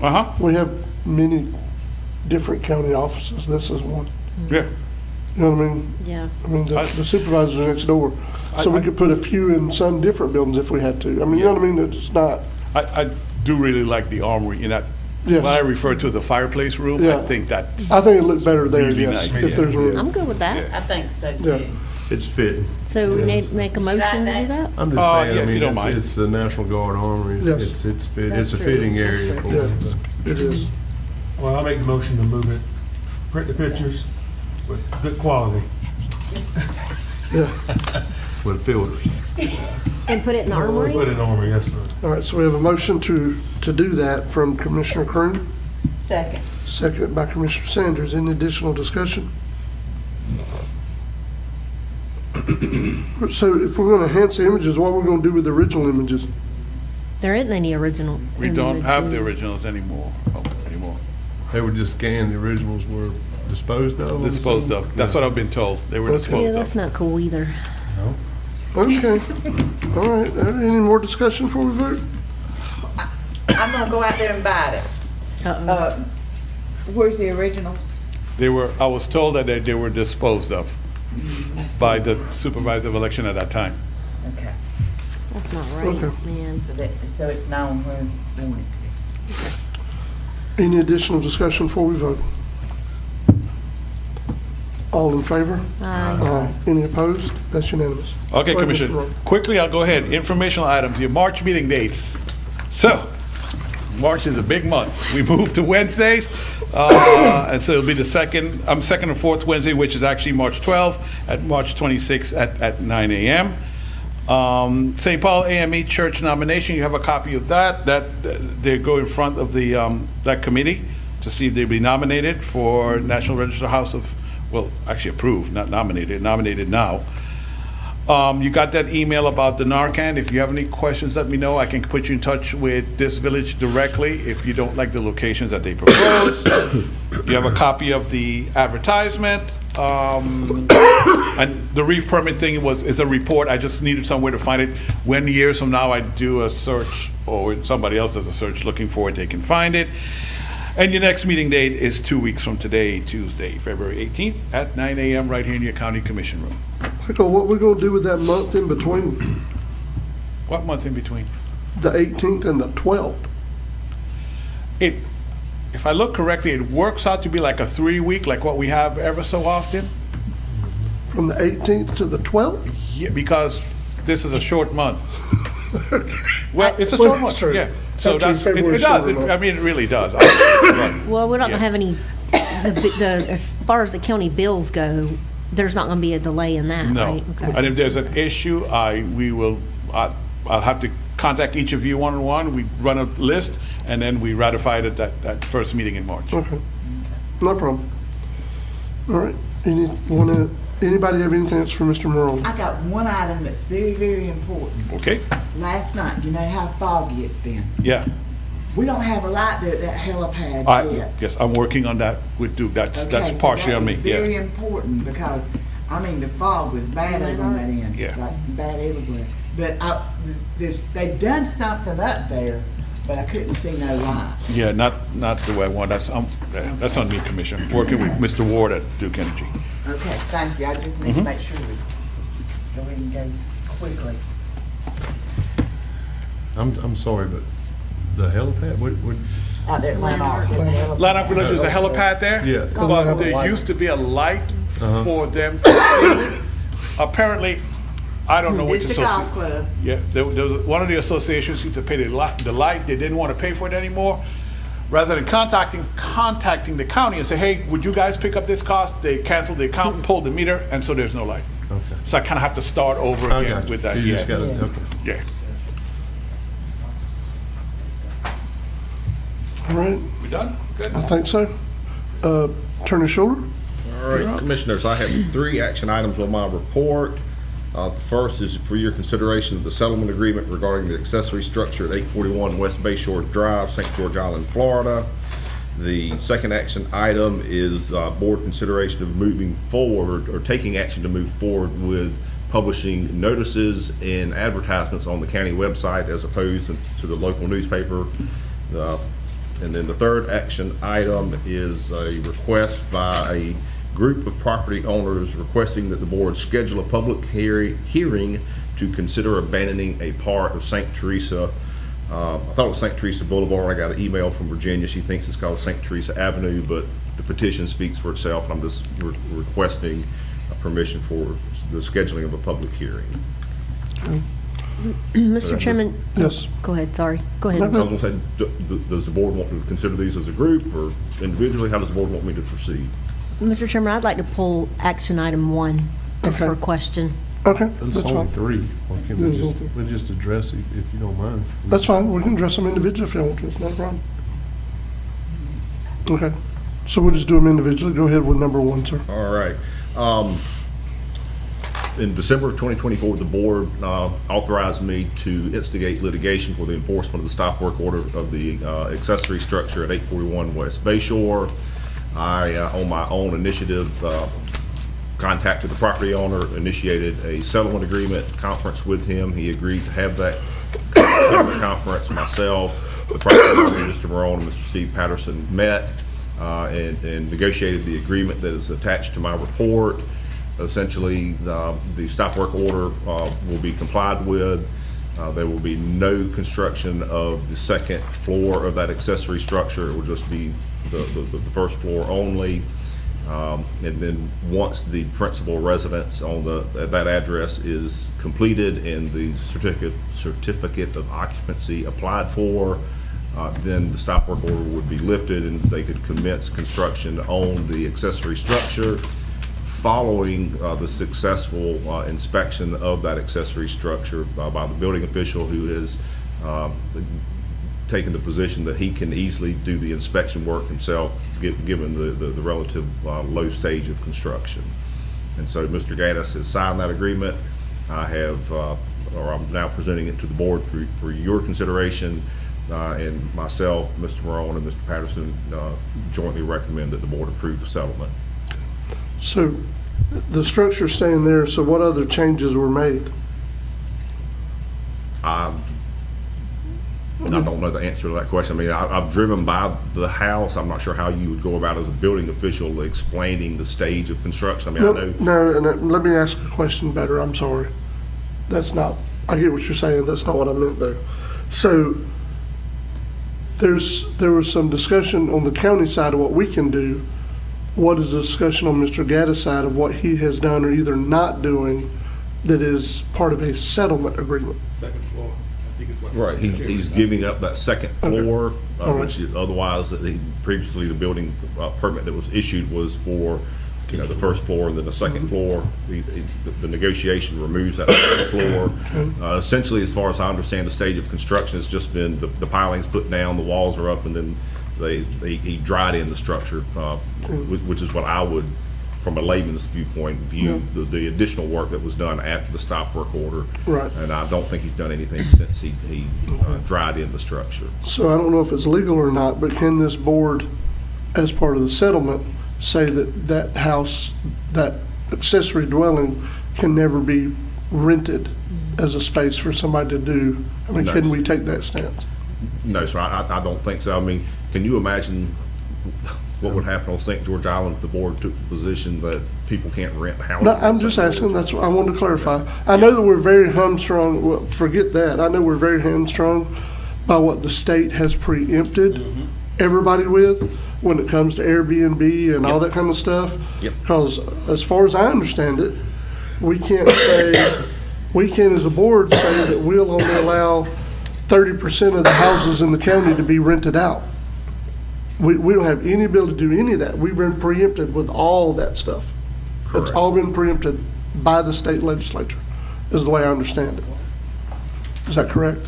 Yes, sir, that's my understanding as well. We don't have any legal basis to tell. Well, I've had residents that ask me, that's why I brought it up. You know what I mean? Just to see if it's something we could even entertain. That's why I wanted to know. No, sir, not in my opinion. Okay. But they're arguing up the second floor, so it's going to be, what, about 600 square feet? Roughly, I haven't done an exact calculation, but that was the number that was discussed during the settlement discussion. Yeah. Okay.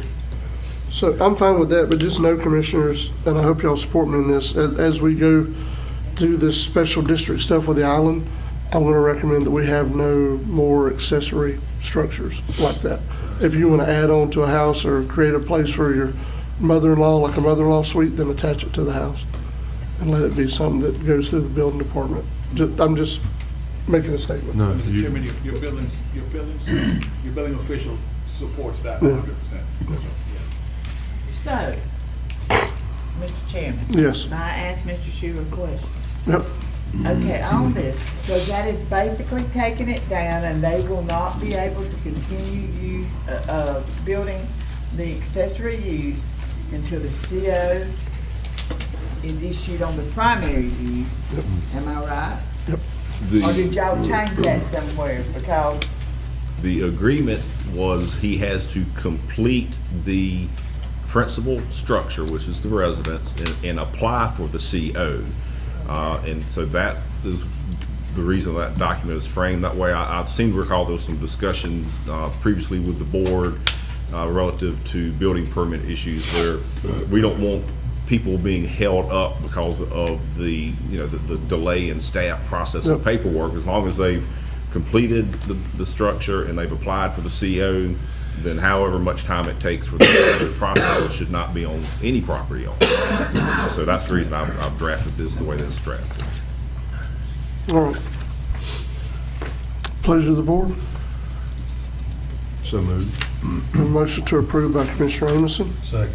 Second by Commissioner Croom. Any more discussion before we vote? Just real quick question. With that whole business license and all, wouldn't that kind of start? It would try, yes. Yeah, that would circumvent the business tax receipt. Well, the business tax receipt, number one, would allow us to know what businesses we have operating in the county. Mm-hmm. Number two, we would know if something's being rented or not. Yeah. Because then if they're caught renting it without the license, then that's a whole nother world of problem for them. Gotcha. You know what I mean? And or if we have issues, if we have it set up that way and you're able to pull that tax receipt, then they can't do anything with it. Mr. Chairman, would that, though, that still wouldn't solve the problem of people wanting to VRBO or Airbnb, right? We've been preempted in that. Yeah. Be nice to, but we got preempted in that. Any additional discussion before we vote? All in favor? Aye.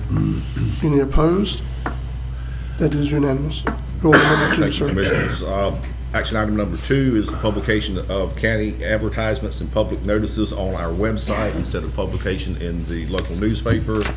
I have attached for your convenience review the Florida statute that governs that process.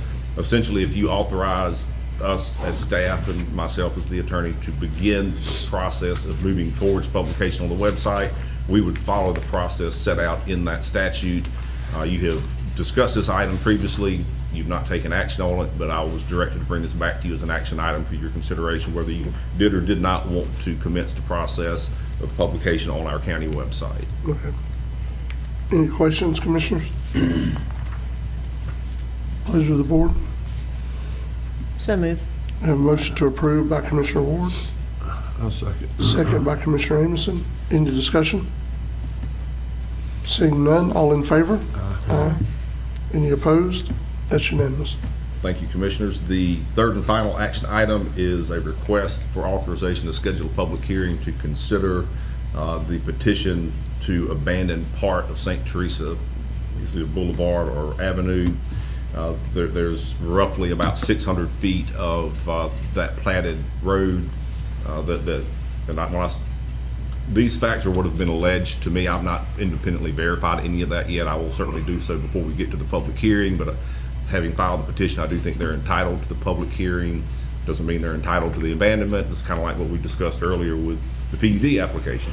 You're entitled to apply, but that doesn't mean that he's obligated to grant the PUD that's been requested, nor are you obligated to grant a petition seeking to abandon property. But they have represented to me that there's about 600 feet of this platted road, which is unopened, unimproved lands, and so they were requesting board to consider abandonment of that part of St. Teresa Avenue. Do we have to schedule today when that public hearing is actually going to be, or just give you the leeway to schedule it? Just give me the authority to schedule it, and then I will work with Mr. Morone and the property owner to find a date that's most convenient for everybody. Give you that authority. All right. So we have a motion to approve that authorization by Commissioner Sanders. That motion has been seconded by Commissioner Amison. Commissioners, do y'all have any discussion? All in favor? Any opposed? That is unanimous. And then, Commissioners, just information items. Typically, I don't mention them, but these are sort of unusual in my opinion. So, I want the board and the public to be aware that the Barnacle Parking Enforcement contract has been signed fully by all parties, and I have been notified by their attorney that Barnacle is in they're processing the orders right now for the units. I don't know when they'll be here, but that has been completed. And the Barnacle parking, those windshield screens are being processed. I'm assuming they're working with the Sheriff's Department to do that. Mr. Chairman, do you know how many off the top of your head, Mr. Schuler, how many apparatuses, how many Barnacles units? I don't, not off the top of my head. I have the contract attached here. I can look at the meeting and tell you, Commissioner. And then just for the board's information, the public, that I have attached to my report a fully signed copy of the St. James Lanark Village volunteer fire department contract between Franklin County and that volunteer fire department. Mr. Chairman? Yes. This is underneath Mr. Sheary's report. As you all are aware, we have had an email sent to us by a person out there at Lanark, and in lieu of the receiving of the email, I'm going to make a motion that we direct Mr. Shearer and Mr. Morone to go and call the chief out at the Lanark Fire Department and have a meeting with him and discuss the email with him and come back to this board with an answer to the commissioner. I'm in the dark. What? Huh? Did you not get an email? You didn't get the email? Undoubtedly, I didn't see it, but that's fine. I'll go back and look at it. Okay, it came in yesterday. So did we need to do that by motion, Attorney Schuler, or can you do it by direction? She's already made the motion. I say do it by motion. Okay. So we have a motion by Commissioner Sanders. I'll second. Second by Commissioner Ward. Any discussion? All in favor? Aye. Any opposed? And if any of the commissioners didn't get it because you all were copied on there, let Mr. Morone know and he can send it to you. Anyone else have anything for Attorney Schuler? All right. Actually, thank you, Commissioners. Just real quick. Yes, sir. Who is the point of contact with the Sheriff's Department on the Barnacle?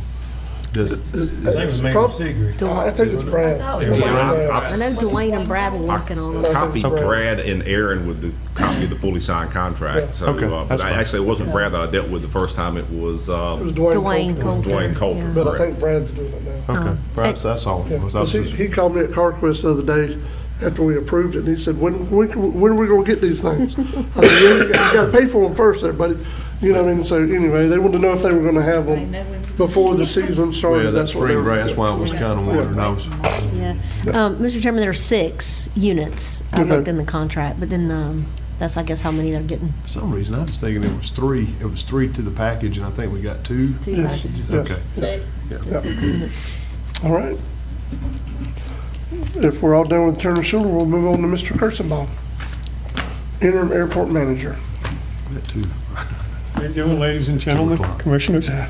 I'm kind of excited. We've got $75 million this year is going to be in the rural job growth grant and $25 million in the rural infrastructure grant. So we got to start looking at those hard. I got 3 action items. The AOED board, Cheryl brought something to their attention about bird watching, and that bird watchers were shut out from the site for a little bit. We sent you a copy of something that the AOED put together, Tom Mesher, and basically we were concerned about liability for the county about people walking around the airport looking at birds. So we came up with something that they only do it during the slow season. It's fall and winter. The airport's not busy at all. we said if they wear reflective vests, and if they're given a set of rules, and if the county does a hold harmless that the county attorney reviews, that we would allow them, subject to your approval, to do their bird watching. There's some kind of bird that migrates just to our area. So what I'm looking for is subject to that, the way Tom Messer addressed it for the AOED. Could we allow these people to do the bird watching during the fall and winter months? Yeah, so is this something that the AOED board voted on this? Yes. And sent it to us? Okay. And Attorney Schuler, I don't know if you have you looked at this policy at all? This is the first I've heard of it. So maybe if we do it, we make it contingent on Attorney Schuler's review.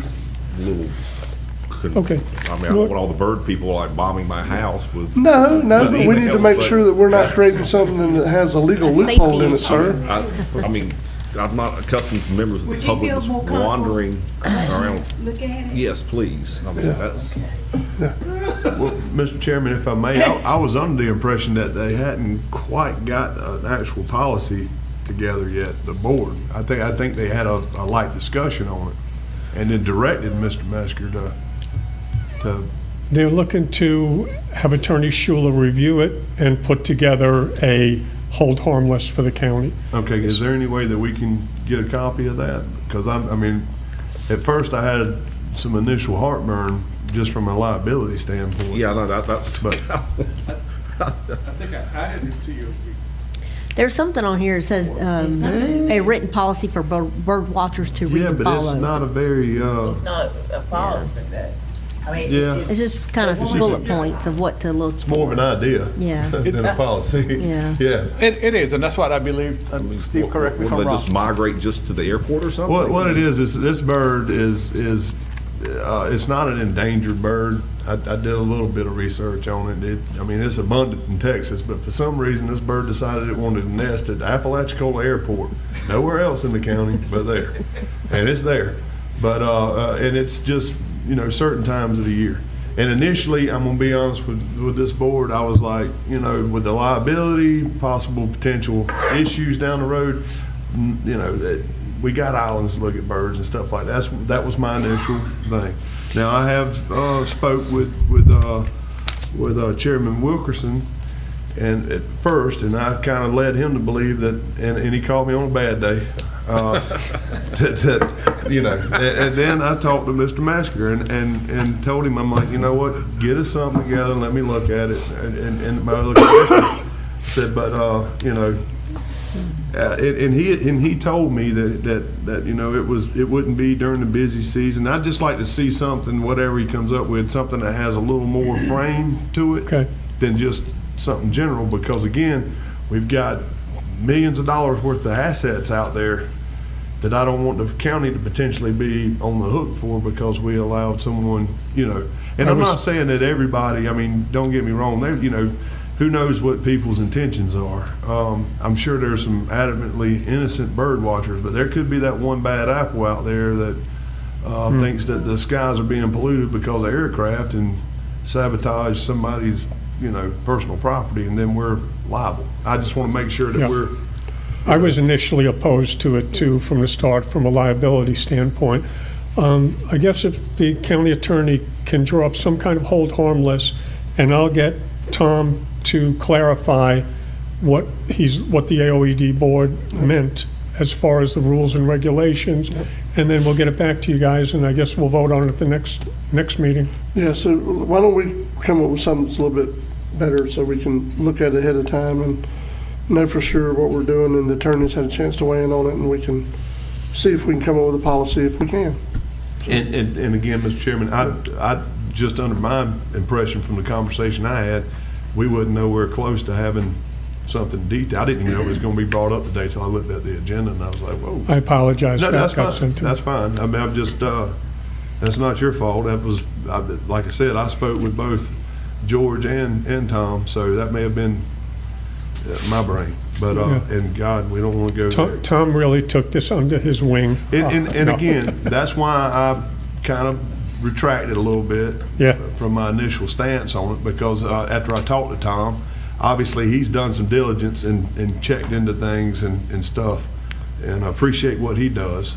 That's why I wanted to have the discussion with it, you know, because he approached me and said, well, if you guys don't want to, I said, no, please go forward with it, because I don't want to, me personally, I don't want to stop people from being able to utilize any public stuff, but I also understand that there's got to be some restrictions on certain public property. I mean, or we'd all be walking into the Pentagon.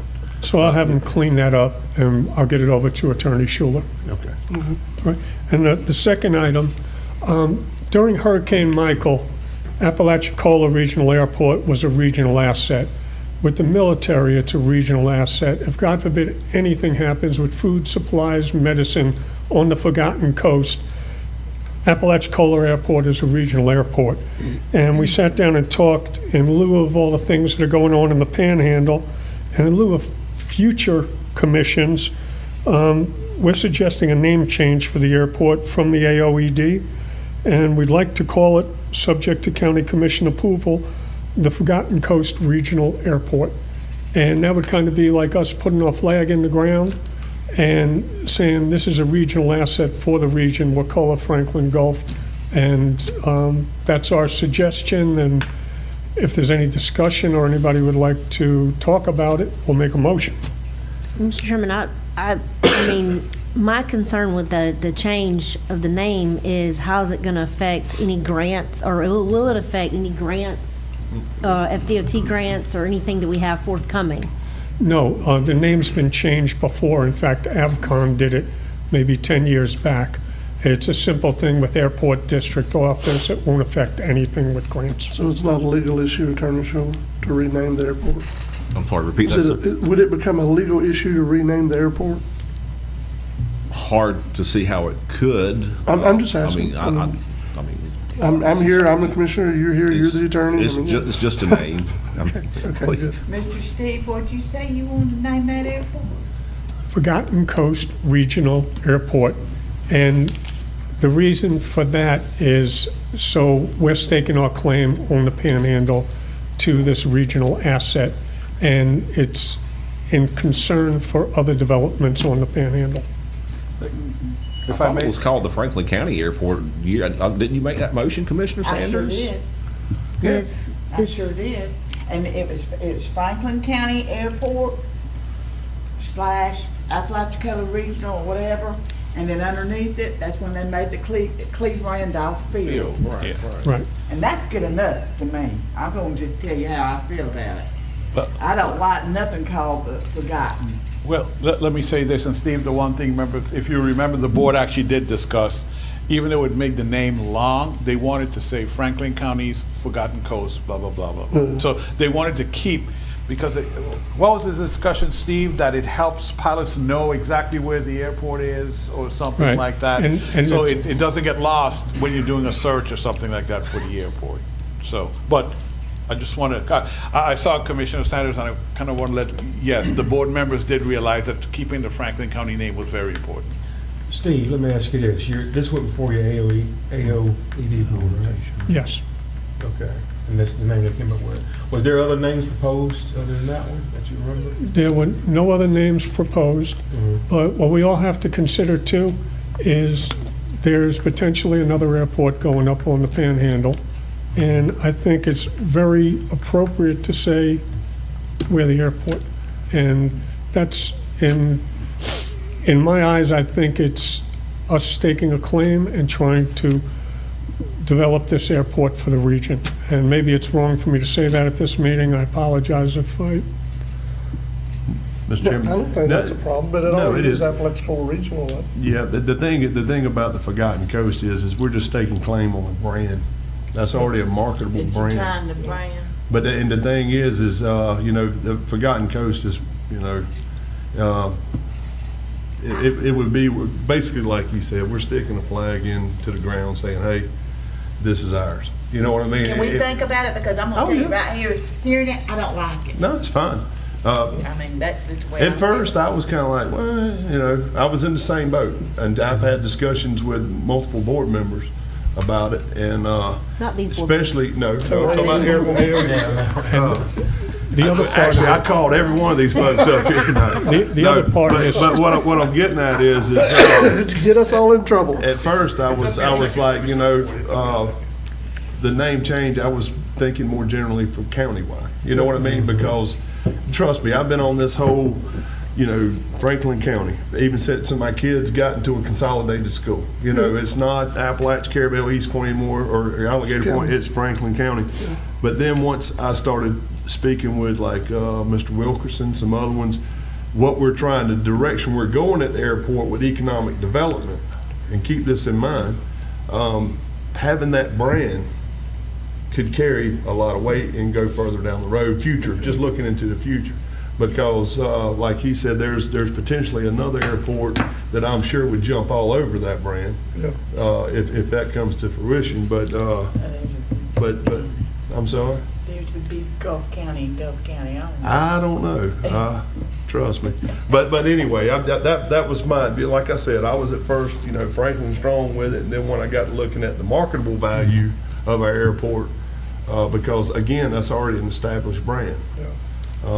That would be like buying Tommy Ward's retail market and changing it to Odyssey's retail market whenever everybody knows it's 13 mile. Right. You know what I mean? 13 Yeah, mile, right? exactly. I mean, if I jumped on that, it would still be 13 mile because that's what everybody Recognized. yeah, exactly. So. Yeah, but you know what? Now, I'm a traditional person, and I grew up with Apalachicola Airport, and I know you did because y'all grew up do it over there. And it's something that. Right there at it. He grew up right there at it. There's my And backyard. he's right there at it too. But it's just something with the branding. I mean, I don't know. Well, Panama City is called Northwest Florida Beaches International Airport, Yes. but everybody says, I'm flying into Panama. But that's the brand they hung on it, Northwest Florida Beaches Airport. That would be kind of like the brand here.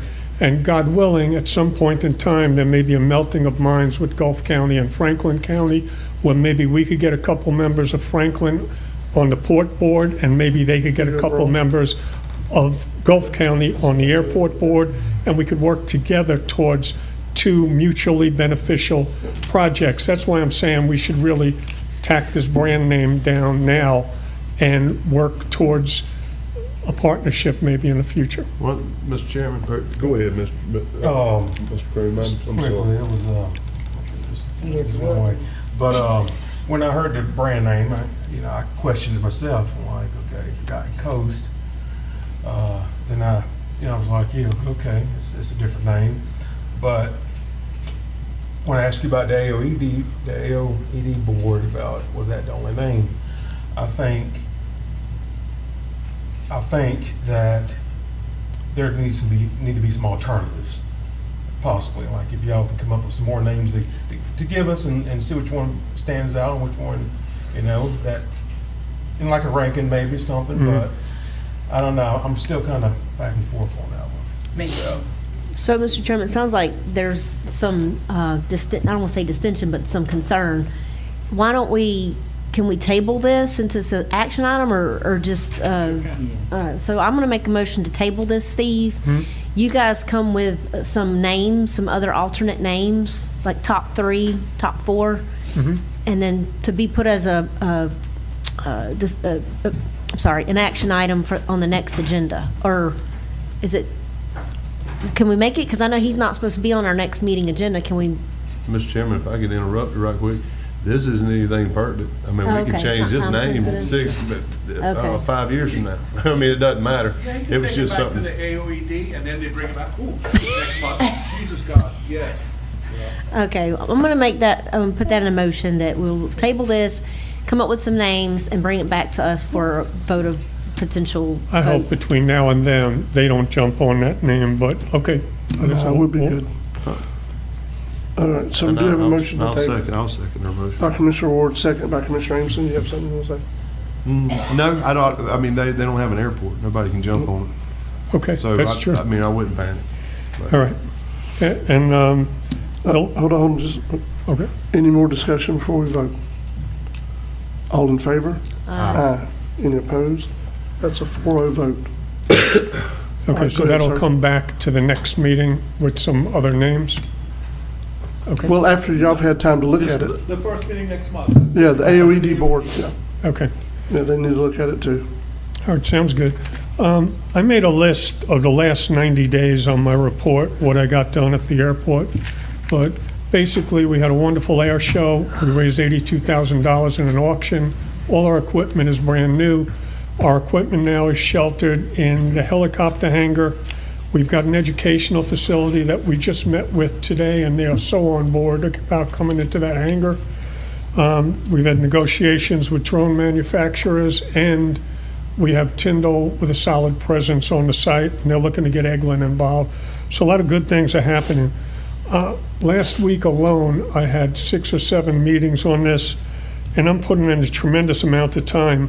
And I'd love to do this full-time, have an office up there at the site, and really kick this airport into overdrive economically and meet with some of these grant people and take some people out to lunch and get some money into that airport and finish our hangar complex, finish our runway extension, plan a better air show for next year, and bring some jobs to the site. The average airport manager in the state of Florida makes between $25,000 and $125,000. The amount of time I was telling Jess the other day, I was getting friction at home. I'm getting friction at home not about what I'm doing, about that I'm spending a tremendous amount of time, and I need to get compensated for it, I guess. So I'm wondering how we could work something out where I could get myself as a low man on the totem pole with the county. I mean, low people on the county department heads are making $50,000 plus benefits. I don't want to be a county employee. I could just be a contractor, so you don't have to pay for my medical, my FRS, all that stuff. But if I could get in a position where I'm making $55,000 a year, I could substantiate that at home, and it would help me out, and I'd be able to put in more time for the airport. So that's what I'm asking you guys today, to see if we could come up with something. Mr. Chairman? Yes. If this position is wanting to be a full-time position, I feel like we need to go out for bids. Especially if you're gonna go from $1,500 a month, like we were paying, I think you're getting $1,500 a month, Mr. Steve. Yes. And Mr. Ted was getting $1,500 a month. And especially if you want more money, because when you started and approached us, you said you wanted to use your expertise and volunteer and do this. Now you're wanting to go to a full-time position. And what you're wanting to do as a full-time position is you're wanting to make just as much or more than some of our department heads make. And so if this is the way that it needs to do, I would say, you know, this is just me, that we need to go out for bids for full-time operations manager of Apalachicola Airport. I mean, Franklin County Apalachicola Airport. I mean, this is not. I agree, and it shouldn't be a bid. I think it should be more of a RFQ, request for qualifications. Yeah. But I put my qualifications on the table, and you mix it up with the rest of them, and I'm fine with that. Mr. Chairman, if you will, Mr. Kirschenbaum, I can't leave him out here. I mean, it sounds like he's jockeying for a full-time position, when I'm the one that put the seed. I'm the one that planted that seed. I know y'all. And the reason why, and just to justify this, you know, we have took a momental shift in that airport over the last couple of years. That is a very busy situation. When Steve took over as the interim airport manager from Mr. Ted, Mr. Ted did what Mr. Ted did, which was more the nuts and bolts. Now Steve's come in, he has taken over not just so much the economical development, which he's been, you know, adamantly a part of. He's also got into the weeds of the day-to-day operations of the airport, which is taking up a substantial amount of his time. I don't want to lose the momentum that we had out there. So that's why I instigated the conversation about, hey, look, you know, if it's a compensation issue, that's something we as a board need to discuss. Because in the past, we had, what was the company, Michael, from Thomasville that we had? What was the name of that company? Jason Puckett. You're talking about Jason Puckett. He was an individual, yes, sir. He was what? Individual. An individual. Really? You didn't know that? I didn't know he was a preacher. Yeah. But anyway, I'm going to be quiet and I'm going to continue with my train of thought. Wow. But anyway, you know, that gentleman there was contracted with the county. And just hear me out, if y'all would. But he was contracted out for $1,000 a month. And at the time, he was getting 1% of whatever grants was accumulated. Well, come to transpire that we couldn't do that. We couldn't do that, that's right. And if you'll notice that once the grant matches went away, we lost a whole year of funding through FDOT because no funding was applied for. Close to $1 million we lost. Yeah, and I've had this discussion with Quentin myself. You know, is there any way you can kind of slide some in there on that dark year? But obviously their hands are tied. But I don't want to see us potentially get back into that kind of atmosphere again, you know, because I mean, like I said, we've got a lot of momentum going on out there. And that's why I kind of pushed Steve.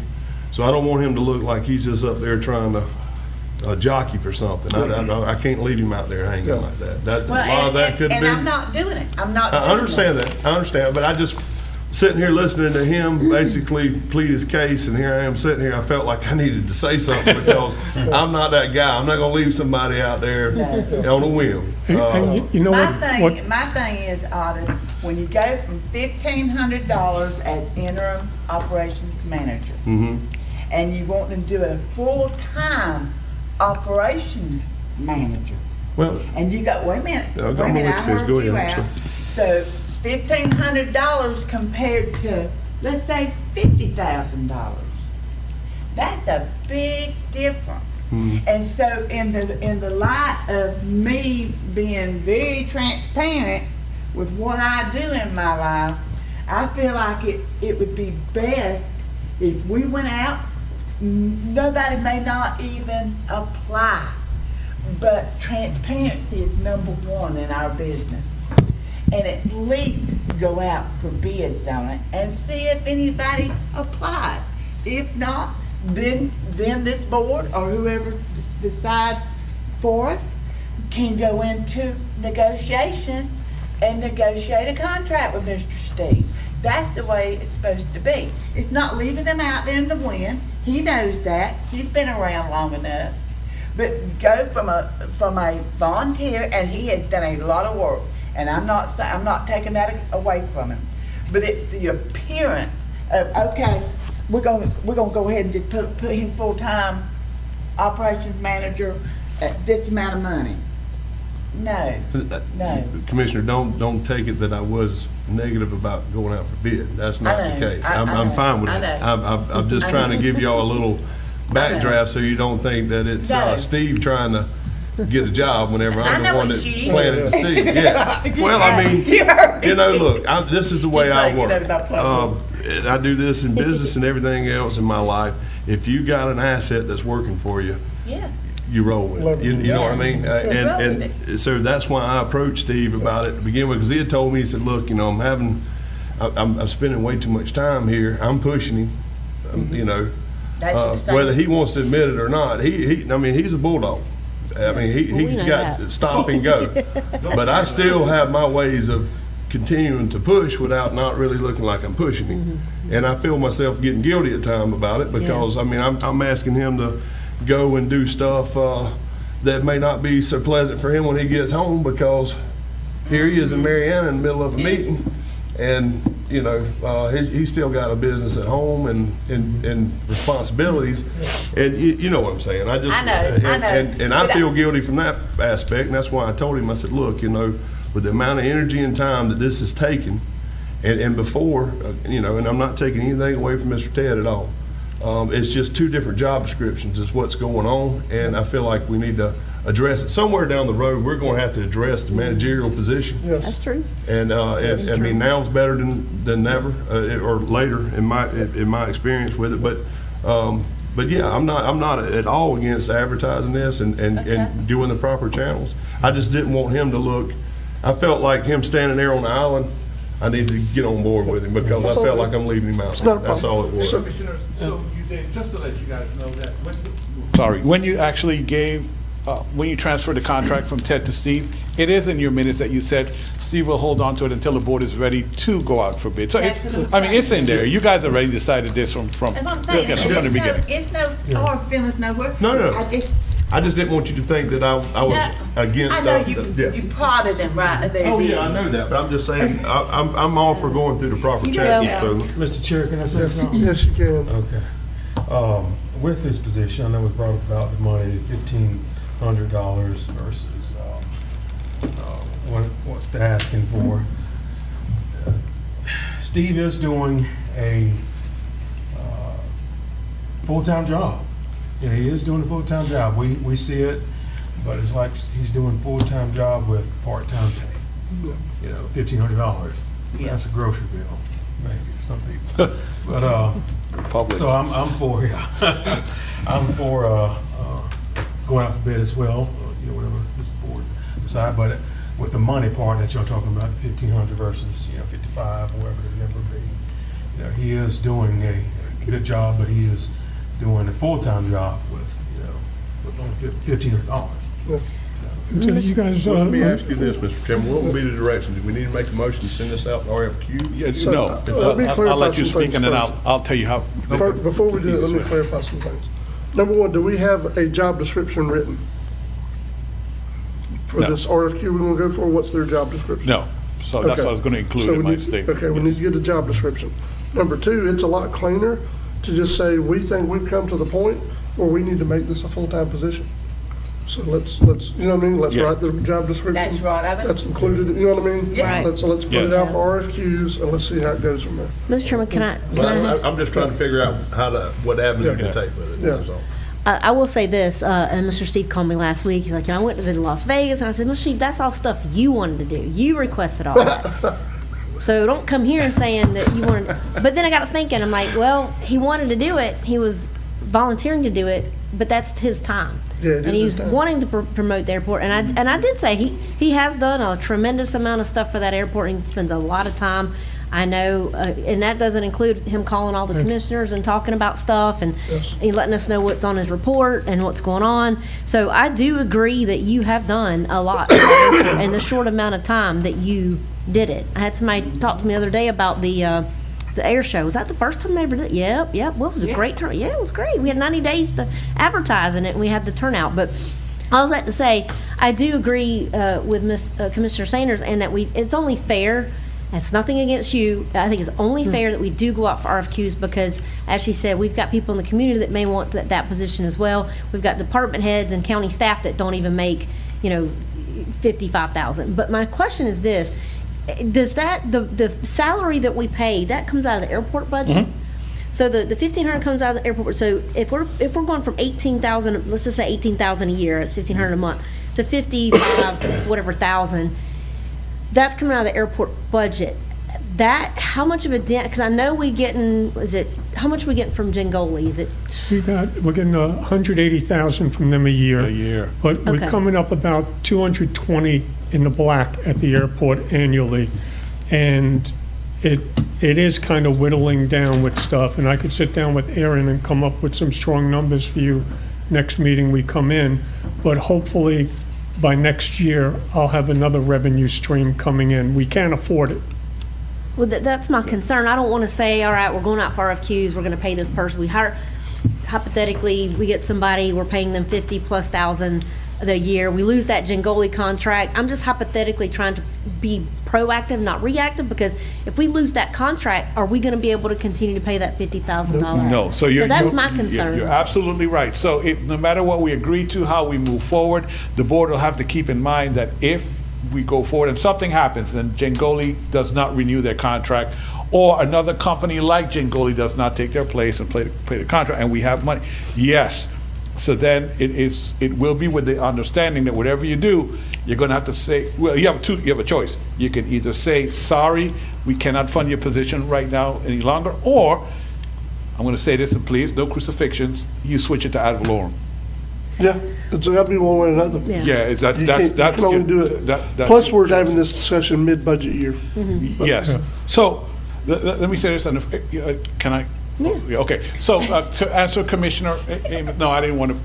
If she had more to say. Well, I mean, I do, but that's my concern. I mean, Yeah, but because I don't want somebody to get in the position and then, like you said, them getting that money, and then all of a sudden we have to say you're basically fired, or we can't provide for your position anymore, and then we're coming to our taxpayers having to come out of ad valorem.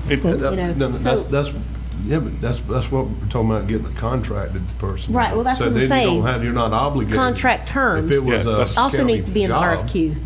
So yes, so it'll be a contract that you have to renew every so often, Commissioner. And so if you don't see the money there, then you won't renew the contract. Right. Basically. That's my point. Was And my job is verbiage to right. get the money there. Yes. That's my job. And I'm sure, Mr. Steve, I'm sure y'all, there's plenty of plans in the future. I know y'all are working on a lot of stuff right now that may be more funding sources, and I'm appreciative of that. So, but I do feel like we do need to go for RFQs with all that stuff in the contract. Okay.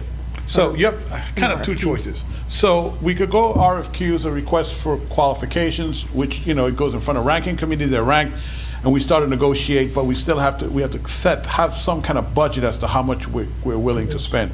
Or you can set a number ahead of time, put it in the advertisement, and make it a request for proposal, which allows, again, it will be ranked, but it allows each individual to propose what they would like to do with the airport.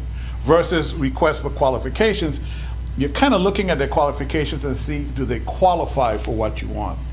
I hope I'm kind of making it a distinct separation between the two type of ads that we're looking for. Can't you do qualifications, Michael, with a set number as well? Yes, you can do both with a set number, actually. So why not just do the qualifications with a set number? Because with qualifications, if we go out, like the chairman asked, and set a type of qualifications, and anybody does not meet one or all of those qualifications, we could disqualify you. Versus with a proposal, we set a number, you tell us what you're going to do for the airport, and we decide based on what your proposal is, what you're doing for the airport. That's the difference between the two. You want to be very careful with qualifications, is what I'm saying. Is RFP would be the better. I'm thinking, that's my opinion is, and I talked to Aaron about it just to verify, but yes, we can do an RFP. You guys tell me, okay, Michael, we want to do an RFP for an airport manager. We expect, lightly general, like bullet points, these type of services, and here's how much the budgets are, and you go from there. Well, I like the RFP better myself. That's just my opinion. No, sir. But it should be based on qualifications, and I'd be nervous that the person's just going to write the moon up about what they propose to do, not what they are. Steve, let me help all of us. Okay. So you might potentially apply. Please don't weigh in anymore about which way it needs to go. Oh, okay, sure. Thank you. Yeah. I hear him, and here's what scares, and this is the board's decision, what scares me about qualifications. If you guys send me out there to pull a sample of airports and airport, and there's some kind of certification, let's just say that Mr. Kirschenbaum does not have, does that disqualify him? Turn the shore. Real life example from the county commission past for a department head position that was advertised as a request for qualifications. Brutal situation where one of the applicants in the middle of a live interview in front of the county commission had to be disqualified because it came out during the interview that they didn't meet the qualifications. Yeah. You know what I'm talking about, Commissioner I Sanders. do You were remember here. that, yes, sir. Yeah, it was brutal. So maybe proposals will be better. It was brutal. It allows each candidate to basically say, okay, I understand your airport, this is what I see for your airport, and whoever the committee is, or the board, if you guys want to be the committee, you decide, I like this person's vision for the airport. That, at this set amount. That's why Well- I like proposals, commissioners. Well, Mr. Chairman, they can probably throw their resume in there as Yes. well, can't they? I mean, Yes. that's kind of what your qualifications are, because that's like the AOED board. That's a mouthful. Well, Commissioner, That's kind of what we did that with that. We just kind of was like, all right, we want this amount of, so that was kind of like a request for proposals kind of thing. Yeah. Or a quote qualification. But anyway. So what do you need from us, Mr. Morrow? A motion, well, number one, a motion that would authorize me to do the RFP, but I would need to know a number. How much are you guys We going? also need a job description, don't we? Yes, I could, what I usually do, commissioners, I've done it before. I did it with even with the part-time position over in Carabel, even though that hasn't started yet. I bring back the ad to you, and you guys kind of review it, tweaking us out. No, Michael, we don't like this, we like this, add this, but. And can Aaron get us a number? So you wonder how much is left in the account type? No, like, I mean, like salary. Well, on the average, for like airports, you're looking at around between 40 and 60, is what I've researched. Yeah, Calhoun is, Courtney was only able to get response from 2 counties. She did some for me. Calhoun was 38, something, close to 40. And is it going to include benefits? Yeah, but you got to realize. Not on a contract, no, ma'am. But you got to keep in the Oh, it was Taylor. I apologize, Commissioner. It was Taylor County. And they had like one. The business of the airport. A lot of these regional airports is inland. Yeah. I mean, it's still a hobby airport like we used to be. Yes. Before we had the tourism draw, so. And how many, let me just say this, basically, he's a little bit more than airport manager. What you're asking for a candidate is to do a lot of economic development. That's a whole different deal, commissioners, I mean, from just being an airport manager. Now, again, you guys tell me, are you asking me to get Erin she can look at the money, see what's there, how long it'll last, look at the contract, and then recommend something to this board? Well, she's not going to know how long it's going to last. None of us know. Well, no, I meant the Jigoli Jigoli contract. I'm sorry. I mean, that's your only revenue stream at the moment. We could probably look at what's in the budget now. Steve probably knows what's in the budget right now, but he does. I think that we just need to figure out, I don't know about the general amount of money either. Like if we say 40, 60, I mean, that's up for negotiation. But I think the biggest thing is just get the proposal and maybe get an idea of, of the job, description. And then you decide on. Yeah. Okay. I guess. I don't know. What do you think? Do we need to put a number on there for salary? You can do it when I bring back the ad. Find out what our numbers are. Yeah. I hear you guys. When I bring back the ad, we could do that. But, never mind. Please. No, it's all good. We need it. So at a minimum, can I at least get authority to go ahead and do that and bring it back to you the next meeting? It won't be that Well, big. we need to add, we need a job description. Yeah. Well, the ad will include Okay. what you're asking, what you expect, and maybe seeing it on paper, you guys will realize how much you're actually asking the person to do, and then it'll be easier to assign a number to the contract for. So why don't we make this more clear cut? This is what I was going to say. If we're hiring a full-time airport manager, not an interim, we don't really need them doing economic development. That's what the AOED board is for. Well, they're more recommendations. But they're going to be giving recommendations and working in conjunction with the airport manager. The airport manager is not going to be doing economic development. Yes. Unfortunately, that's what I'm asking. I hear you. Unfortunately, Mr. Chairman, they don't have anybody else. Okay. That's what I want to know. Yes. Okay. So you have two people. You have Steve and you have Scott.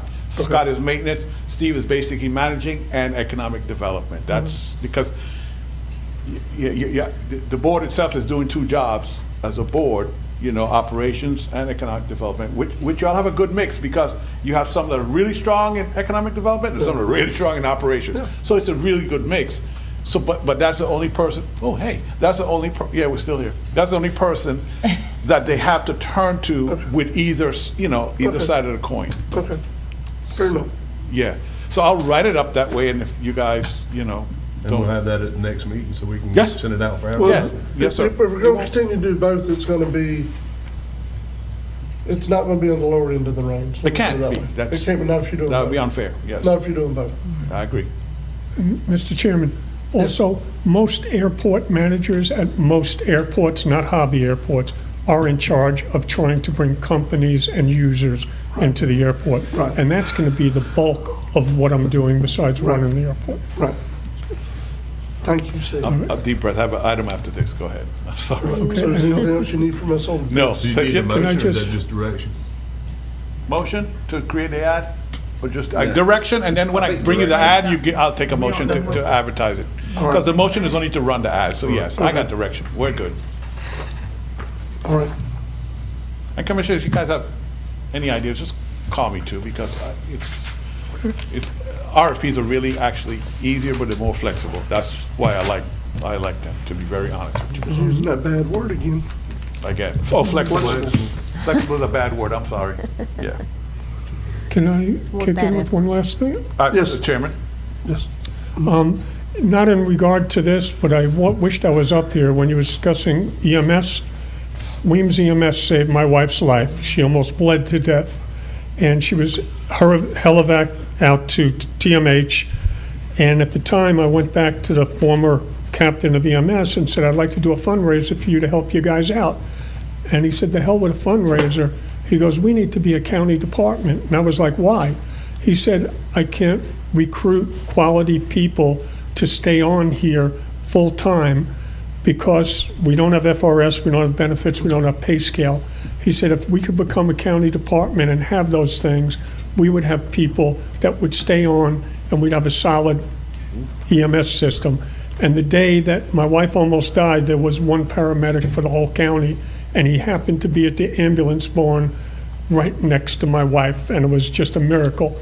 But FRS and benefits for EMS, if there's proper management, is the way to go to get 20-year, 10-year people in the county, and maybe also set up a program at the school to train our kids to transition That's the key into right it. there. The So county, yes. For the that was county my department. experience with That EMS. is the key, Thank you, Steve. Steve. You're I correct. appreciate All right, and we're all good now? Yep. we think Thank you, so. guys. I'm sorry I couldn't get anything No, you're done. good. You're good. We're good. Thank you. Okay. All right, Mr. Morrow. So, the clerk just handed me a message from your Parks and Rec, Solid Waste, Mr. Davis. He's asking for approval from the board to cut a check to, is it Inmate or Inmate? Power Solution Incorporated for tire disposal. He forgot to submit the invoices, and the company is refusing to do any other business with the Say again? If not paid. If not paid, they won't do any other business with the county for now. So this would be an invoice that's dated 1/13/25 for a total amount of $850. So we need to cut, what do you guys say when it's a check, a Just a special? manual check. A manual check. When did they give him the invoice? He just forgot to turn it Oh, okay. Yeah, so this one might be on them. So we're authorizing her to be able to cut a manual check? Yes, for $850 to Inmate Power Solutions for tire disposal. We have a motion to approve by Commissioner Sanders, second by Commissioner Amison. Any additional discussion? They ready to bounce us just over $800? Well, over Two time. days. Boy, that's rough on the tire, boy. Man, I gotta restructure my business here. Do we need to take public comments? Is I'm it just wasn't on the saying. agenda, or? Michael, do we need to ask for public comments as the one on the agenda? Yeah. Yes. This is a ministerial act. It's like the bills, the check. All right. Yeah. So any other discussion before we vote? No, I wanted Mason and Paul to stand up about it, but they No, wouldn't. you're So. good. Any other discussion before we vote? All in favor? Aye. Any opposed? That's unanimous. Anything else? Actually, on my report, if we could go back to it's not on my report, but it's something I wanted to make the board aware of. Late yesterday afternoon, myself and the chairman received a copy of a notice of intent to sue the county under the J. Burt Harris Act from the Landings Group folks on St. George Island. I've only had a chance to skim through and read it once, but at least my initial read is they're pausing their application process and proceeding with litigation under the J. Burt Harris Act. No action for the board to take. I just figured since we were all here together and it's going to be weeks before we're back together again, I'll just let y'all know. Once I've had a chance to digest and respond and have drafted something for y'all's consideration, I'll forward everything over to you via email. That's fine. Anyway, thank you, Mr. Chairman and Commissioners. No problem. I'll give you a call and find out what the J. Bird was. Yeah. J. Burt Harris Property Burt Rights Harris Protection Act, I think it is. Basically, they're saying that the St. George Island overlay has inordinately burdened their property rights, and That's right. They feel like they're entitled to damages from the county because of that St. George Double-edged Island overlay sword. ordinance. You want growth, Right. you don't want growth. You want that, No that comment. restrictions, No, you then no. don't see. At the proper No time, we'll comments. get proper. Yes. Never mind. I'm not gonna say anything. In other words, It's better Commissioner not to say anything. Amerson has been a bad. Listen, Okay, so we're past all that. Any commissioner comments? No. I think we're commented out, ain't we? All right, meeting adjourned.